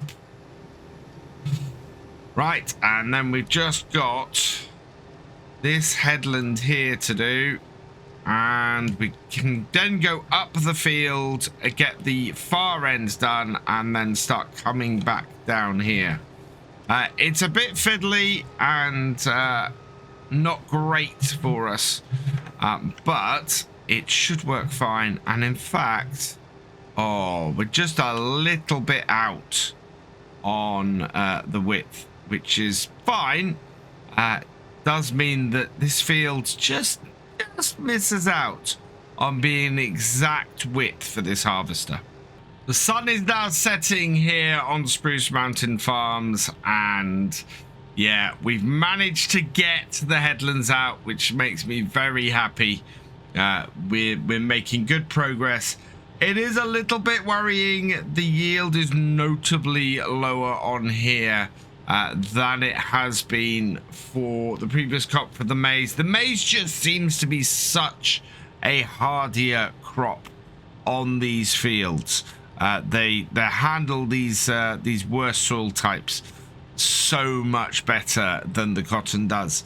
That's not to say the cotton isn't producing a good amount. We are already up to a 5th full on the harvester. I don't think we're going to get 2 full bales off this field, unfortunately, though. As nice as that would have been. We will be continuing on it next game day and getting the rest of our cotton out and starting to wrap things up here on Spruce Mountain Farms a little bit. Want to test out the digestate next time, so if we can, we might see if we can get a hired worker to do the cotton. As nice as it has been to be doing this ourselves for once, we do have other bits and pieces on the farm we need to do. Today we are going to be finishing a lot of things off. This is our penultimate episode on the farm. We've got to get this field mulched. We also need to get field 5B mulched. But before we can get field 5B mulched, first we've got to finish getting it harvested. And that means taking our Case Modular Express here and getting the rest of this field harvested. We've only got a single bale off this field so far. I think we still have a course set on here with... no, we don't. So we need to set up a course for the GPS as well. So turn this harvester on. There we go. And then away into the crop. We'll set ourselves up on a nice course going across this field and knock this field out fairly quickly with this harvester. Once we've done that, we need to go and sort out the pile, the massive pile of chaff sitting in our silage clamp. Once we've sorted that out and get that compacted down and finished off, we can get that covered, and that will then be sitting there ready for selling and putting through the BGA later. I'm going to sell as much off next time as we can. We're going into December, and so that is going to be a really useful time of year for us. Oh, let's set up this track properly this time. And there we go. No, doesn't seem to want to set my track up. Let's come out of here. Right, there we are. And in and on. Good. Set our auto width. And now we are harvesting this cotton as we should be. So all of this we will be trying to sell next time, get the money in for that. And then we need to just try and finish things off a bit, prepare it for the next year. The other thing I want to try on here before we go is seeing how much digestate we've got. From everything that we've been doing with the BGA that we've placed, do we have enough digestate to do these fields? And if we do, that would be a perfect end, because the farm then is fully set up and could go for years and just keep making money, because we have no loan on here. Now, as we discussed last time, the yield on here for the cotton is much lower than it was for the maize the previous year. You can see in the bottom left-hand corner the deep green, or the sort of the lime green, I suppose, of the previous year's harvest yield is giving way to a distinct yellow, and that is because we're dropping from about let's have a look in here. We're dropping from a yield of 100% to a yield of about 90. Yeah, so they're down to 90 off this.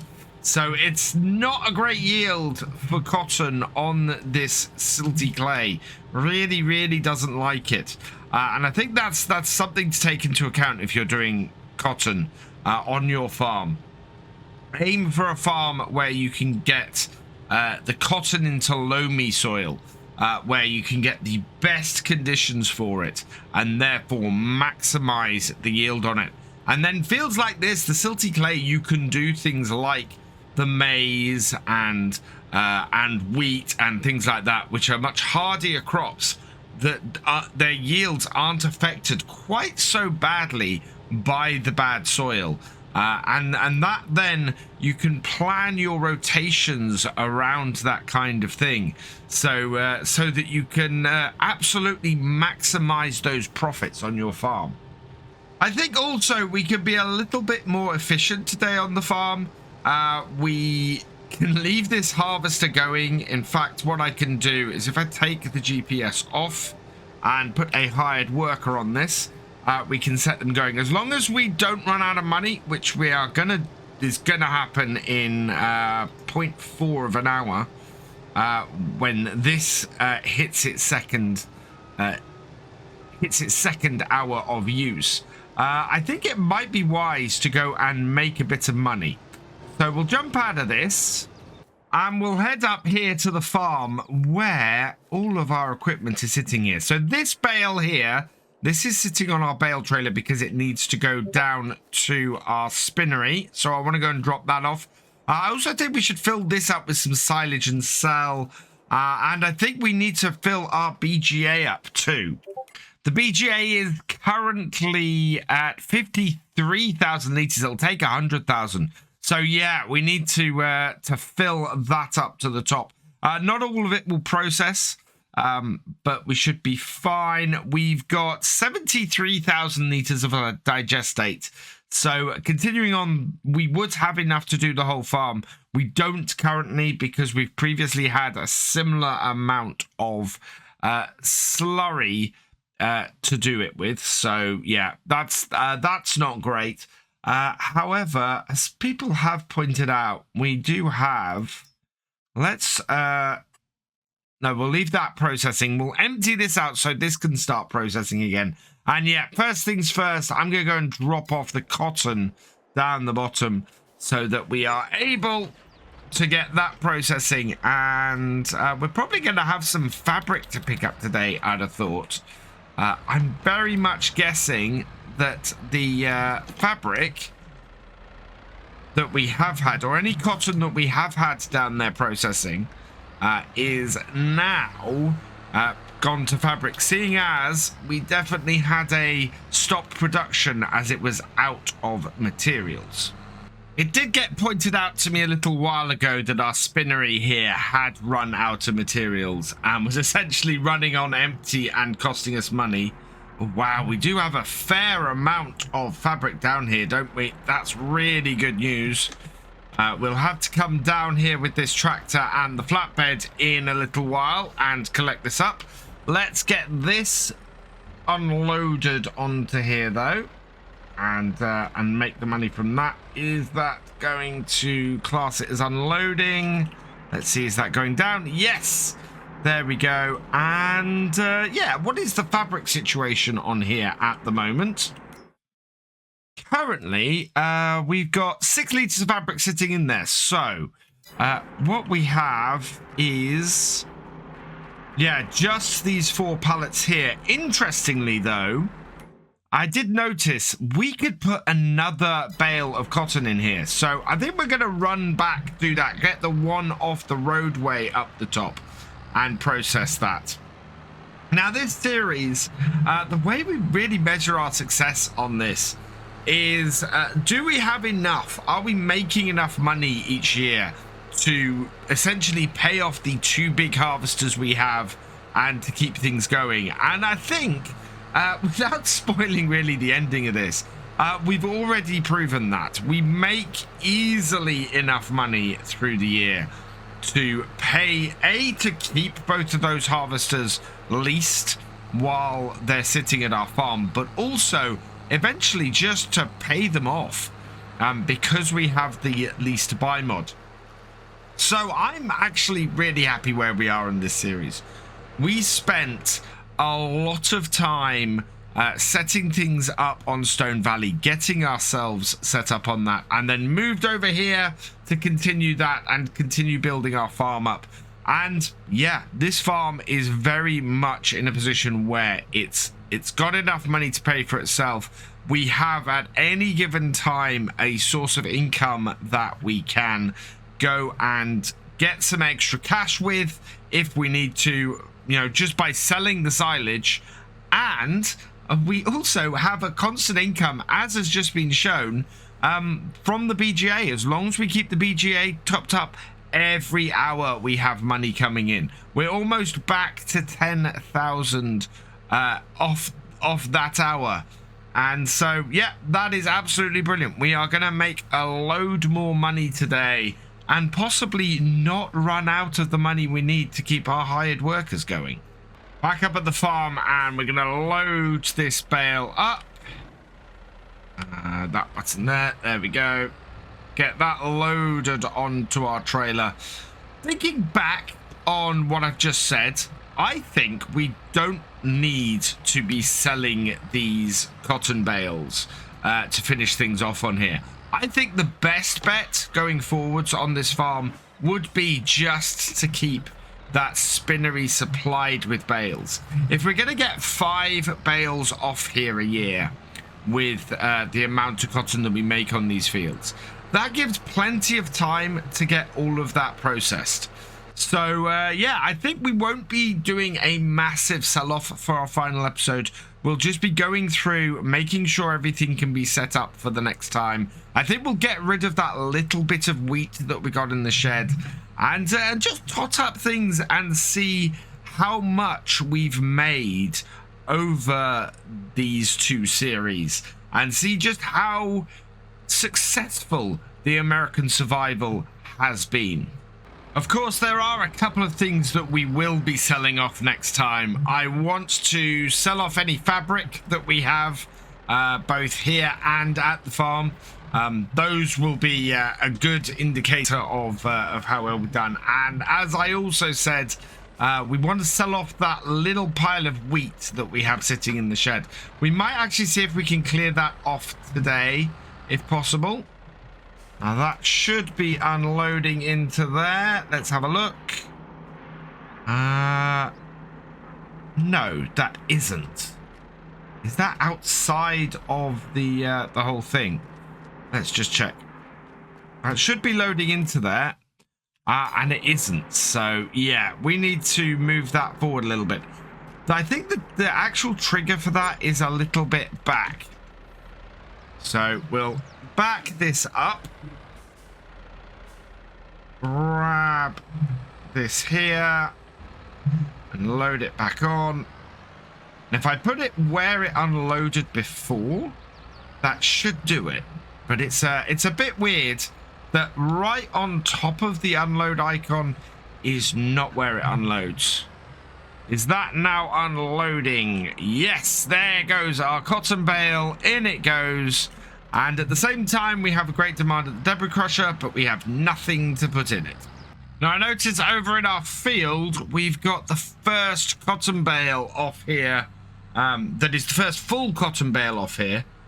I'm hoping that we're going to get a second complete cotton bale off here as well. That would be really good. Although, considering how much of the field the harvester has gone through, it's looking fairly unlikely that's going to be the case. We're about 3 rows further in? Oh, maybe. We'll see how it goes. We're certainly looking at having about the same amount of cotton off our cotton fields this year as we had off last year. Let's just pop in the harvester over here and have a look. We're already actually at 20%, or just under 20%. So that's really good. That's a very nice amount that we got in there. I think we'll have most of a bale, certainly.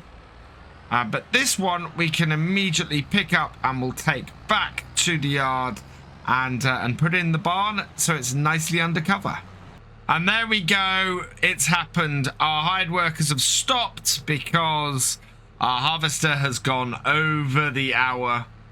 And yeah, we've run out of funds. So what we'll do is we'll drop this bale off in the shed, as I said, and then we'll go and sell a load of silage. We'll get some more money in. We're gonna get some more money in at the top of the hour as well. So it's not like we're gonna be out of funds for too long, but it is gonna be yeah, it's not going to be a huge amount of money that we have. It might be enough to start the hired workers up again. I don't think it'll be enough to keep them going for very long. So we'll back this into here like so and unload it. We'll see where we are at the top of the hour. Yeah, I was expecting that to hit the back wall, so that's all good. Yeah, we need to get rid of that wheat as well. So we'll start setting things up for that.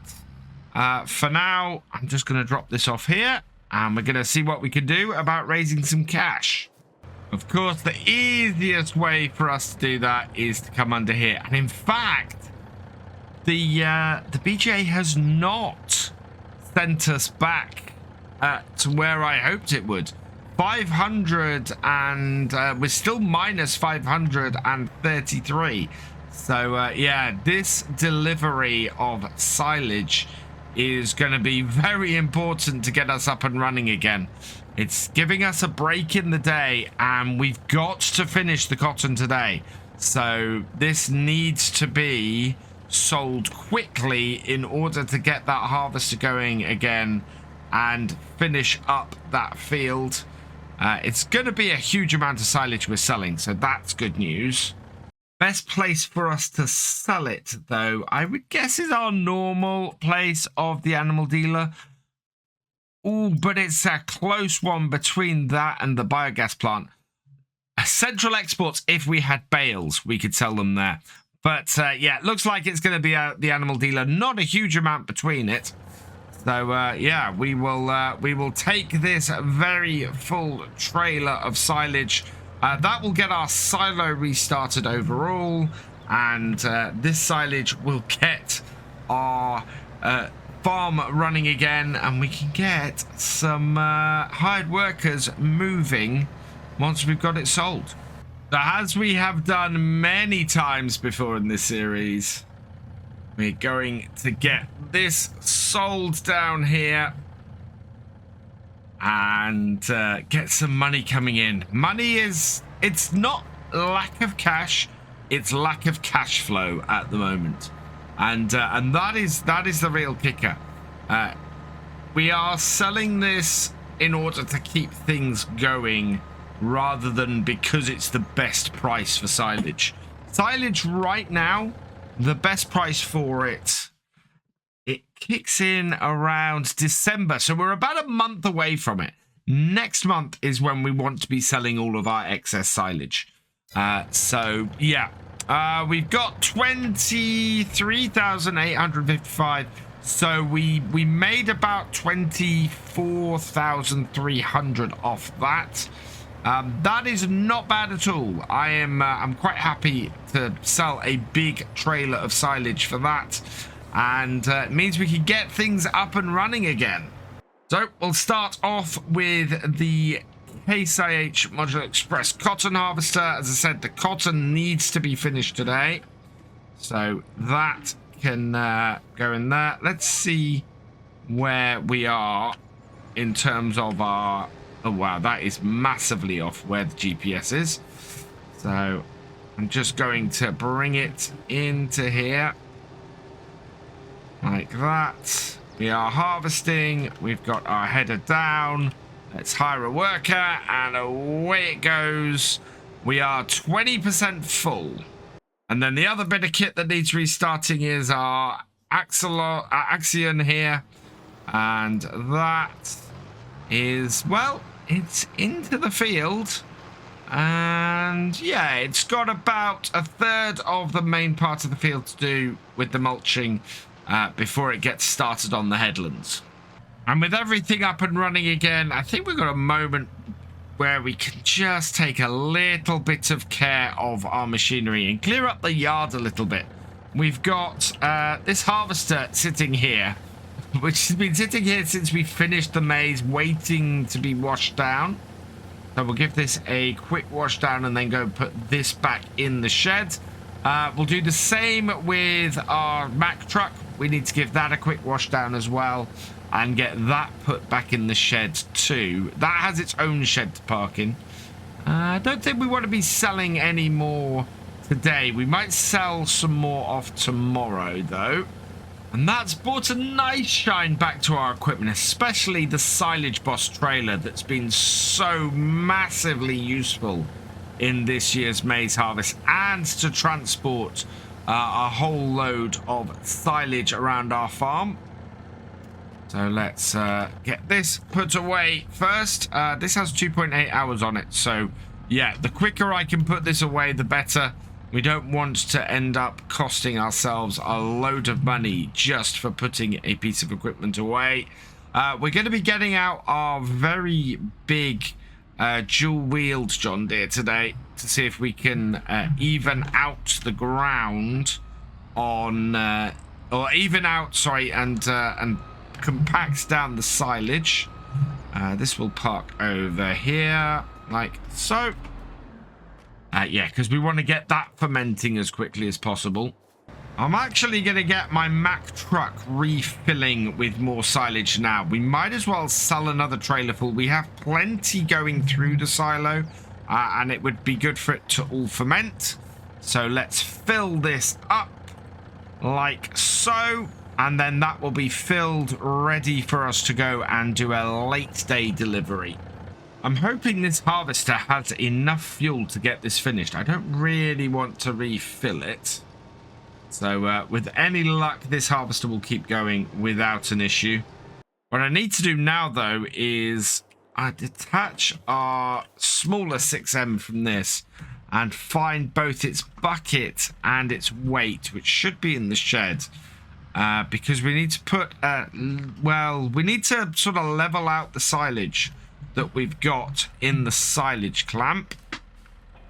Or the chaff that we've got in the silage clamp. Level that out a bit, and then we can get the big tractor over it to compact it. Before that, though, it's going to be a little bit of trouble to properly do. Back out here, get the nice heavy weight on the back. And then... Oh! Thought I was going to avoid that doorway. And immediately, you can see we've got some spilt over the edge here. So we want to get this cleared back in. And sort of try and smooth out the big bumps we got on the top. It's quite a big job to get all of this sorted. Because we're in November, the sunset is coming in a lot quicker, so things are getting dark. And I think we're going to end up being into the evening with the cotton to get it finished. Because otherwise, we're going to end up with our cotton being... going off and withering, which we don't want. We really want to get all of our cotton in this year. Now, having got this all in at the confines of our pile, what we need to start doing is leveling out. We've got a big hole in the middle here, and that kind of needs to be pushed down. So what I can do is start just running forwards with this. With my bucket slightly tipped down, it will act a bit like a silage blade and keep pushing the content forwards like that and leveling things out a bit and then filling in that hole. Now we've got a lot more chaff towards this end than the other, so it makes sense to push it really from this end forward. And this is a much bigger pile than we had in this silage clamp last year, but that's mainly because last year we ended up putting it across the 2 silage clamps. But as I said, going forward, what we'd probably do is do 1 clamp one year and then 1 clamp the next. That way you end up with not having to quickly empty a silage clamp in order to get your crops harvested each year, and instead you're able to keep working through the silage clamp and keep using these to fill up the BGA throughout the year, and then you only have to worry about emptying it really once you're covering the other one and getting ready for the next year. Now that is just about filled in that hole. What I want to do is go forwards here and grab the top off this and just fill in backwards a little bit with that. So that then evens things out a bit. And if we start coming from the other from the end that we're at and pushing in this direction with our big tractor, everything should just even out quite nicely. And just leveling this out, this has compacted a bit. I mean, we're already 20% compacted doing this, so that in itself is good news, and just means that everything is simplifying quite nicely. And look at that. I think that is a flat enough setup now that we can start rolling over this with our big tractor and getting the whole pile compacted. This is a fantastic tractor, this 9220. So big, so heavy, and has just been a real boon for us to have on the farm. I did want something possibly like one of the Trax tractors, but when it comes to jobs like this, where we need a bit of weight and a bit of width to do them, it's perfect. And it means that it has a dual use on our farm throughout the year.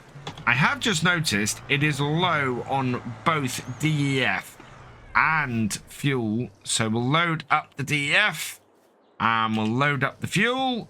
And that way, while we're doing this job, we're not suddenly going to get beeped at by our tractor telling us it's low on fuel. This is a thirsty tractor. It's yeah, it's had a good long drink, but we're all good. And now we'll get it on top of this pile and start it compacting it down. I do kind of wish that you didn't have to come into the help menu to see the compacting state. I would quite like it to be one of those things that just shows up the top left when you roll into here and start just driving on it. You know, how much is in here and how much it compacts. And then if you press F1, you get the normal extra help for the controls. Would be quite good. But it is working fairly well. As I said before, my only downside with this is when you go into reverse, it immediately goes into first gear rather than switching into a into an equivalent gear from the other direction. Look at that, already down to 23%. And the nice thing about this, because it's a mid-steer tractor, it's not got front steering wheels. If you get stuck like I did just then, you turn the tractor, and because the whole body moves, it finds it easy to get out of it. Our cotton harvester has finished its task. We are 36% of the way through this. I think we need to get the bucket and just even this out a little bit more. It is quite a long old task, though, getting this done.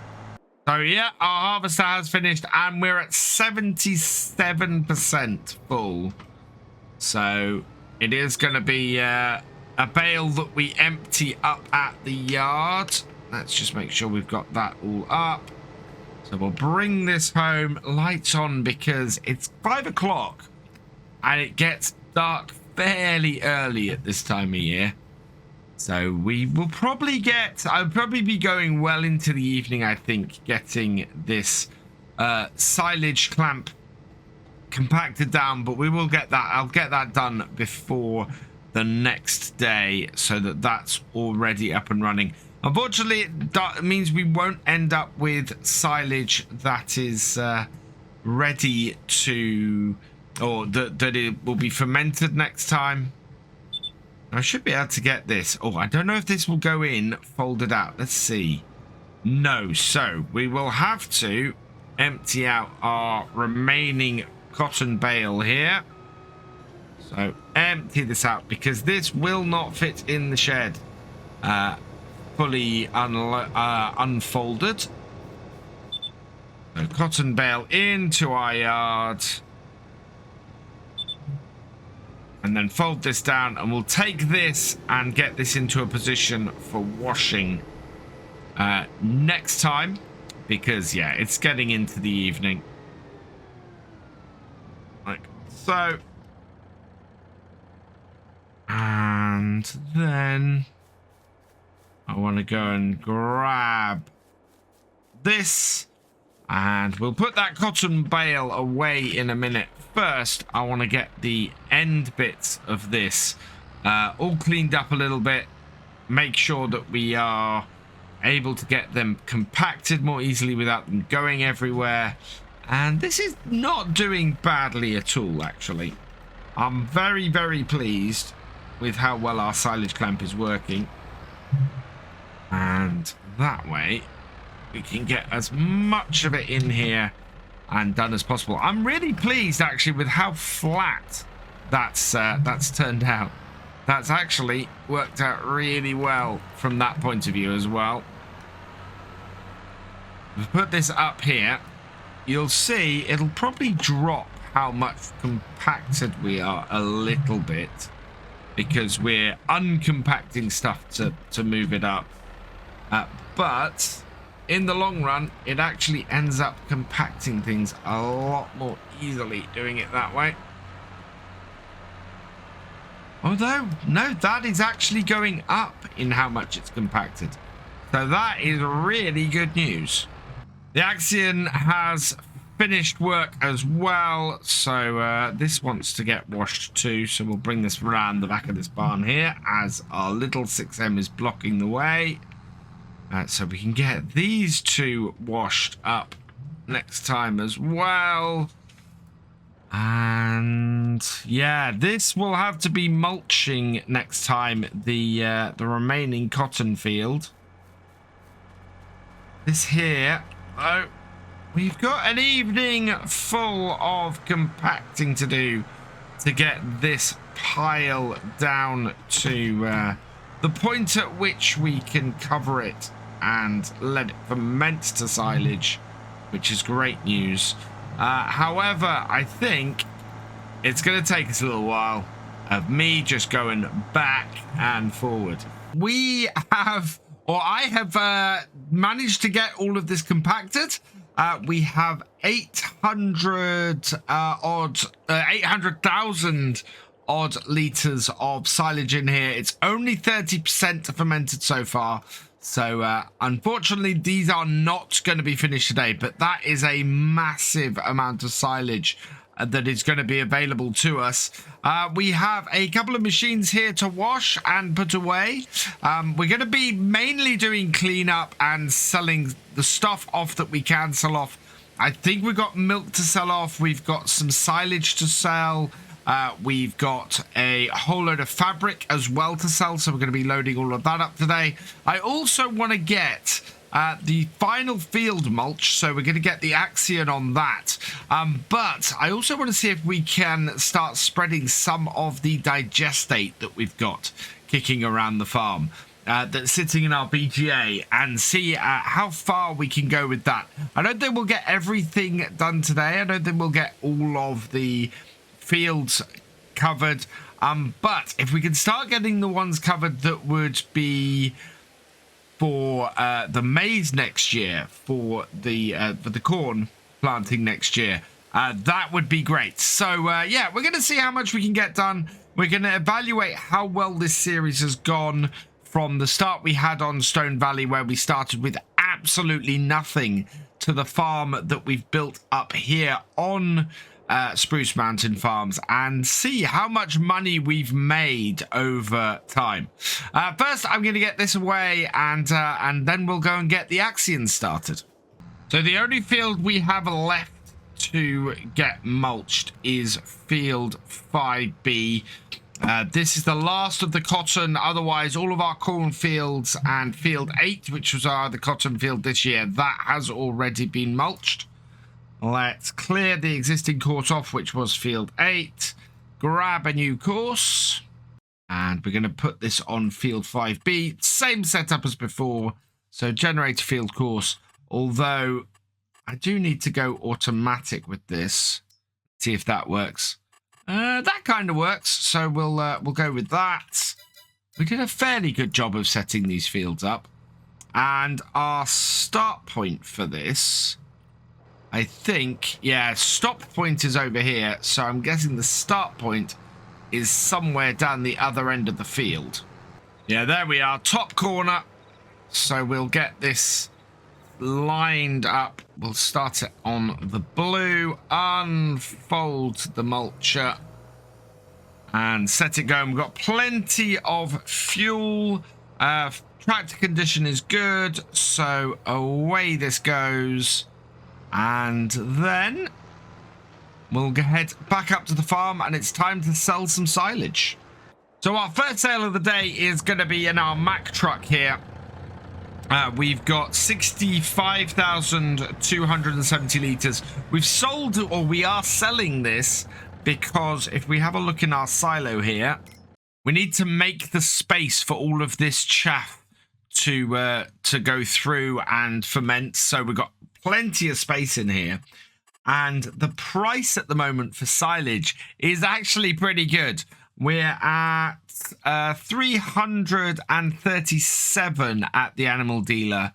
It's a pity we can't sell at Central Exports, but as I said many times before, this is bales only. So yeah, we'll go down to the animal dealer. We'll probably do a couple of trips in this today, and make enough space in our silo to allow the remaining chaff to ferment.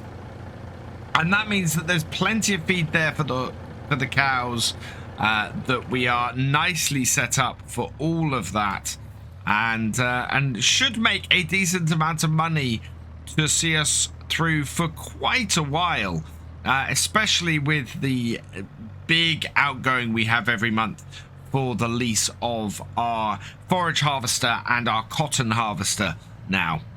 So up to Larson's local livestock, and we'll get this trailer backed into the sell point.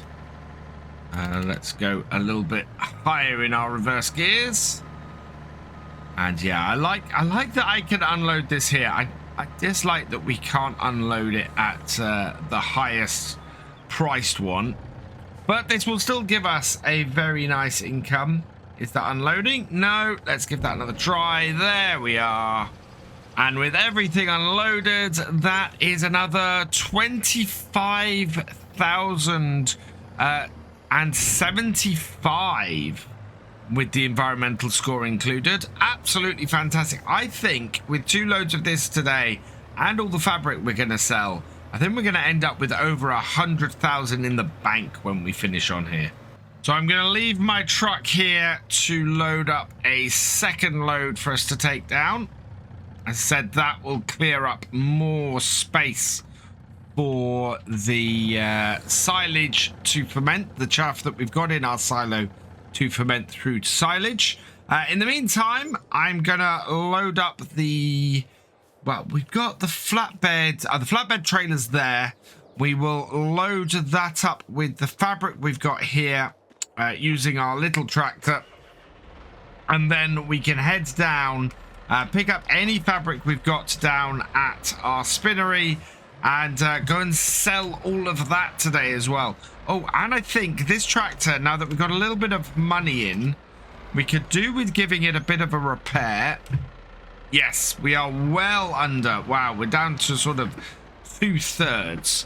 So first things first, let's get this repaired and maybe washed, because look at all the grass on that, and all the silage on that. That's all chaff actually from doing the silo. So the silage clamp. Let's just give this a quick repair. So 3,400. Yep, not too bad. We can afford that today, thankfully. And then if we just back this out and round the corner a bit, we can get this over here and give this a wash down.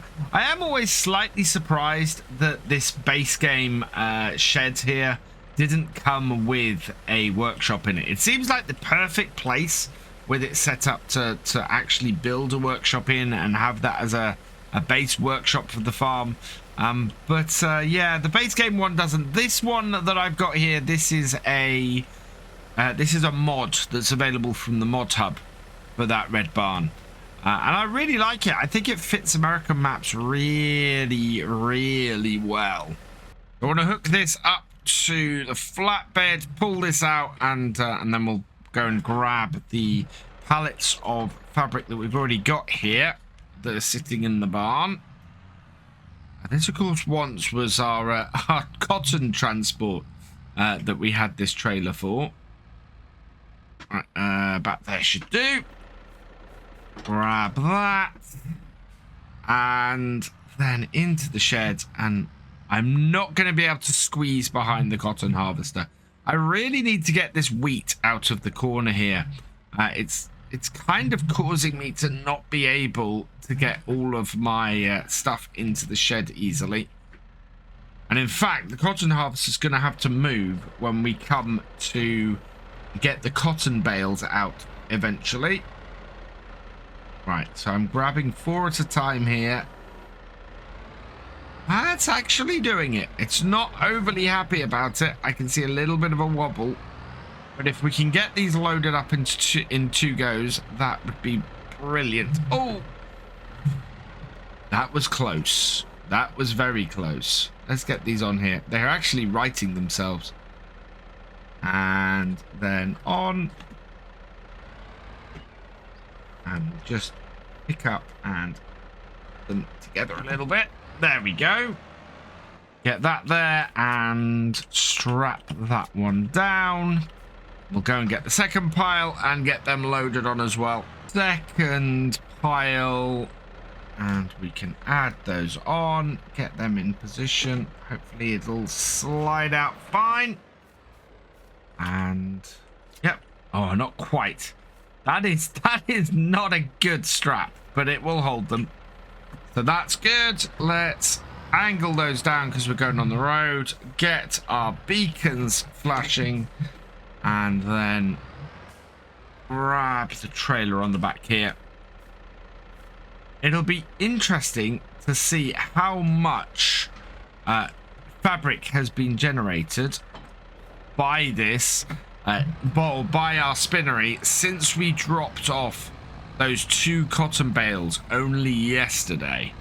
And we bring the trailer down here. Can I unattach it? Or detach it, I should say. Here in a place I can easily load up. That would be good. Don't want to detach the weight. I want to detach the trailer. So how much do we actually have in our spinnery at the moment? Pop round to the front door and have a look.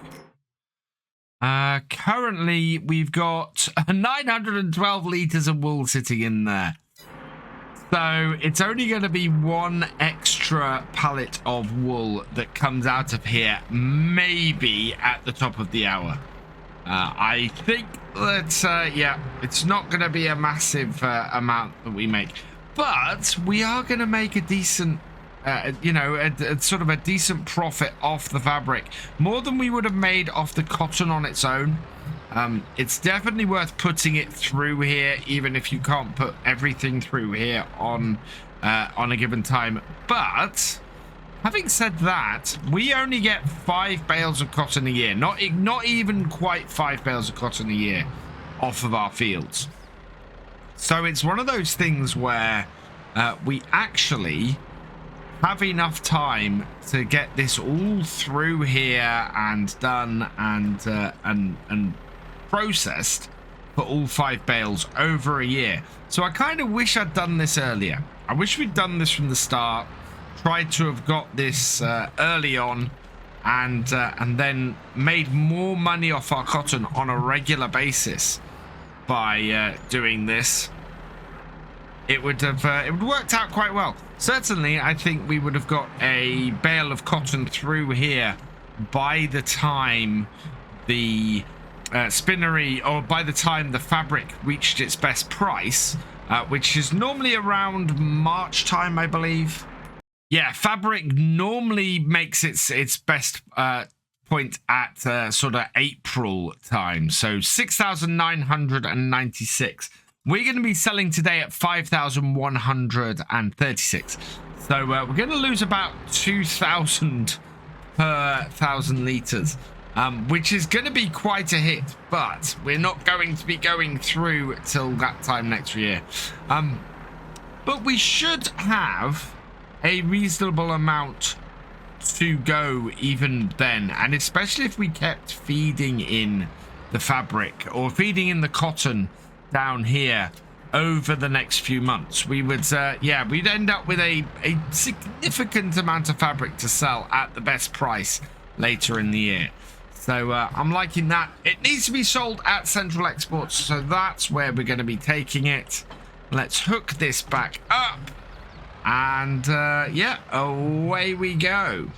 So we've got 12,000 litres of fabric here down to Central Exports. And I think I can just pull them over the sell point here. Will they start? Yep, there we go. Unloading the fabric. 60,000 is what I'm expecting from this. And yes, 61,415. Plus 8,424. That actually is almost 70,000 off this. That is exceptional. And actually, I think we might do something else today. that I've been talking about us needing to do for a while. And that is to finally replace our aging 6M with something new. So it is going to be bye-bye to this. 70 hours we've got off this tractor. And it has been with us since Stone Valley. So yeah, this 6M has been here for a while. We should be able to get a fair amount of money for it if we repair and repaint. So repair it, yes. And repaint it, yes. And 32,000 one's doing that. So let's sell our 6M. And we got 132,000. And it just so happens that we're in luck today. As in the sales, we've got this. We've got a Case Maxim. That we can send up to 175 horsepower. We can put some Michelin tires on it. Wheel setup standard for what we're going to be doing today. No front loader attacher. We do want both the GPS and the Isaria compact on it, though, because those two would be needed over time.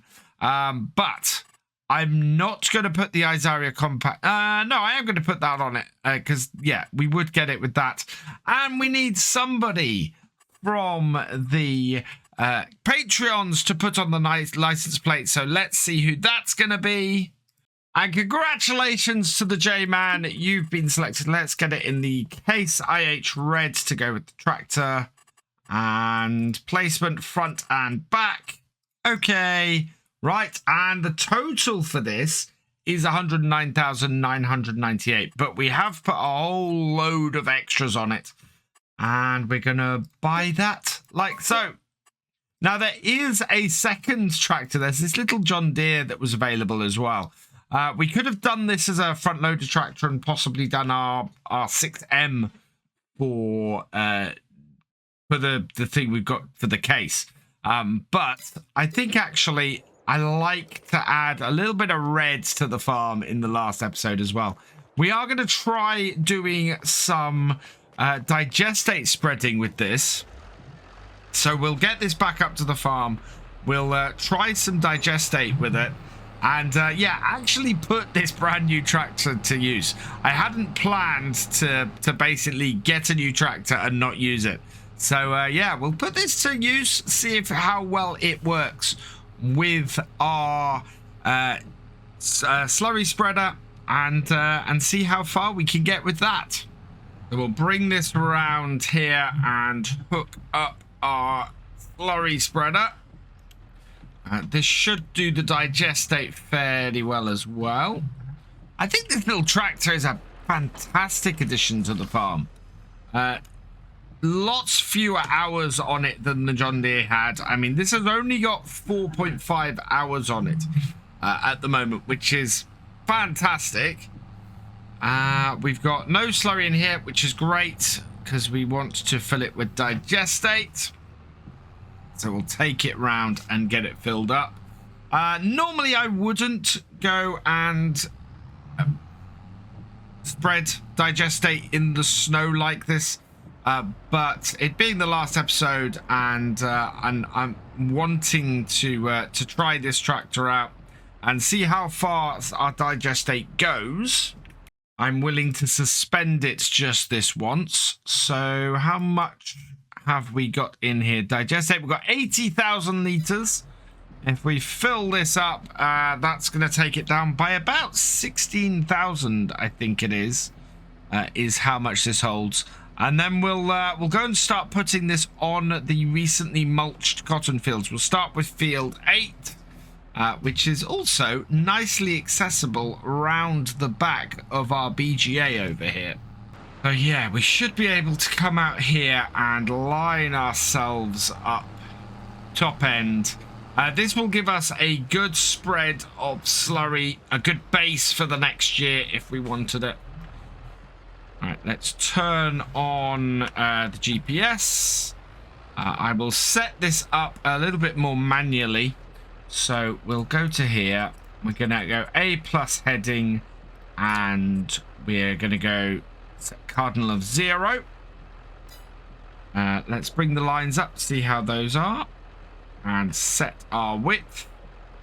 We'll move forward a little bit, and then we can move the lines across into there, and already we're doing some really awesome work on here. And look at that, flurry straight out, and a really good base for next year's crop. Coming up to the end of the first row, we've used about 30%. That's not bad at all, to be honest. Pretty good. We're going to, I'm going to leave a strip down this end, and probably down the other end, actually, on the headlands, because it's, otherwise I get tangled up in all of the shrubs and everything at the end. I don't think I need to go too far back, though, with this. Let's see, turn it on. Oh, no, I do. So, need to go back to about here-ish, I think. Turn that on. Yeah, that's pretty good. I'm happy with that. About 4 2/3 rows, maybe 4 3/4 rows. Oh, wow, we might even get 4 full rows. Sorry, 3 3/4 rows. But yeah, this is verging on 4 rows. Fantastic. So that is nice and easy, and is working well. The digestate is going fairly far, and we'll give a good coverage on that. As a test run, I'm really happy with that. That has gone brilliantly well, and we should have plenty of digestate coming out of here in order to cover as many fields as possible. The initial ones we need to cover are field 8 and field 5B, because those are going to have, those would be having the maize in next year. We'll fill that up there. But we need another job that we need to get done today before we finish. And that is that we finally need to see if we can clear off this wheat that we've got sitting in the floor. Using the little 6M for this. Still calling it the little 6M, even though it's our only 6M now. Right, and unfold this. There we go. Turn it off, because we don't want that turned on. Hook it up with any luck. Will it hook to there, or do I need to drop my weight off? Yeah, I need to drop the weight off, so we'll do that. We can do that just here. And drop it down. There we go. We've still got that silage as well. Whether we sell that or not, I don't think matters much anymore. We've got it out to the silo. We've made space. And that really is what counts more than anything. Gives us space for that silage to actually ferment. And as you can see, this is, despite the fact that this is where I want to finish up, we still have very much a working in progress farm on here. So I think what I'm going to do, and I know I've made this promise before, but I'm recording this on Monday, and I've got an entire week to get it set up, is I think I will make this setup as it is now available for you guys to download. So, if you want to download it, I will try and put it either in the description or in a pinned comment below, and see if you guys want to continue this farm from where it is. Let's start this up. I will try and put up a list as well. That will pick all of that up. Perfect. Right, we just need to go and get the other one. Right, in with the larger conveyor. And again, we'll get it in roughly the right area. Disconnect it and then move it into position, because otherwise our tractor is in the way. And this is not going to need to have a very long bit on here. So can I pull that in? I can lift it up and down. There we go. Pull that in as we bring this forwards, because we just need to get the trailer in here. And I think that will all, yeah, that is all got onto there already. ready for us to just park the trailer underneath and load it up. And in fact, what I think I'll do is we'll get this 6M out of the way, and then I'll get the new case and we'll hook that up to the trailer for this job. Been a while since we've used this Red Rock trailer. It's kind of been superseded and isn't a whole lot of use now that we've got the bulk transport for the for our silage. Our truck and trailer for that really have overtaken the need for having that. But it's going to be useful for this. And this is kind of why we've had it kicking around. Because this job here has needed doing for a while. We'll open this door to the shed. We'll then back this in. And unload the last of the wheat into here. I don't think this is going to be many litres at all. Wow, 3,500 litres. That is more than I expected. Now, wheat should be good to sell at the moment. And it looks like Feed and Grain South. Yeah, Feed and Grain South is where it wants to be. So we'll mark that. In fact, I know where that is. That is off to... actually, not quite where I expected. That is... I see this flashing. Yes, right at the bottom by field 15. So we'll go and do that down there. And our Axion is finished as well. I think this has been fairly successful today. Just this little bit to sell. Down to Feed and Grain South, and we can tip this just in here. The first time we've come at this really from this angle. We did a load of contracting work a while ago and came into here. This came in for the other way. That is 2,000. Yeah, 2,600 roughly off that, which is brilliant. So let's get this back to the farm because our Axion is finished as well. And it's time to take stock of where we are or how we've done on this series. It gets very dark very quickly at this time of year, and especially under the snow clouds like this. I need to park this up. Will this go in that little end shed? No, it won't. So we'll park this up over here somewhere. Normally the mulcher goes in this shed here, but I'm going to park this into here and get this out of the way. We'll then go get the Axion and the mulcher back and park those up too. But yeah, how we're out of storage space on here, even though we've added a whole load, I don't quite know. We could do with a little more space. One thing we didn't do today is we have a pile of milk we could have sold as well. So that would have brought us in more money as well. And with the Axion into the shed, that is all of our tractors back and away. Let's put this closed. I want to close this up as well. This too. There we go. And we'll turn this off. And we'll have a look at where we are because I'm quite pleased. So our land that we own, that totals, we've got 116,000 for the main piece there. Another 84,000 there. So that is 200,000 for all of our land. And then when we take a look at the huge array of equipment we've got two smaller tractors that are worth about 100,000 between them. In fact, that's a little bit under 100,000 each between them there.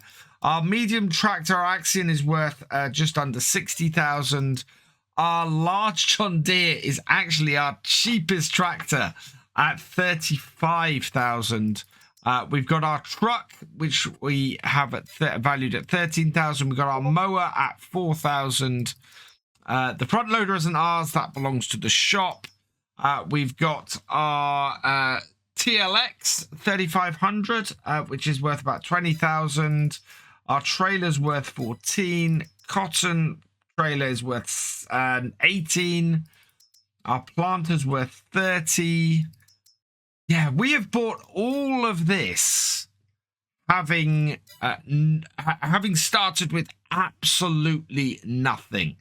Now, I do want to return a couple of things before we finish.